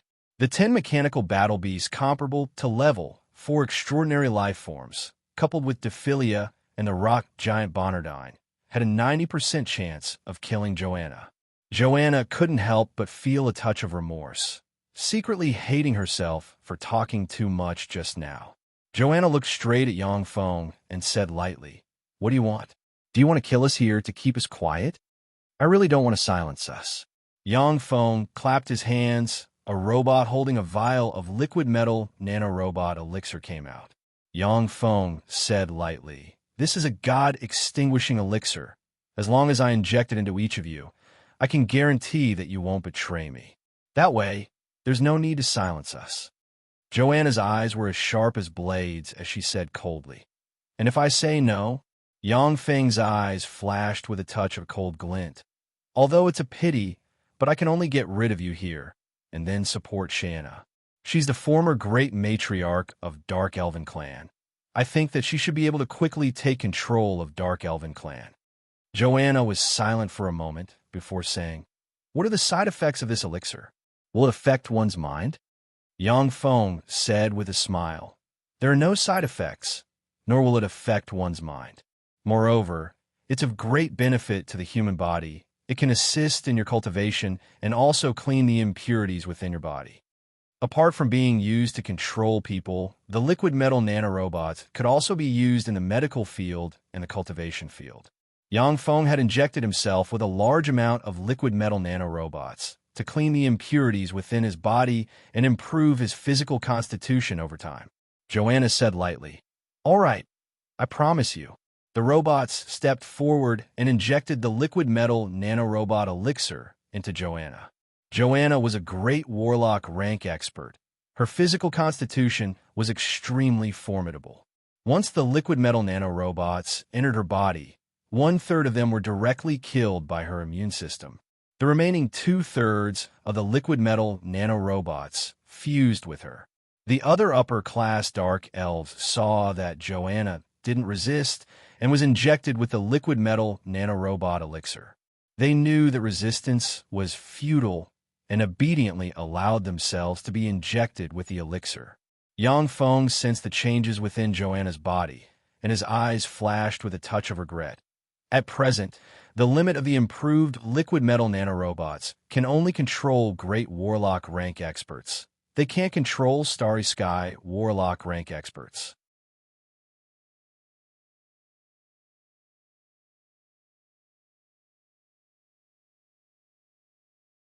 Chapter 171. Yang Feng asked, "Joanna, where's Romulage?" Night Hunter Romulage was a peak legendary assassin of the Dark Elves. If he could subdue her, then Yang Feng's power would once again rise by a large margin. On the contrary, if he were to be enemies with her, then Yang Feng would have to worry about the assassination of a legend rank assassin at all times. Currently, Yang Feng merely possessed the strength of a level 1 warlock. If his main body were to encounter such a top-notch assassin, he would definitely be in a perilous situation. Joanna said faintly, "Romulage has always been a loner and only obeys the orders of the great matriarch of the Dark Elves. It hasn't been long since I became the great matriarch of the Dark Elves, so I haven't contacted her yet." Yang Feng's eyes flashed with a touch of a fierce glint, and he said solemnly, "Then forget it. Joanna, Go back and immediately select a group of dark elven experts to attack the city of Hellions with me. I'll capture the city of Hellions today. The dark elves and demons had more than one city in the underworld, but the city of dark elves and the city of Hellions were definitely the most important cities of the two races. Once the city of dark elves and the city of Hellions were captured by Yang Feng, then he would have two strongholds in the underworld, as well as inflicting heavy losses on the allied forces of the underworld's various races.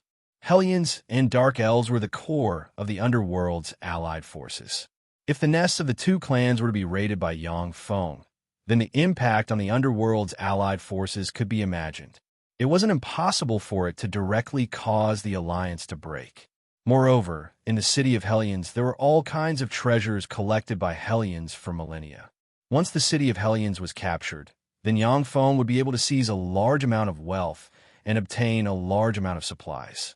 They could also use the main demon city as a stronghold to attack the other demon cities. Joanna's heart skipped a beat. Today, the city of Hellions is 4,000 miles away from our city of dark elves. Yang Feng said with a slight smile. That's right, today is the day. If you can't think of it, they definitely can't either. There was a huge difference between the mechanical army and the human army. As long as they had enough energy, they could keep moving and fighting until their components were damaged or their energy was depleted. After a brief pondering, Joanna immediately agreed, all right. Of the 1 million battle robots Yang Feng brought with him, 100,000 were stationed in the city of dark elves, while the remaining 900,000 along with the dark elven experts rushed towards the city of Hellions. Among the 100,000 battle robots stationed in the city of dark elves, there were also 5,000 engineering robots. The 5,000 engineering robots took all kinds of materials and quickly started building all kinds of munitions factories and defensive installations in the city of dark elves. They wanted to fortify the city of dark elves. Yang Feng didn't intend to let the dark elves continue to worship the goddess Lolth. In this way, the city of dark elves would lose the baptism of goddess Lolth's divine power and become an ordinary giant city. However, after the city of dark elves was rebuilt by Yang Feng's mechanical legion, it could transform into a terrifying fortress of another form. About an hour after the army commanded by Yang Feng had left the city of dark elves, a figure invisible to the naked eye was silently shuttling back and forth in the direction of the holy spring divine pool within the temple. In every corner of the temple stood beast-type bladed troops, gunner troops, and artillery troops. The figure silently shuttled back and forth among the battle robots, before quietly sneaking into the holy spring divine pool and seeing Shanna, who was severely injured and paralyzed inside the holy spring divine pool. Big Sister Shanna, you cut a sorry figure, space distorted, and a petite girl with a pair of pointy ears, a pair of D-cups, and exquisite facial features walked out of the distorted space. She looked to be only 16 or 17 years old. She had a pair of pointed ears, an extremely good figure, and a pair of D-cups. Shanna's beautiful eyes flashed with a touch of complicated glint, and she said with a bitter smile, Romulage, you're late. If Romulage was still in the city of dark elves, then with Shanna's prestige, coupled with Romulage support, she would have been able to suppress the rebellion started by Joanna. Joanna didn't even dare to think of rebelling. But now that the city of dark elves had fallen into Yang Feng's hands, Yang Feng was God, knows how many times stronger than Joanna. For the two of them to recapture the city of dark elves, it was simply a pipe dream. Romulage said, it's still not too late. As long as you're rescued, then we'll still have a chance in the future. With the help of the goddess Lolth's power, your injuries will heal. Shanna's body was covered in radiation tumors, and her legs were blown off. With such injuries, even if it was a great warlock, if they didn't have the corresponding knowledge, then they would have a slim chance of survival. However, Shanna was a high priest. With the help of the goddess Lolth's divine power, she could slowly recover. Even her broken legs could be regenerated by divine spells in the future. Shanna's beautiful eyes ignited with the flames of hope and ambition, and she said solemnly, all right, take me away from here, and one day, I'll take back everything that belongs to me.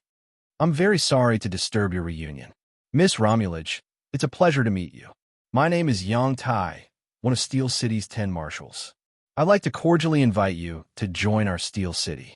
Yang Feng walked out from the direction Romulage had come from and looked at her with a smile. Boom!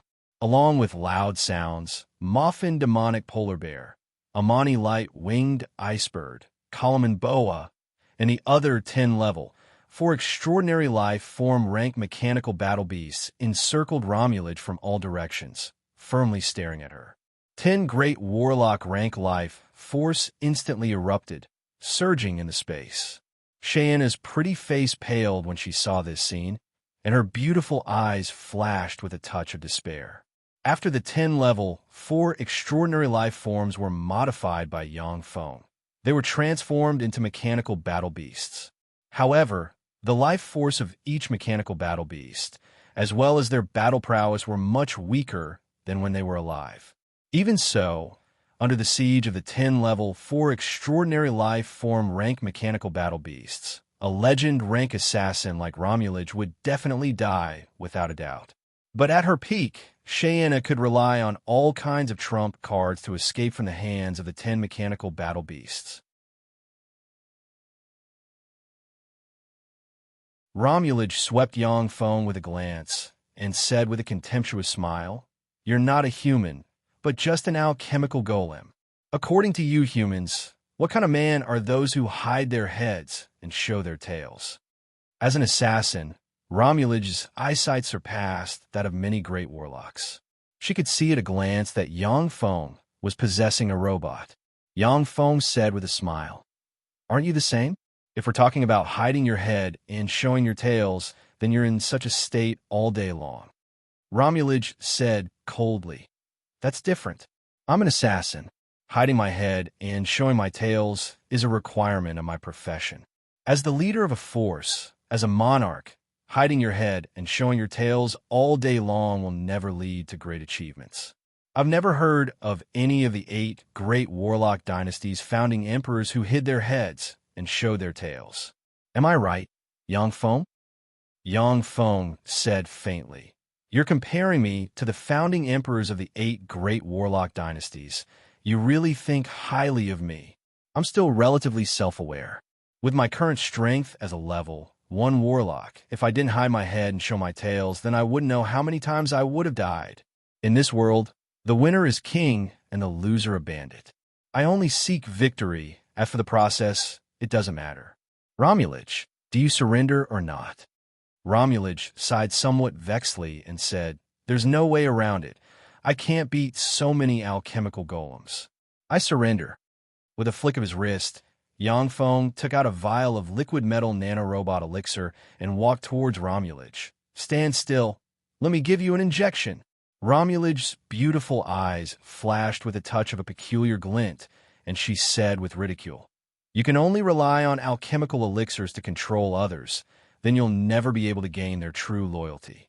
Even if I yield to the elixir's power, I still won't admire you. I don't need your admiration. I only need you to obey my orders and not betray me. People are fickle. I still believe in the power of alchemy." Yang Feng remained unmoved. He directly pricked Romulage's arm with the vial of liquid metal nanorobot elixir and injected the elixir into her body. Romulage's immune system at once activated, killing 1/10 of the liquid metal nanorobots. Her eyebrows rose slightly, but she didn't say anything. After she agreed to let Yang Feng inject her with the elixir, she understood that what Yang Feng was injecting was definitely nothing good. After injecting the liquid metal nanorobot elixir into Romulage's body, Yang Feng heaved a slight sigh of relief. One could be a thief for 1,000 days, but one couldn't guard against a thief for 1,000 days. For Yang Feng, a legendary assassin like Romulage was the most frightening and most dangerous existence. Once she locked onto the position of his true body, then Yang Feng would have a slim chance of survival. But once she became Yang Feng's person, then she would be equivalent to having the sharpest blade in his hands. Romulage said lightly, "Help me cure big sister Cheyenne's injuries. As long as you cure her, then I'll serve you wholeheartedly. Whoever you want me to kill, I'll kill. Even if it's Anthony, Aldrich, those old freaks, as long as they dare to come out of their lairs, then I'll assassinate them in front of you. Yang Feng said somewhat expectantly. You're good at killing people, then what about being a bodyguard? Yang Feng's cultivation base, as a level 1 warlock, was already considered as an expert in Tyrannid subcontinent, but in front of great warlock rank experts, he was basically unable to withstand a single blow. What he lacked the most was a powerful bodyguard. Romulage thought for a moment, then shook her head slightly and said, I'm an assassin, not a bodyguard. I'm good at killing people, but I'm not good at protecting people. All right, I'll help you cure Big Sister Shayanna's injuries.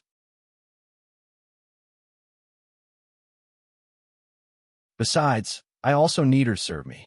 Yang Feng took out a vial of liquid metal nanorobot elixir and injected it into Shayanna's body.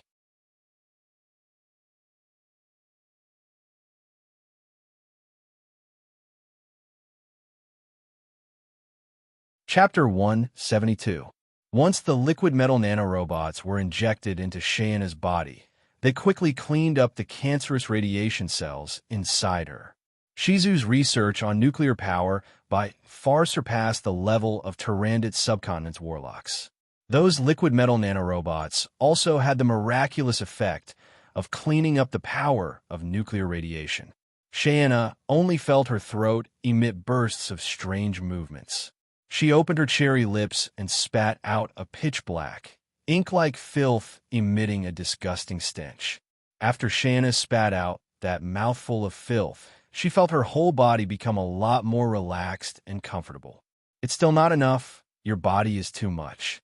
It seems like I have to inject more elixirs. Yang Feng's eyebrows creased slightly, and he immediately took out 5 vials of liquid metal nanorobots and injected them into Shayanna's body. The original treatment method of liquid metal nanorobots was to stimulate the human body's potential, to let the human burst out with formidable life force, and to remove all kinds of diseases and toxins from the body. Although Shayanna was a legend rank expert, but her injuries were too serious, and she could only rely on the liquid metal nanorobots to remove the power of radiation from her body. Therefore, the consumption was enormous. Once the 5 vials of liquid metal nanorobot elixirs entered Shayanna's body, they quickly cleaned up the cancerous radiation cells inside her. The ugly radiation tumors on Shayanna's body burst open one by one and oozed out layers of rancid pus. The scars all over her body fell off one by one, revealing a bright and flawless, alluring and lovely body. Shayanna's beautiful eyes flashed with a touch of excitement. She waved her lily-white hand and cast a level 4 divine spell Great Healing. An incomparably resplendent divine light shrouded her body. Bursts of numbness and itchiness were transmitted from the severed parts of Shayanna's legs. Countless granulation tissues squirmed, and a pair of elegant and slender legs slowly grew out. The level 4 divine spell Great Healing originally had the miraculous effect of regenerating severed fingers, but had always been interfered with by the power of radiation inside Shayanna's body, which was why it was unable to repair her severed limbs. Now that the radiation energy was completely removed by the liquid metal nanorobots, Shayanna used a level 4 divine spell to repair her severed limbs. Shayanna jumped lightly and jumped out of the holy spring divine pool. Countless streams of water washed her body, cleansing away all the filth. From a disgusting and ugly cripple with tumors all over his body and 2 broken legs, he had transformed into a bright, moving, and peerlessly beautiful dark elf. Shayanna gave a flirtatious smile and said charmingly, "Thank you, Sir Yang Feng, for your help. Shayanna is willing to serve you as my master." Yang Feng revealed a trace of smile. She's really sensible. No wonder she could become the great matriarch of the Dark Elves. Since Shayanna was so sensible, Yang Feng didn't let her have a taste of the liquid metal nanorobot's backlash. Even such a proud and powerful expert infinitely close to the starry sky, warlock rank, like Carolina, couldn't resist the backlash of the liquid metal nanorobots, so it was impossible for Shayanna to resist it. Yongfeng waved his hand and threw a mobile phone to Romulus. Cheyenne, come with me to the city of Hellions and attack it. Romulus, guard the city of dark elves in secret. If anything happens, use this magic sound box to notify me. Romulus took the mobile phone and fiddled with it, revealing a trace of curiosity. The magic sound box manufactured by your Steel City looks really unique. The magic sound box, such a convenient alchemical item, was also the focus of the transactions between dark elves and human warlocks. Basically, every upper-class dark elves had one in their hands. Romulus had seen a lot of them, but she hadn't seen an Earth-style mobile phone. Cheyenne said deferentially, "Yes, sir." Only then did Yongfeng take Cheyenne and the 8th level, for extraordinary life form rank mechanical battle beasts towards the city of Hellion clans. The flying speed of the Amani light-winged ice bird surpassed the speed of sound. They could catch up to the troops ahead. It was precisely because of this that Yongfeng had left the 10 mechanical battle beasts to guard Cheyenne. He hadn't expected that he would be so lucky as to capture Romulus. The city of Hellions. Different from the city of dark elves, the city of Hellions was merely a huge city with a city wall more than 30 meters tall. Within the city of Hellions, there were all kinds of grotesquely shaped lairs. Hellions were monsters artificially manufactured by the Second Warlock Dynasty's taboo lord, with humans as the main body and the blood meridians of various formidable beings from different planes. Hellions possessed the blood meridians of countless formidable beings. Every single one of those greater Hellions was a formidable existence comparable to extraordinary life forms. The 5 great Hellion ancestors even possessed the terrifying power to slaughter gods. It was precisely because Hellions were so formidable that they didn't believe in any gods. At the same time, they weren't proficient in alchemy. Without the support of formidable alchemy, no matter how sturdy the city wall they built, it still wouldn't be able to withstand a blow from an expert. A casual all-out blow from a great warlock could destroy the city of Hellions. They naturally weren't willing to waste their efforts. Hellions could obtain most of the other party's knowledge and a part of their power by devouring them. Therefore, the majority of Hellions didn't like to bitterly practice cultivation, but rather thought of ways to hunt humans. This was the reason why humans were so hostile towards Hellions and wanted to exterminate them. In the underground world, the Fiendish Demon Clan was definitely the strongest clan. Although Dark Elven Clan had Cheyenne, the number 1 expert of the underworld, but the number of great warlocks of Dark Elven Clan was far less than that of Hellions. But Hellions were also divided into different tribes, and there were many contradictions between the major tribes. This was the reason why Dark Elven Clan was the most formidable force in the underworld.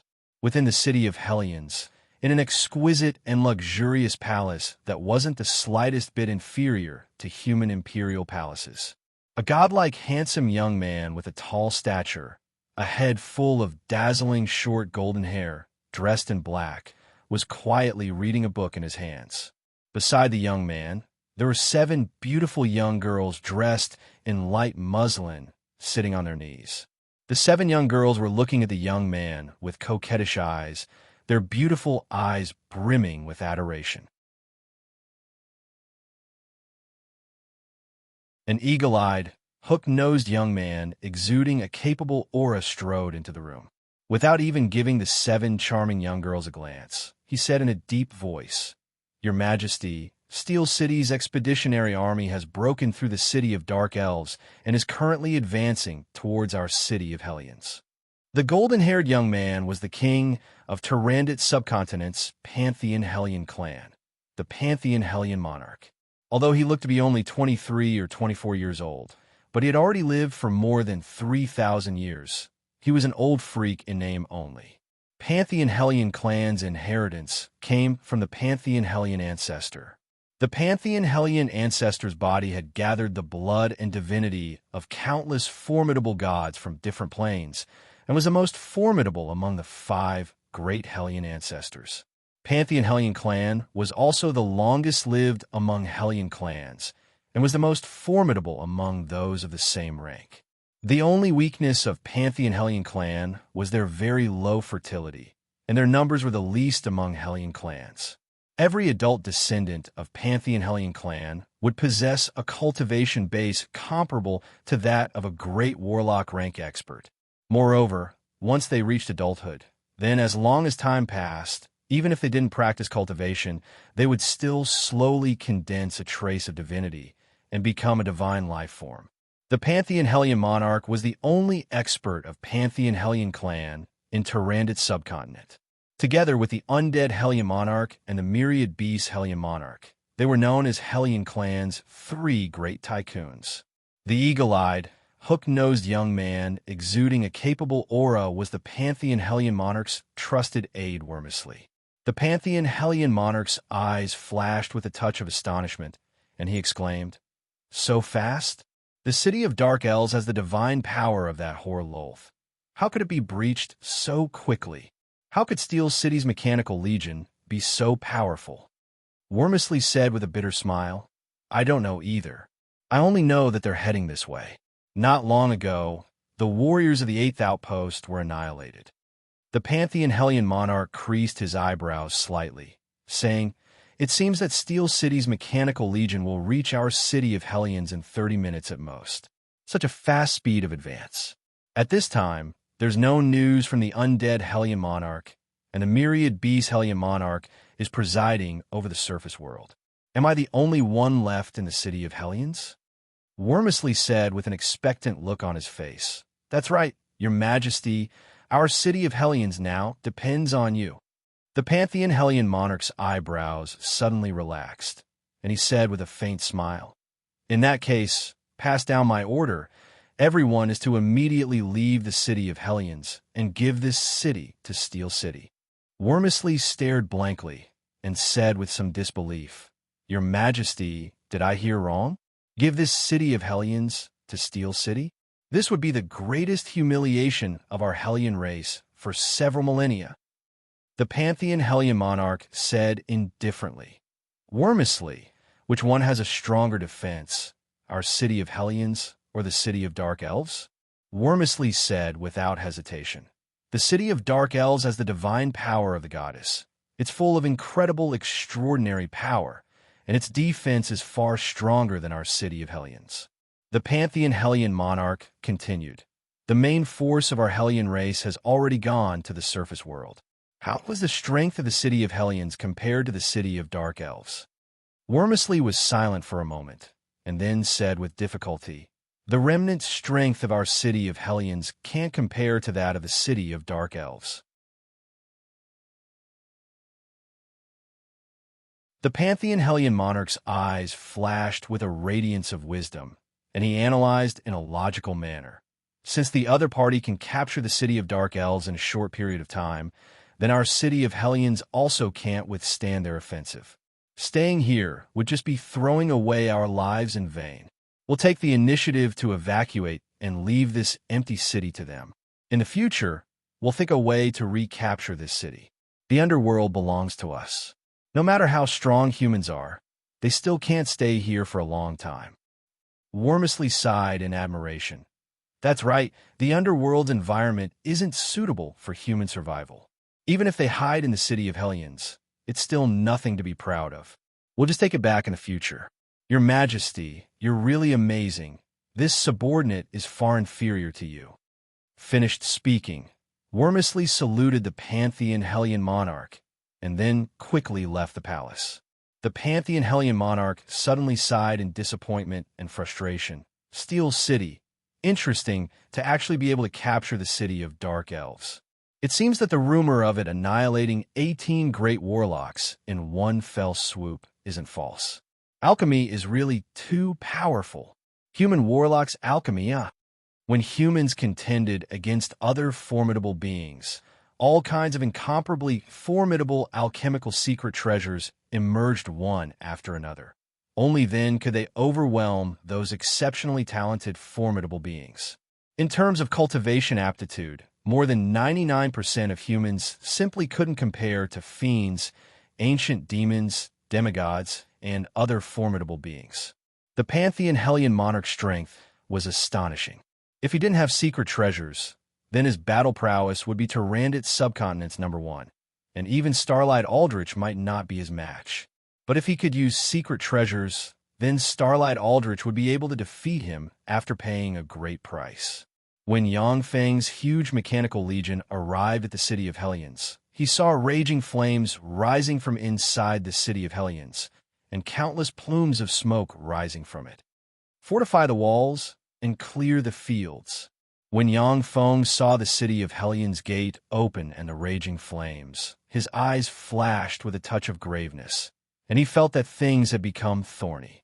If Hellions were willing to stay in the city of Hellions and engage in a face-to-face fight with Yangfeng, then that would be the scene that Yangfeng would like to see the most. No matter how many primary battle robots were destroyed by the Hellions, as long as the wreckage could be recovered, then the consumption would only be a little bit of energy. A little bit of energy in exchange for the lives of a large number of Hellions. That would definitely be very cost-effective. But those Hellions were very cunning. They burned the city of Hellions and all the supplies that couldn't be taken away, leaving an empty city for Yangfeng, which gave him a headache. Hellions were a formidable race in the underworld. Even without the city of Hellions, they could still disperse to various corners of the underworld, living by eating demonic insects, mushrooms, and moss. As for the problem of not being able to wake up without eating human flesh, Hellions also had a way to solve it. In addition to the city of Hellions, there were still more than 30 cities established by Hellions in the underworld. It wasn't that simple to capture the cities of Hellions one by one. What a cunning Hellion! If I had abandoned the city and fled at that time, would things have been different now? Joanna's thoughts revolved, and she immediately knew that she wouldn't have had a second choice at that time. The city of Dark Elves was an extraordinary city that Dark Elves had spent countless painstaking efforts to build. With the blessing of the goddess Loltha's divine power, its defensive strength was extremely formidable, and other cities simply couldn't compare to it. At that time, if Joanna had wanted to abandon the city of Dark Elves, then Dark Elves would have never agreed. Moreover, at that time, they had looked down on the small Steel city.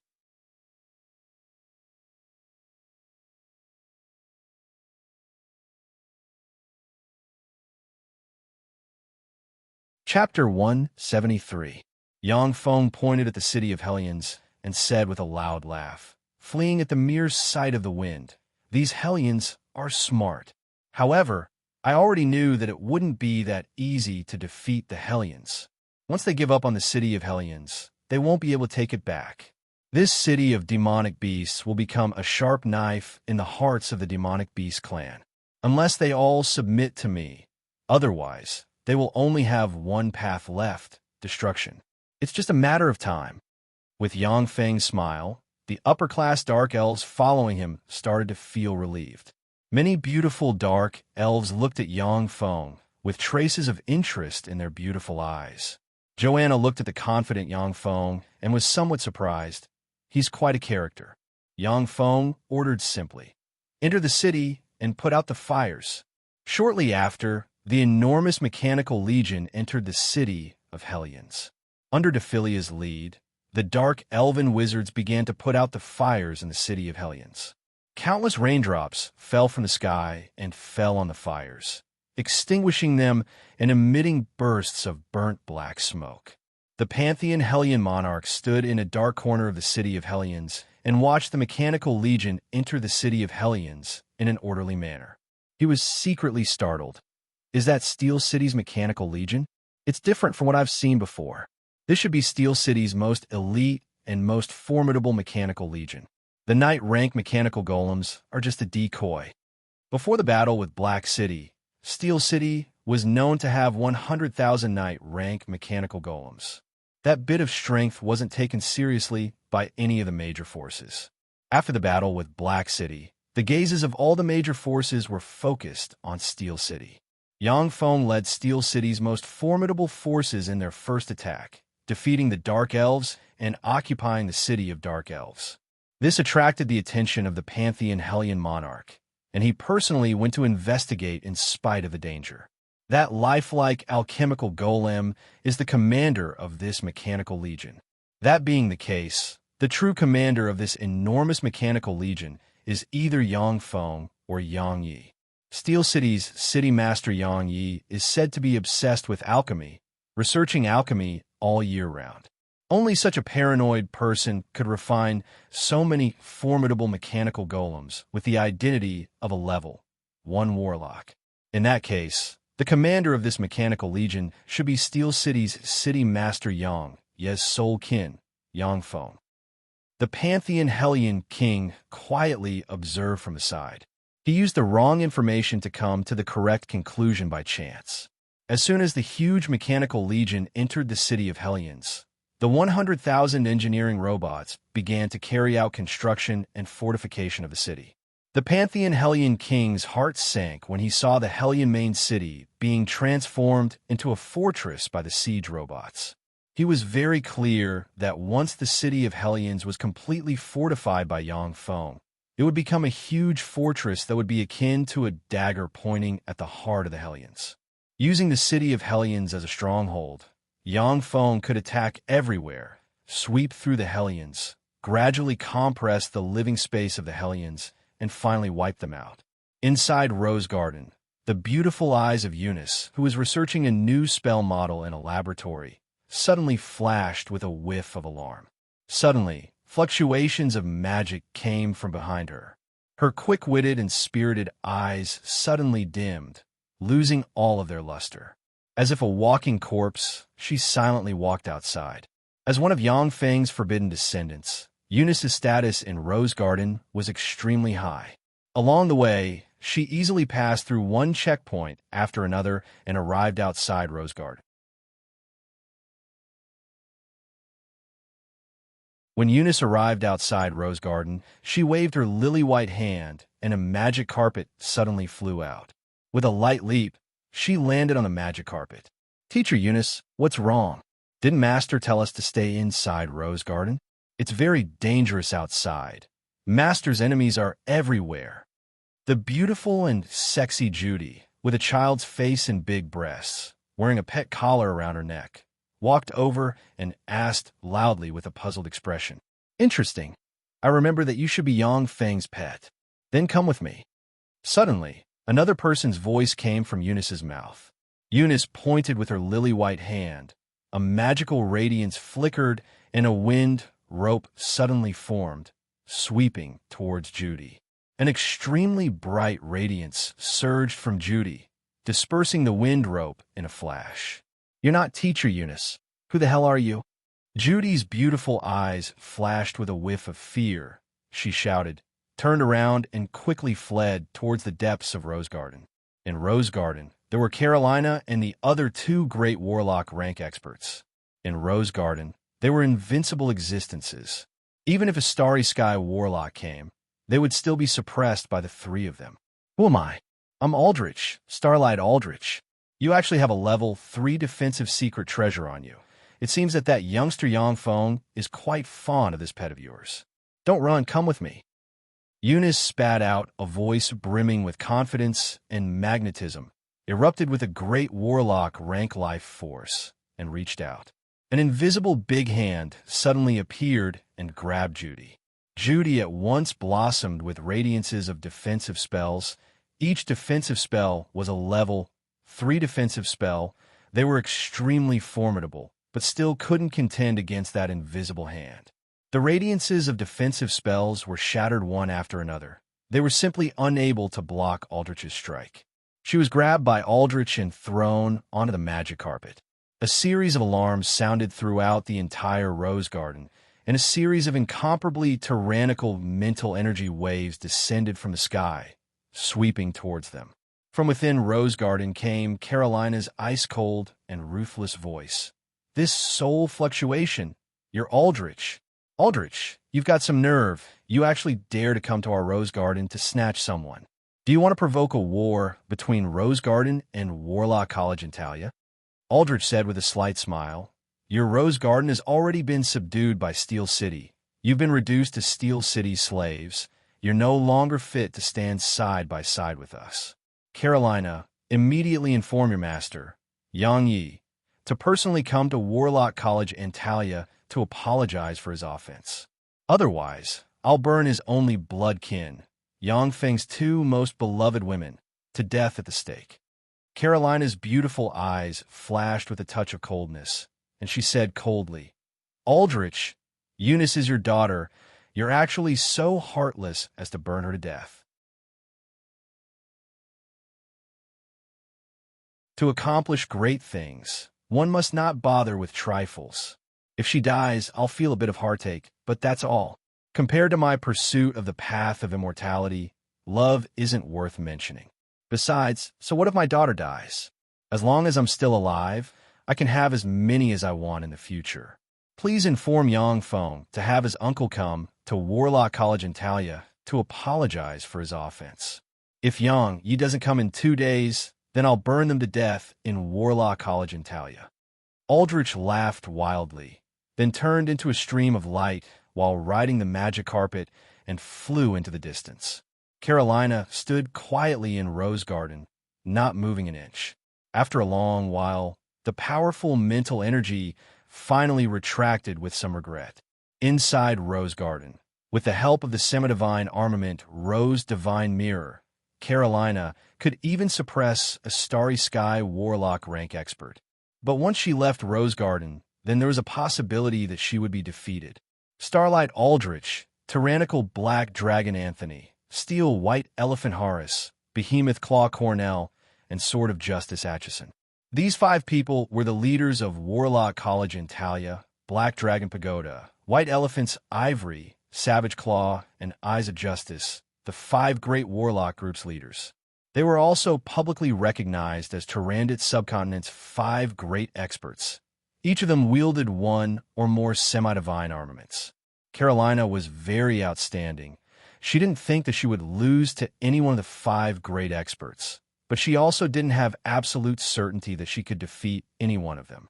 Once 2 or more of the 5 great experts besieged her, then there was a possibility that she would be defeated. Therefore, even someone as powerful as her didn't dare to rashly leave Rose Garden. Cordelia arrived beside Carolina and said faintly, Judy and Eunice have been captured. Big Sister Carolina, what should we do now? Carolina was silent for a moment, then said somewhat unwillingly, Immediately inform Yang Feng of the situation here. Carolina had always thought highly of herself, and now that Judy and Eunice had been seized from under her eyes, it was simply a great humiliation for her. If it was any other time, she would have already flipped out at Warlock College Antalya. But now Rose Garden was practically standing on the opposite side of the 5 great Warlock groups. Even if Carolina flipped out, it would still be of no use. Cordelia smiled slightly. She didn't argue with Carolina. She took out a communications magic box and reported the situation to Yang Feng in the distance. Underworld, within the city of Hellions. After listening to Cordelia's report, Yang Feng's complexion was ashen. He slapped the table, directly smashing it into pieces. Fuck, Aldrich's move is too ruthless. Yang Feng had always suspected that Aldrich had done something to Eunice. Therefore, he hadn't dared to touch her. Now, his suspicions had really come true. Aldrich was obviously monitoring Yang Feng's actions. Only after Steel City's main army had gone on an expedition to the underworld did he move in one fell swoop and capture Eunice and Judy. If Yang Feng's mechanical legion were to stop at the city of Dark Elves and then be forced to return to the surface world, then Steel City would face the crisis of a pincer attack. The underworld's allied forces would take advantage of this opportunity to counterattack, coupled with the 5 great warlock groups taking advantage of this opportunity to hit Steel City. While it was down, a moment of carelessness would lead to the collapse of Steel City.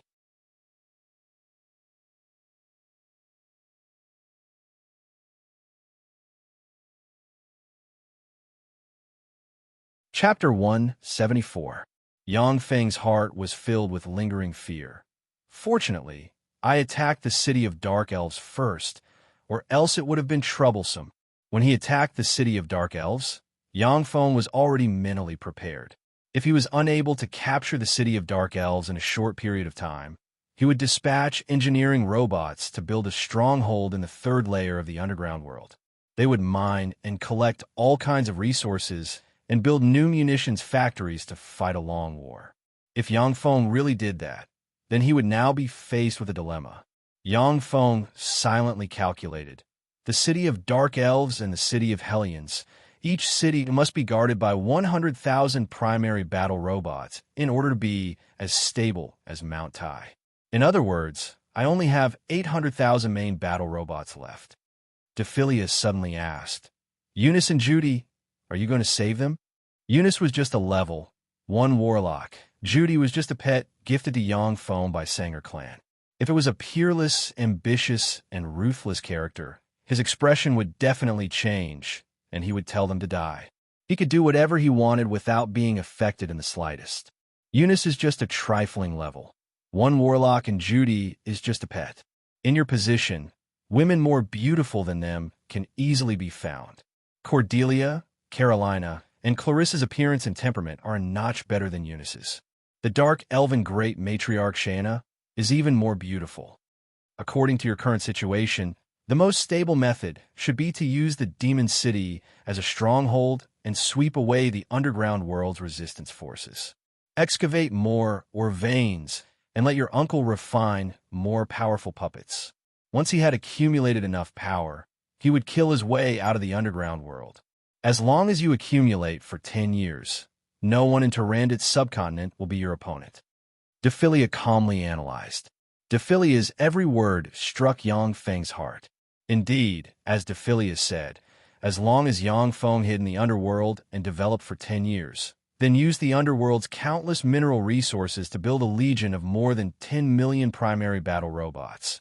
No one in Tyrannid's subcontinent would be his match. Even if it was Warlock College in Talia. After 10 years, Yang Feng also had the confidence to flatten it. But now against Warlock College in Talia, Yang Feng wasn't completely sure. Joanna and the upper echelon of the Dark Elves focused their gazes on Yang Feng, waiting for his decision. Yang Feng gave a domineering smile, and his eyes flickered with a fierce glint. Ha ha ha, what's there to choose? Of course, they had to be saved. As for why, of course, it's because they are my women. Even Judy's pet is also my, Yang Feng's pet. Whoever dares to touch her will die. The corners of Dephilia's mouth rose slightly, revealing a smile. Good. Well said. That was more like a man. If you talk about giving up Eunice and Judy, I shall despise you from the bottom of my heart. Dephilia was also a woman, and the kind of men she hated the most were those who abandoned their wives and children in order to achieve great things.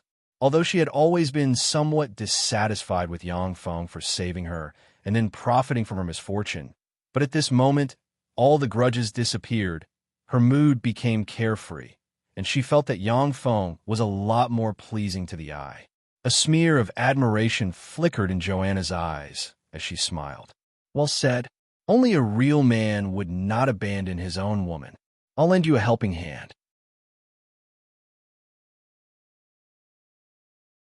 Cheyenne's face revealed just the right amount of admiration, and at the same time, she calmly looked in Joanna's direction. Darren, you're really manly. Cheyenne has fallen head over heels for your manliness. Yang Feng promptly ordered, abandon the city of Hellions, and immediately return to the surface world. The 900,000 primary battle robots quickly filed out of the city of Hellions, took large strides, and quickly ran towards the surface world. Rumbling sounds continuously resounded, and the earth shook violently as if a myriad of horses were galloping. The 900,000 primary battle robots, as if a steel flood, rushed towards the surface world, leaving behind a dilapidated city of Hellions. The Pantheon Hellion monarch looked at the 900,000 primary battle robots retreating like a tide and was confused. Why are they retreating so quickly? In the end, what is Steel City thinking? The speed of the 900,000 primary battle robots was set to the maximum, moving at a speed of 400 kilometers per hour. Every 3 to 4 hours, they had to stop, change their energy crystals, and rest for 5 minutes to cool down. After 18 hours, the 900,000 primary battle robots finally flew out of the underworld. Dimensional personnel carriers were neatly arranged at the exit of the underworld. The primary battle robots were very orderly and quickly entered the dimensional personnel carriers. The dimensional troopers directly entered the Thunder Demon heavy-duty transport aircraft. Shortly after, the densely packed Thunder Demon heavy-duty transport aircraft took off and flew straight towards St. Colin City. All of Steel City's munitions factories were madly operating at full power, madly manufacturing all kinds of battle robots and transporting them forward.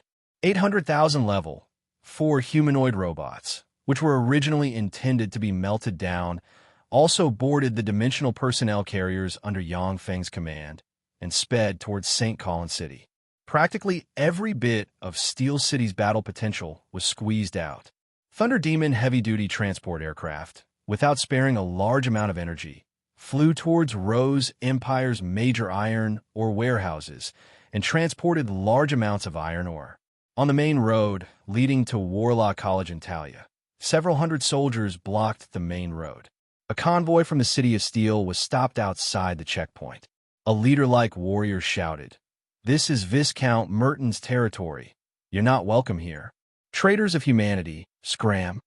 Scram. Traitors of humanity. Scram, you trash." Countless obscenities were spat out from the mouths of the warriors, and they cursed loudly. There were also 2 archers who shot 2 arrows into the convoy, hitting the armor of a dimensional personnel carrier, and then ricocheted away. The enemy is attacking. The humans on the other side are regarded as enemies. Begin the cleanup operation. Level 4 humanoid bladed troops gushed out from the dimensional personnel carriers. The humanoid bladed troops figures shook, and they rushed towards the human warriors at the checkpoint. Along with blood-curdling screams, the checkpoint was stained with blood. This territory belongs to Merton Marquis. These humans are soldiers dispatched by Merton Marquis. Merton Marquis is hostile towards our Steel City. Begin the cleanup operation. Teams of mechanical bladed troops, mechanical gunner troops, and mechanical artillery troops quickly left from a dimensional personnel carrier, deviated from the main road, and rushed toward a castle at the side. The majority of the dimensional personnel carriers were still moving towards Warlock College in Talia. Boom, boom, boom. Along with the sound of tremendous artillery, the gate of Merton Marquis Castle was directly blown to pieces. The mechanical bladed troops and mechanical gunner troops took advantage of the situation and rushed into Merton Marquis Castle. Not long after, miserable screams sounded inside and then stopped. Engineering robots entered the castle of Marquis Morton's territory. Not long after, they sucked up all the metals and threw them into a dimensional personnel carrier. On the road leading to Warlock College in Talia, countless forces of various sizes began to obstruct the advancement of Steel City's army according to Warlock College and Talia's orders. Those human forces of various sizes were completely wiped out by the level 4 robots, and all their assets and metals were plundered. Wherever Steel City's army passed, it swept away everything in its path. Countless human forces of various sizes were uprooted and fell under Steel City's control. Every time a force was wiped out, Steel City would leave behind a few level 4 robots to maintain order. The various metals plundered from those places could be used to manufacture hundreds of such level 4 robots.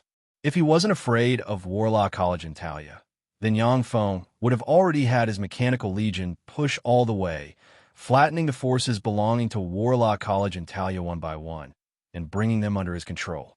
Now that he had already shed all pretense of cordiality, he no longer had any misgivings, and began to frantically erode Warlock College and Talia's forces.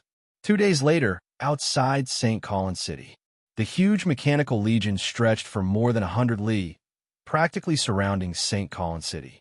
Panic pervaded St. Colin City. In these several millennia, it was the first time that someone had led an army to attack St. Colin City.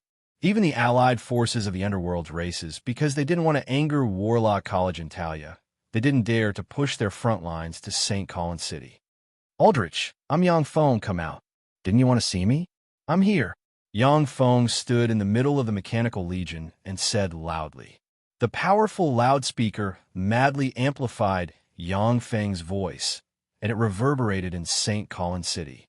Yang Feng, the one I want to see is your Uncle Yang Yi, and not you, an immature brat. An incomparably formidable pressure swept out from the depths of Warlock College Antalya and shrouded the earth. As if a god had spoken in the sky, a voice shook the area, completely suppressing Yang Feng's words. Yang Feng gave a mischievous smile, his eyes flashed with a touch of a cold glint, and he said sternly, "My uncle doesn't have the time to see you. Therefore, I've come, and I've even brought along Steel City's mechanical legion. Return Eunice and Judy to me, and I'll immediately take my troops and leave. Otherwise, today will be the day that Warlock College Antalya disappears from Tyrannid's subcontinent." Aldrich said lightly, "My Warlock College Antalya has been established in Tyrannid's subcontinent for nearly 10,000 years, and all of our enemies are already dead. I'd like to see what ability you have to breach our Warlock College Antalya. If you really have that ability, then I'll return them to you."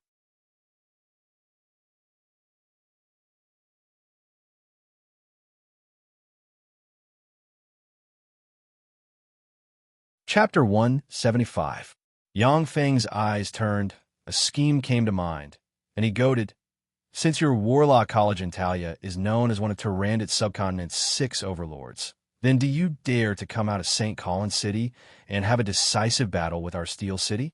If you don't dare, then your Warlock College Antalya is just an undeserved reputation, a group of wastes relying on the strength of their seniors.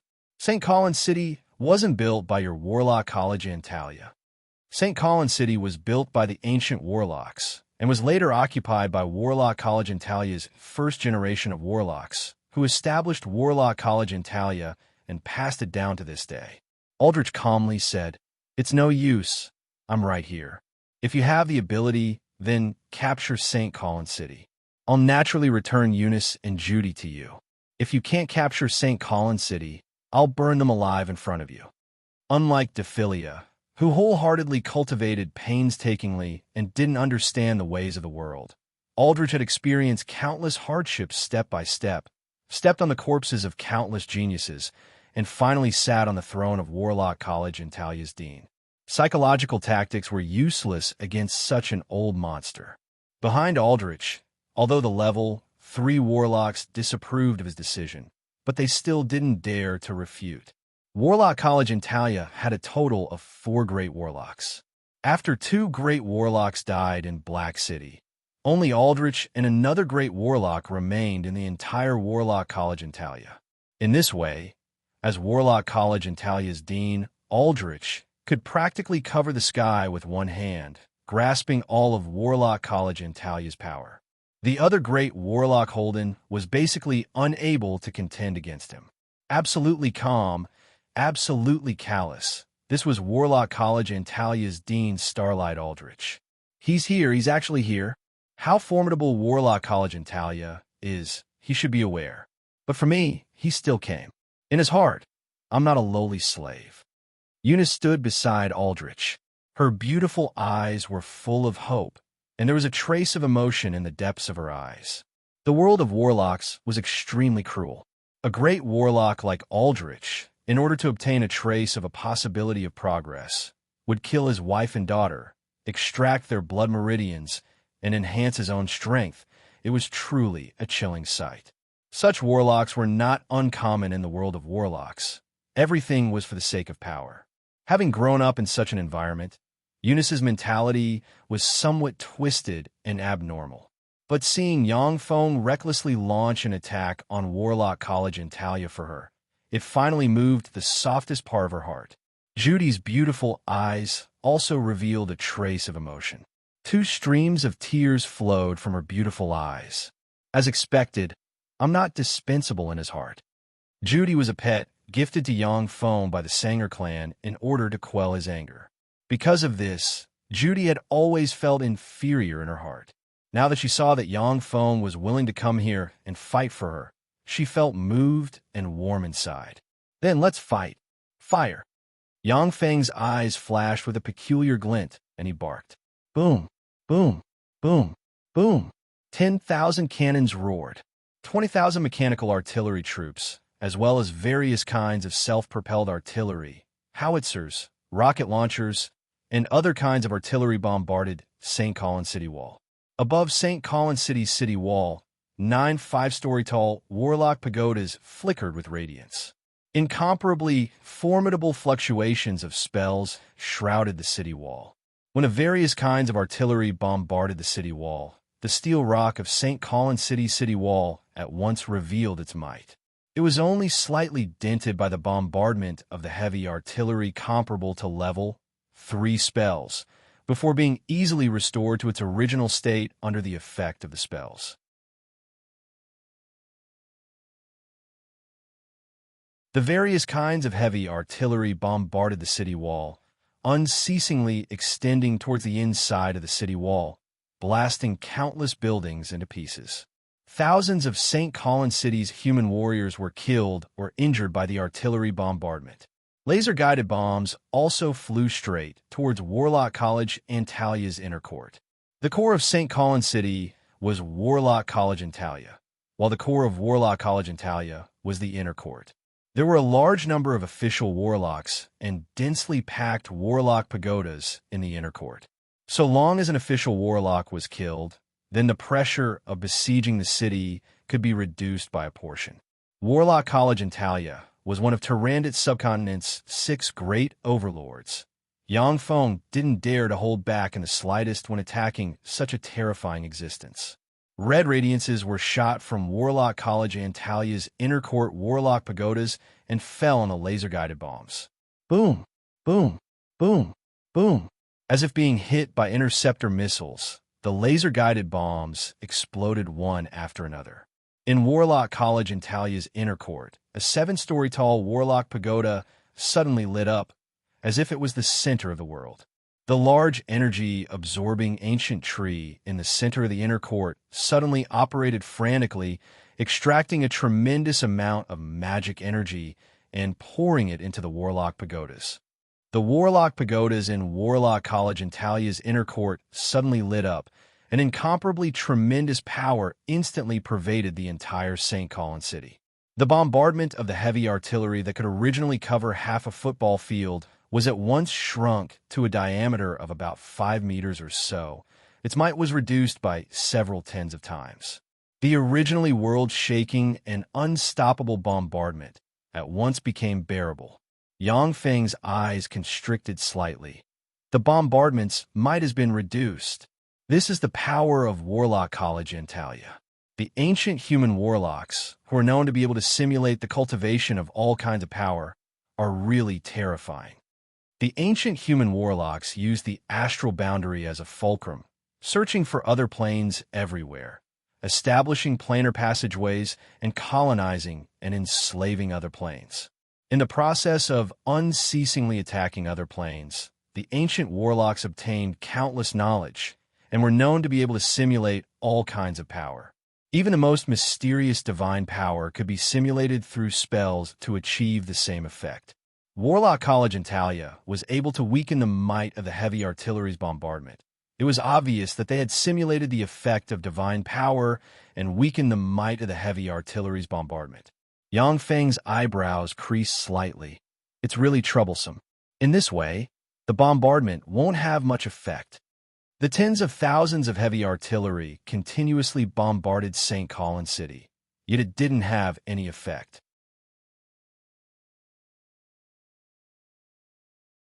It was just a waste of energy and ammunition. Yang Feng calculated within. It's not that there's no effect. If this goes on, then it'll become a battle of attrition. They have the ancient energy-absorbing tree on their side, while I have a large number of nuclear power plants on my side. If this stalemate continues, then the outcome will be unknown. Warlock College Antalya used the power of the ancient energy-absorbing tree to weaken Yang Feng's bombardment to the limit. At the same time, in order to use the power of the ancient energy-absorbing tree, the warlocks still had to consume their spirit force to guide it. If this stalemate continued, then it would become a battle of attrition, which would instead be disadvantageous to Yang Feng. After all, Steel City was currently the enemy of the whole world.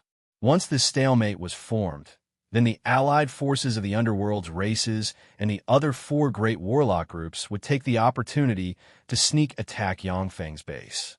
After destroying all of his munitions factories, then he would have no choice but to be defeated. The best outcome would be to flee to the underworld and struggle on while at death's door. The battle with Warlock College in Talia was a battle that would determine the general trend of the world. Once Yangfeng won, then Steel City would dominate Tyrannid's subcontinent, and then slowly swallow up the other forces. Once Yangfeng was defeated, then he could only be driven around like a stray dog, with hardly a place to stay. Yangfeng pondered for a moment, then waved his hand. Immediately, 10 Falcon heavy-duty assault helicopters rose into the air and quickly flew towards St. Colin City. The 10 Falcon heavy-duty assault helicopters had just approached within a range of 200 meters of St. Colin City, when flame arrows were shot from the 9 Warlock pagodas located within St. Colin City, before blasting at the 10 Falcon heavy-duty assault helicopters. Shortly after, the 10 Falcon heavy-duty assault helicopters exploded, turning into 10 balls of fire before falling from the sky. Attack! Yangfeng was expressionless as he waved his hand and ordered. 10,000 level, 8 beast-type bladed troops led 100,000 level, 4 humanoid robots, and immediately, like a tide, charged towards St. Colin City. Atop St. Colin City's city wall, the 9 Warlock pagodas flickered with radiances. The fire elemental particles in the sky churned and surged. An incomparably huge meteorological fire magic was brewing. Dispel. Dephilia's beautiful eyes flashed with a cold glint. She pointed towards the sky with her lily-white hand and cast a spell. Under Dephilia's dispel, the incomparably huge fire elemental particles in the sky collapsed and disappeared. The 9 Warlock pagodas once again flickered with radiances, before shrouding the land with fluctuations of earth magic. The land in front of St. Colin City squirmed, before rotting and stinking, turning into a bottomless swamp. The various battle robots at once fell into the bottomless swamp, struggling to budge. Dispel. Dispel. The Dark Elven Wizard squads that Yangfeng had gathered from the city of Dark Elf successively took action, directly dispelling the bottomless swamp. Dark Elves. That's a Dark Elven Wizard squad. Dark Elves? Those Dark Elves actually colluded with him. This Yangfeng is guilty of the most heinous crimes. He deserves to die 10,000 times over. Heavens, that bastard actually colluded with the Dark Elves. What a traitor to humanity. Within Warlock College in Talia, after the Warlocks who were observing everything on the battlefield through spells saw the Dark Elven Wizard squad beside Yangfeng, they were both startled and angered before roaring madly and revealing their ugly appearances. Warlock College in Talia and the other great Warlock groups had framed Steel City for colluding with the underworld's races.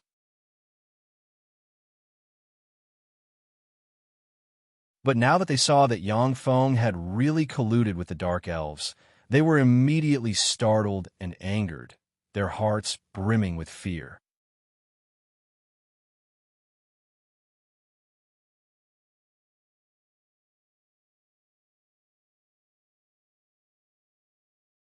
Chapter 176. Aldrich, who had always been extremely calm, as if nothing could overwhelm him, finally had a slight change in his complexion, and his eyes flashed with a touch of awe. The Dark Elves are actually standing on its side. Could it be that the city of Dark Elves has already been captured? No. Even if the city of Dark Elves had been captured, it still wouldn't be that easy to subdue the Dark Elves. What's going on? Could it be that Steel City had previously colluded with the Dark Elves? After the bottomless swamp disappeared, all the battle robots emerged from the ground, and then charged towards St. Colin City. On the special highlands of St. Colin City, openings were opened, and the muzzles of magic cannons extended. St. Colin City's magic cannons were up to 10 meters in length, were engraved with countless mysterious runes, and were manufactured from a large amount of magic metals and mithril. The manufacturing cost of each magic cannon was at least 50 million magic stones. Each magic cannon had 36 energy grooves, and 36 intermediate magic stones and 36 superior magic stones could be placed in the 36 energy grooves to adjust the power of the magic cannons. Currently, the magic cannons were embedded with 36 superior magic stones. The might of a magic cannon's attack could seriously injure a great warlock. Radiances flickered, and St. Colin City's 500 magic cannons were instantly fired. 500 enormous radiances instantly bombarded the mechanical legion dispatched by Yang Feng, and a terrifying explosion occurred in a split second, practically swallowing the mechanical legion dispatched by Yang Feng. After the radiances of the explosion disappeared, more than 95% of the 110,000 mechanical legion dispatched by Yang Feng had already turned into wreckage, with countless components scattered everywhere. The complexions of the dark elven wizards following beside Yang Feng were pale, and their beautiful eyes flickered with fear. Joanna sighed faintly, and her beautiful eyes flashed with a touch of a peculiar glint.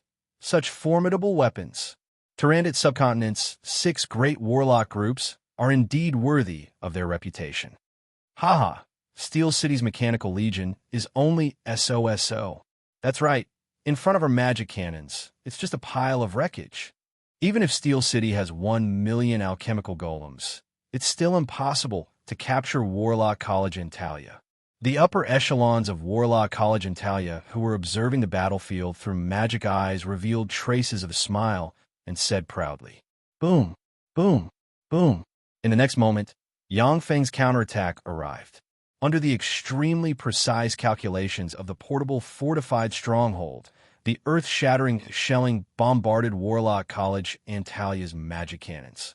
Warlock College and Talia hadn't been attacked for several millennia. They were seriously lacking in experience in defending the city.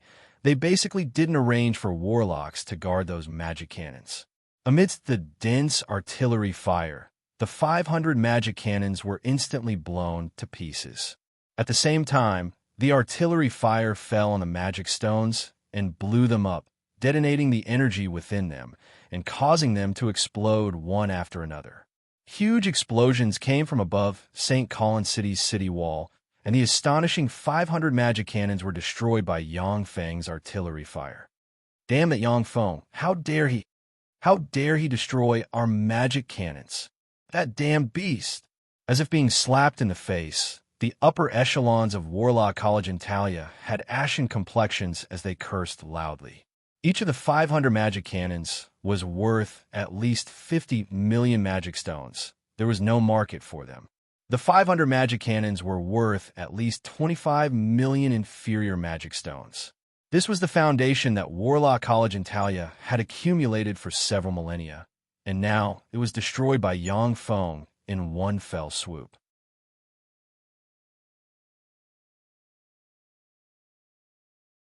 The upper echelons of Warlock College and Talia wanted to devour Yang Feng. Aldrich's complexion also became extremely unsightly. During the process of the artillery fire, 5,000 engineering robots quickly arrived at the battlefield, quickly absorbed the destroyed robot wreckage, threw it into the wreckage recovery vehicle, and then quickly transported the wreckage to the rear. Yang Feng waved his hand, and a legion formed by 18,000 level, 8 primary battle robots, and 100,000 level, 4 humanoid robots continued to attack St. Colin City. In St. Colin City, there were all kinds of elite knight orders that Warlock College in Talia had drawn from the major city-states, with the number of knights in those elite knight orders reaching up to 1 million. Seeing the battle robots approach, the 9 Warlock towers above St. Colin City flickered with radiances, and large area of effect spells blessed with strength, agility, physique, and spirit fell on the human experts above the city wall. Once the human knight rank experts received the spell blessings, their strength immediately soared by more than twofold, and their hearts brimmed with courage. Human powerhouses who were proficient in archery took out enchanted bows and arrows and shot them at the mechanical army below. Although humans weren't as talented in archery as the Dark Elves, but the human population was still several hundred times that of the Dark Elves. The human experts in St. Colin City were experts that were 1 in 1,000,000, and their archery wasn't the slightest bit inferior to that of the Dark Elves. Arrows fell from the sky and shot at the huge mechanical legion. Many of the arrows directly penetrated the heads of the level for humanoid robots before nailing them to the ground. The archery of the human experts in St. Colin City was very tyrannical, but the robots had an extremely high resistance towards arrows. Many level 4 humanoid robots were covered in arrows, as if hedgehogs, yet they still advanced towards St. Colin City in large strides. The level 4 gunner troops madly swept at the human experts above the city wall with Gauss rifles in their hands. Amidst the dense hail of bullets, a large number of human knight rank experts were hit by the Gauss bullets before falling from above the city wall. The level 4 gunner troops' marksmanship was incomparably accurate, forcibly suppressing the human archers above the city wall to the point that they didn't dare to reveal themselves. The densely packed primary battle robots at once approached the edge of St. Colin City's moat. The water of St. Colin City's moat was drawn from the nearby Poway River. It was 60 meters wide and 100 meters deep. The river surged violently, and no matter how many people were killed, it would be difficult to fill up the moat.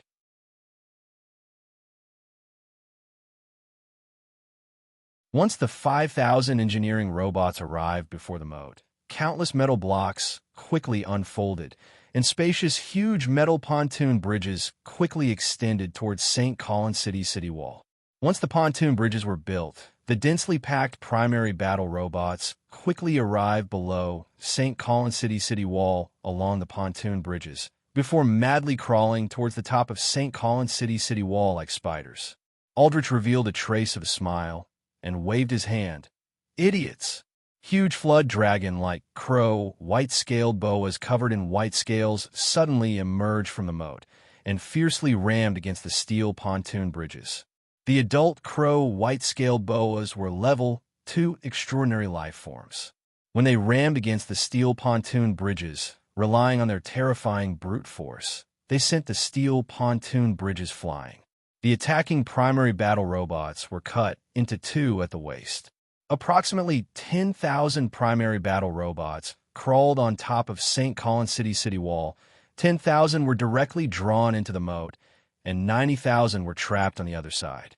The level 8 gunner troops of the primary battle robots blocked on the other side of the moat instantly rumbled with their Gauss cannons, and countless Gauss cannons bombarded the crow white-scaled boas. Flesh and blood splattered everywhere. One after another, the crow white-scaled boas were blasted apart by the level 8 gunner troops. Blood splattered everywhere, and they turned into corpses that fell into the moat. The eyes of the remaining crow white-scaled boas were bloodshot, and they wanted to rush towards the shore. A burst of extremely strange snake hisses came from St. Colin City, and the crow white-scaled boas immediately retreated into the moat. A human knight rank powerhouse raised high a huge rock and smashed it toward the robots crawling on top of the city wall. Under the impact of the huge rock, the primary battle robots were smashed down from above the city wall and fell into the moat. The water below the moat churned and surged. The primary battle robots that fell into the moat quickly lost contact with Yangfeng. Obviously, they had been destroyed and sunk to the bottom of the moat. Yangfeng's eyebrows creased slightly when he saw this. The primary battle robots that had been destroyed on the battlefield, as long as their wreckage was collected, they would quickly be melted down and manufactured by Yangfeng, and then thrown into the battlefield again, becoming the enemy's nightmare. However, the primary battle robots that sunk into the moat couldn't be melted down before the capture of Warlock College in Talia. Moreover, the crow white-scaled boas were blocking Yangfeng's path of attack, which was very troublesome. Shanna suddenly said with a smile, "Darren, are you worried about the crow white-scaled boas? I have a move that can kill them."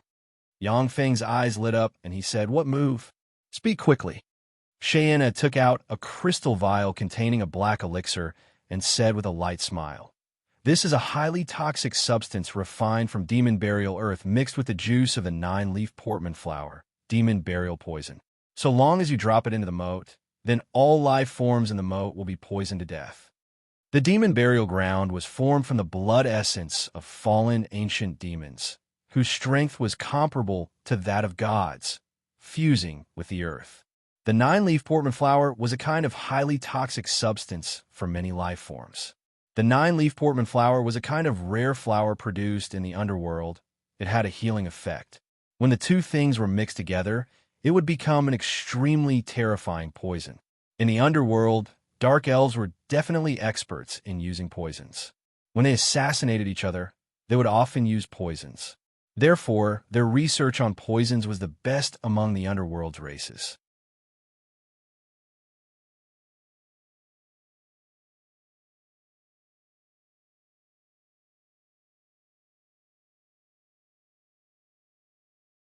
Chapter 177. Very good. Yang Feng revealed a trace of a satisfied smile. With a wave of his hand, a humanoid robot immediately took the vial of elixir from Shana's hand. The 200 shield troops guarding beside Yang Feng started at full strength, madly rushing towards St. Colin City's moat at a terrifying speed of 400 kilometers per hour. Under the cover of the primary battle robots below, the primary battle robots above the city wall quickly climbed up the city wall. After paying the price of 1,000 primary battle robots falling to the ground, they jumped onto the city wall. Human Knight rank experts were everywhere above the city wall. When they saw the level 4 humanoid robots jump onto the city wall, the Human Knight rank experts rushed forward and engaged in close combat with the level 4 humanoid robots.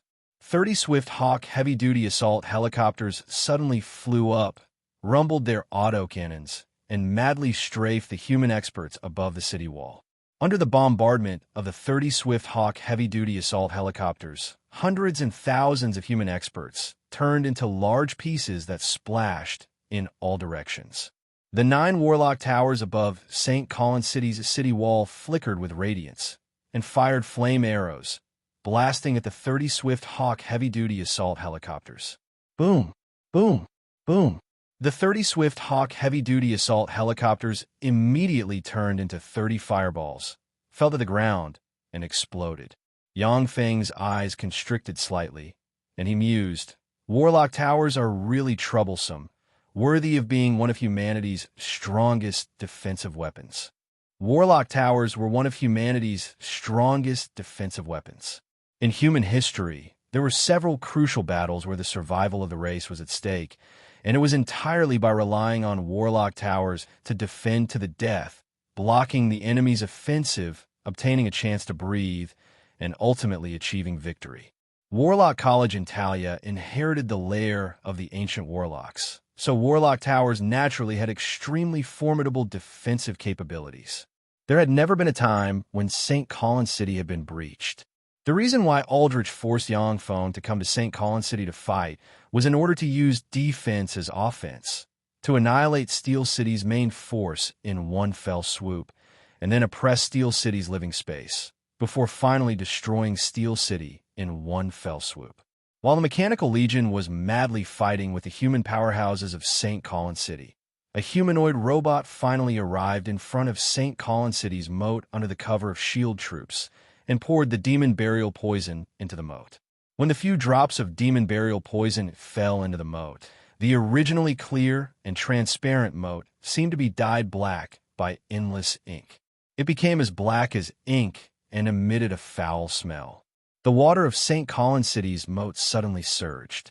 One after another, the chrono white-scaled giant snakes madly writhed and issued incomparably mournful shrieks, causing the water of the moat to splatter in all directions. Not long after, the moat stopped churning, and one after another, the corpses of the crow white-scaled giant snake floated up from the moat. Apart from the Caro white-scaled giant snake, there were also piles of dead fish, shrimps, turtles, and crabs floating in the moat. It was like hell. So poisonous. What a terrifying poison. Dark elves? Damn it, it's definitely those bitches. They are proficient in refining all kinds of poisons. When the Warlock College in Talia's Warlocks saw this scene, they gnashed their teeth and cursed. The engineering robots, once again stepped forward and built pontoon bridges leading to St. Colin City. The pontoon bridges have just been set up when flame arrows shot from the 9 Warlock Towers and blasted into the pontoon bridges.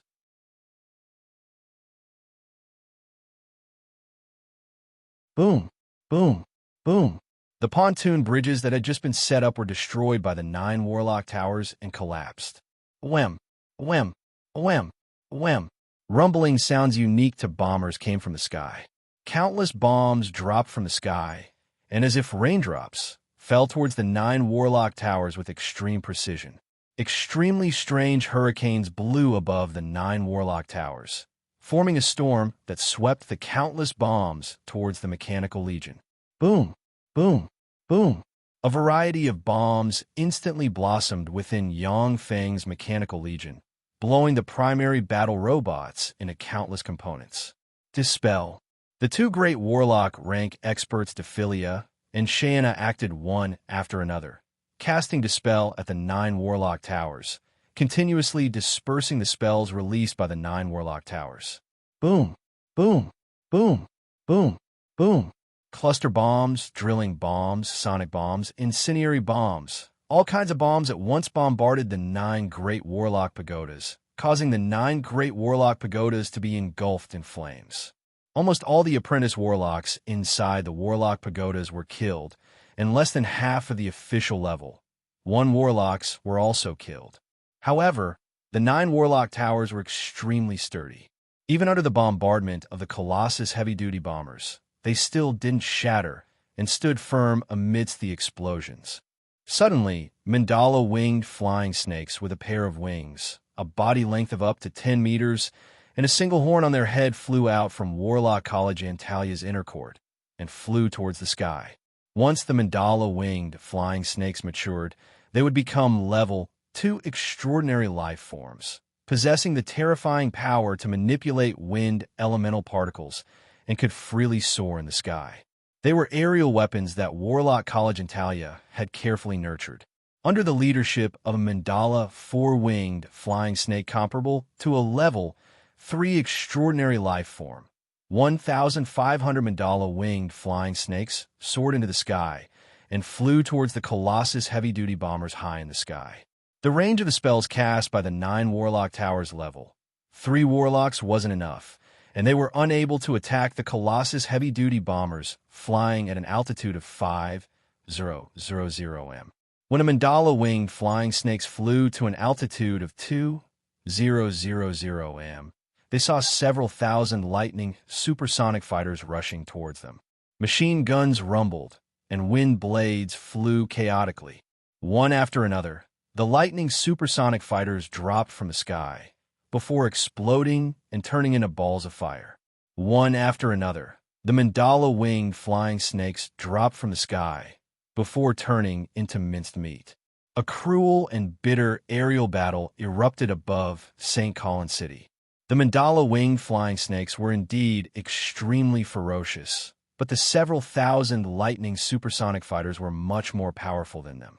After frantically fighting for a while, the mandala-winged flying snakes showed signs of weakening, and their numbers became fewer and fewer.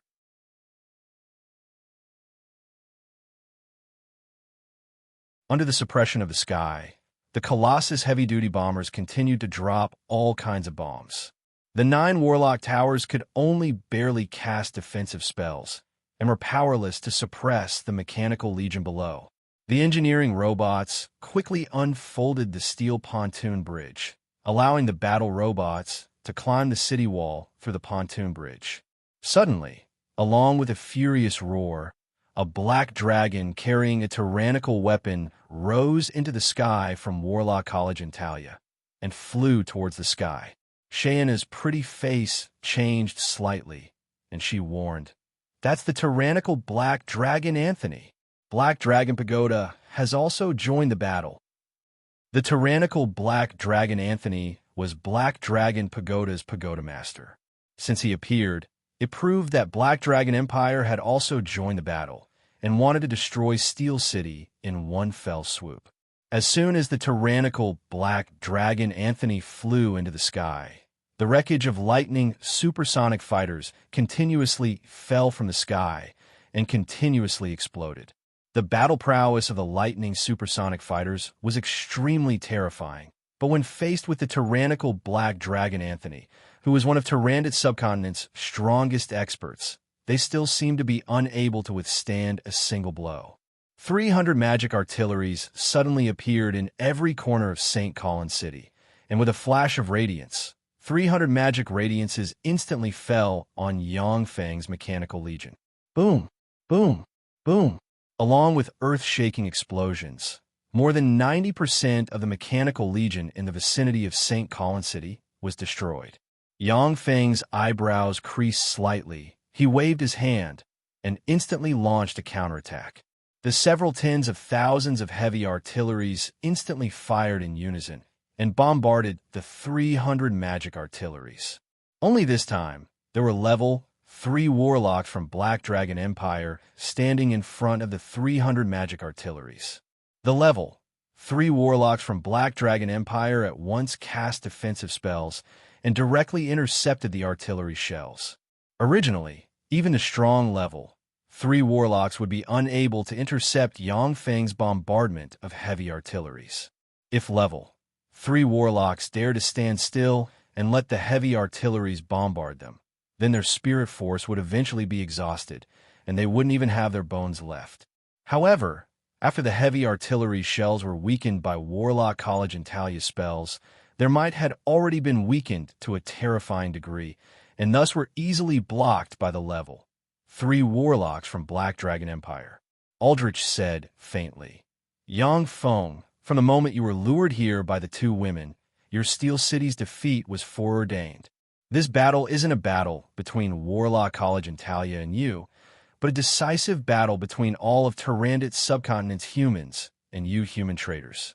Aldrich pointed with his finger, and suddenly, magic radiances condensed above St. Colin City, changing into an enormous curtain of light. The place that appeared on the curtain of light was precisely Golden Sand City, which was within Steel City's sphere of influence. At this moment, Golden Sand City was filled with smoke and fire, and everywhere was in shambles. A group of warlocks urged all kinds of extraordinary life forms to madly massacre the humans inside Golden Sand City. Inside Golden Sand City, the munitions factories were ablaze, and the sounds of explosions lingered. An extremely ferocious behemoth was rampaging inside Golden Sand City, tearing apart all the primary battle robots in its way. As if it had sensed something, the extremely ferocious behemoth turned its head, its eyes flickered with a ferocious glint, and it bellowed. Yongfang, you fool. You actually took Steel City's main force with you. This time you're screwed.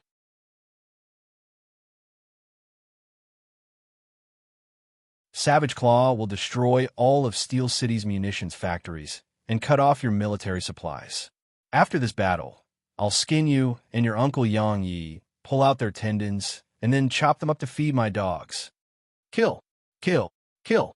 Ferocious and formidable extraordinary life forms in the surroundings of the ruined munitions factories issued furious roars. They were all formidable beings transformed from Savage Claw's great warlocks.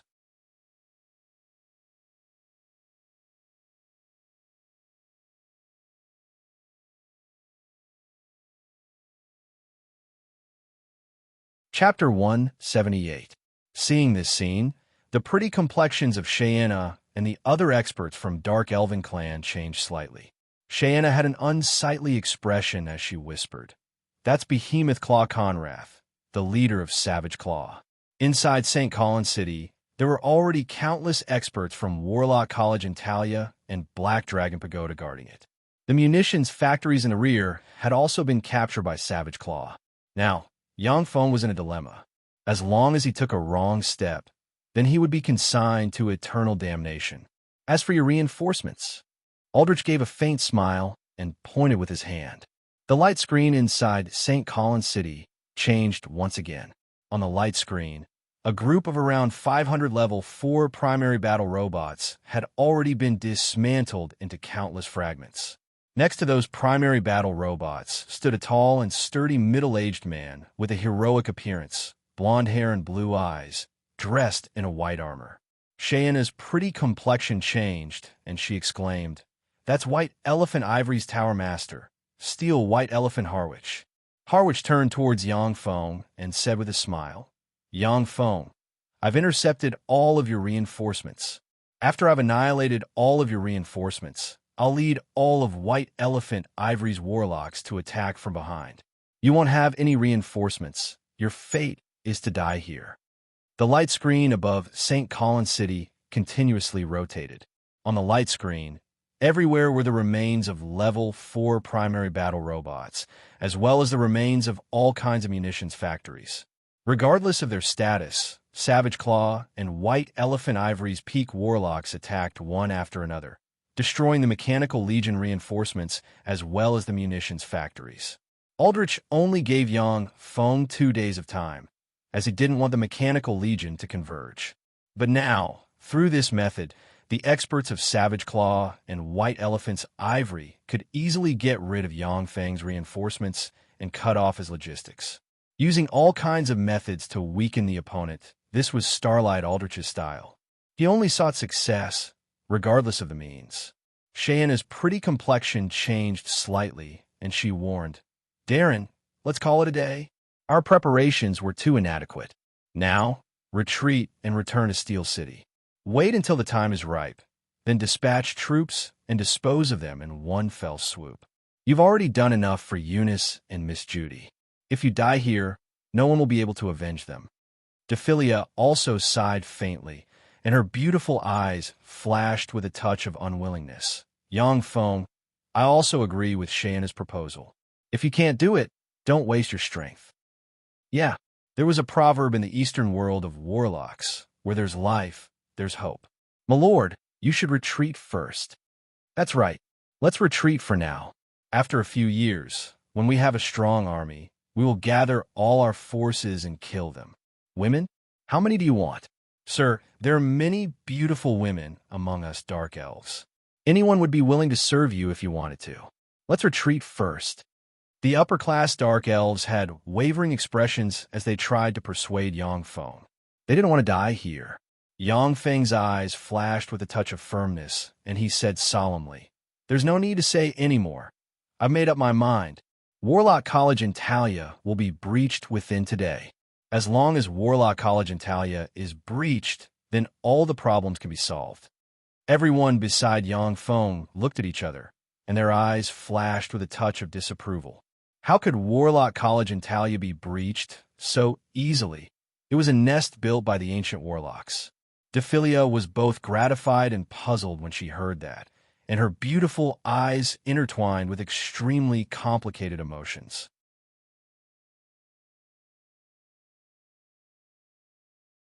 Yang Feng suddenly ordered, "Pass down my order." Everyone immediately retreat by 30 kilometers. After hearing that order, all the primary battle robots quickly retreated frantically towards the rear. Retreat, or a plan to lure the enemy? Aldrich was filled with doubts when he saw this scene, yet he didn't send people to pursue. In a field battle, Warlock College and Talia couldn't beat Yang Feng's Mechanical Legion. Even if a great warlock was dispatched, Yang Feng's group also had great warlock rank experts. Retreating? This is probably my fate. Eunice's beautiful eyes flashed with a touch of disappointment, and she sighed faintly. Yang Feng's Mechanical Legion retreated to a distance of 30 kilometers from Warlock College in Talia, and then stopped according to Yang Feng's order. Everyone was somewhat at a loss regarding Yang Feng's order. Some upper-class dark elves even revealed traces of disdain as they looked at Yang Feng. Dark elves only respected the strong, and Yang Feng's hesitant behavior of not fighting and not retreating made them despise him the most. Yang Feng took out a pair of sunglasses, put them on, looked in the direction of Warlock College in Talia from afar, and ordered faintly, "Detonate." Boom! Below St. Colin City's 9 Warlock Towers, the nuclear warheads installed by the Spectre assassins instantly erupted. Endless light and heat instantly engulfed St. Colin City's 9 Warlock Towers. An extremely terrifying shock wave instantly wreaked havoc in St. Colin City. As if the sky was falling and the earth was splitting, the more than 1 million night rank experts from the Southern States Coalition atop St. Colin City Wall were completely engulfed by the terrifying shock wave before turning into ashes amidst the endless light and heat. The 300 magic cannons, along with the 300-level 3 warlocks of Black Dragon Pagoda, were also directly vaporized and turned into ashes. No, Aldrich's terrified scream came from the sky. The magic screen above St. Colin City instantly collapsed. Warlock College Antalia's inner court, inside a 7-story tall warlock tower. Aldrich, Great Warlock Holden's eyes suddenly widened, and he issued a heart-wrenching roar. His body instantly exploded before turning into countless fragments that scattered on the ground. Inside the 7-story tall warlock pagoda, the moment Holden's body exploded, all the warlocks were blasted apart. The weakening array that covered the entire St. Colin City, comparable to the might of gods, was presided over by the warlock inside the 7-story tall warlock pagoda. Once the spell was broken, then the warlock inside the warlock pagoda would suffer a backlash at the first moment. The large energy-absorbing ancient tree also dimmed, with many branches falling from its huge trunk. It had obviously suffered heavy damage. In the sky, heavy bombers were also shrouded by the aftermath of the nuclear explosion, before falling to the ground like raindrops, before turning into balls of flames and exploding.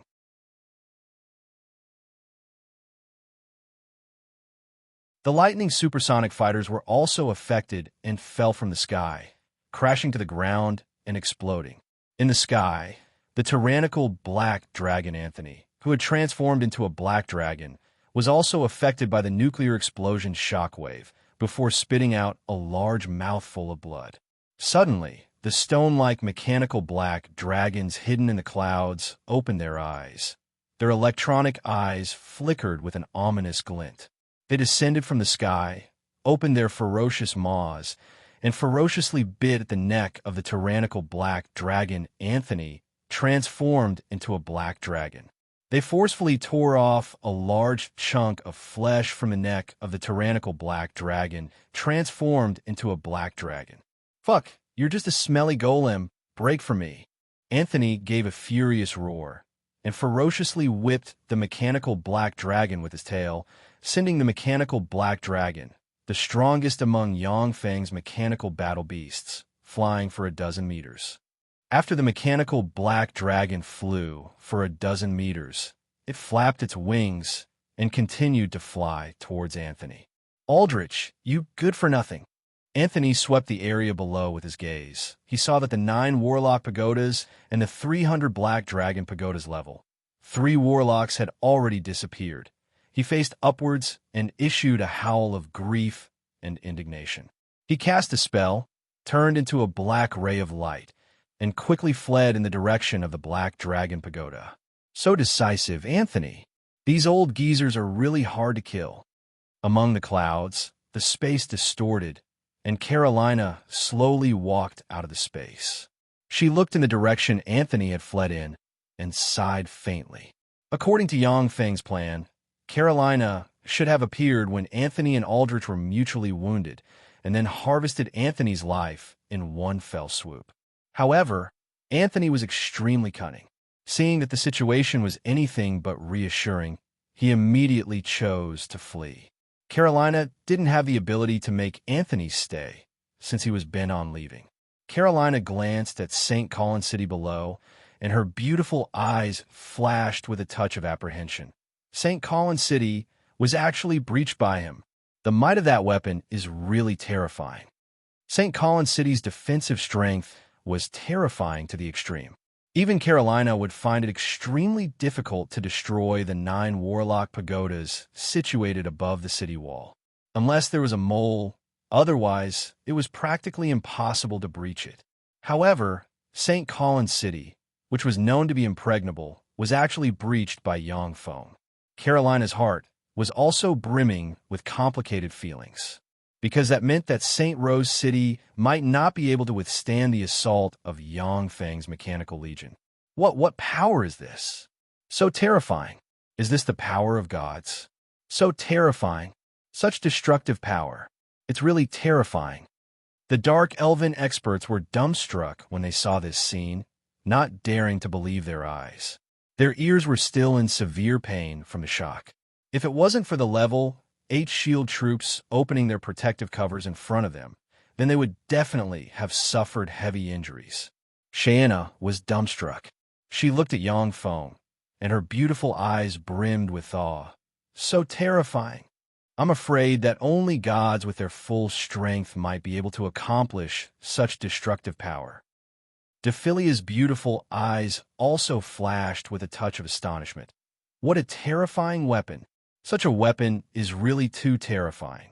No wonder 18 great warlocks would fall in Black City. Joanna was also dumbstruck, her beautiful eyes brimming with shock and lingering fear. Fortunately, I chose to surrender at that time.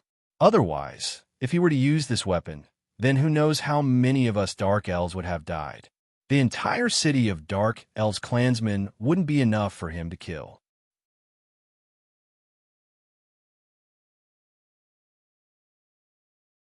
You're tuning in to the Warrior Lore YouTube channel. Don't forget to subscribe and join us on this journey to catch the most captivating stories.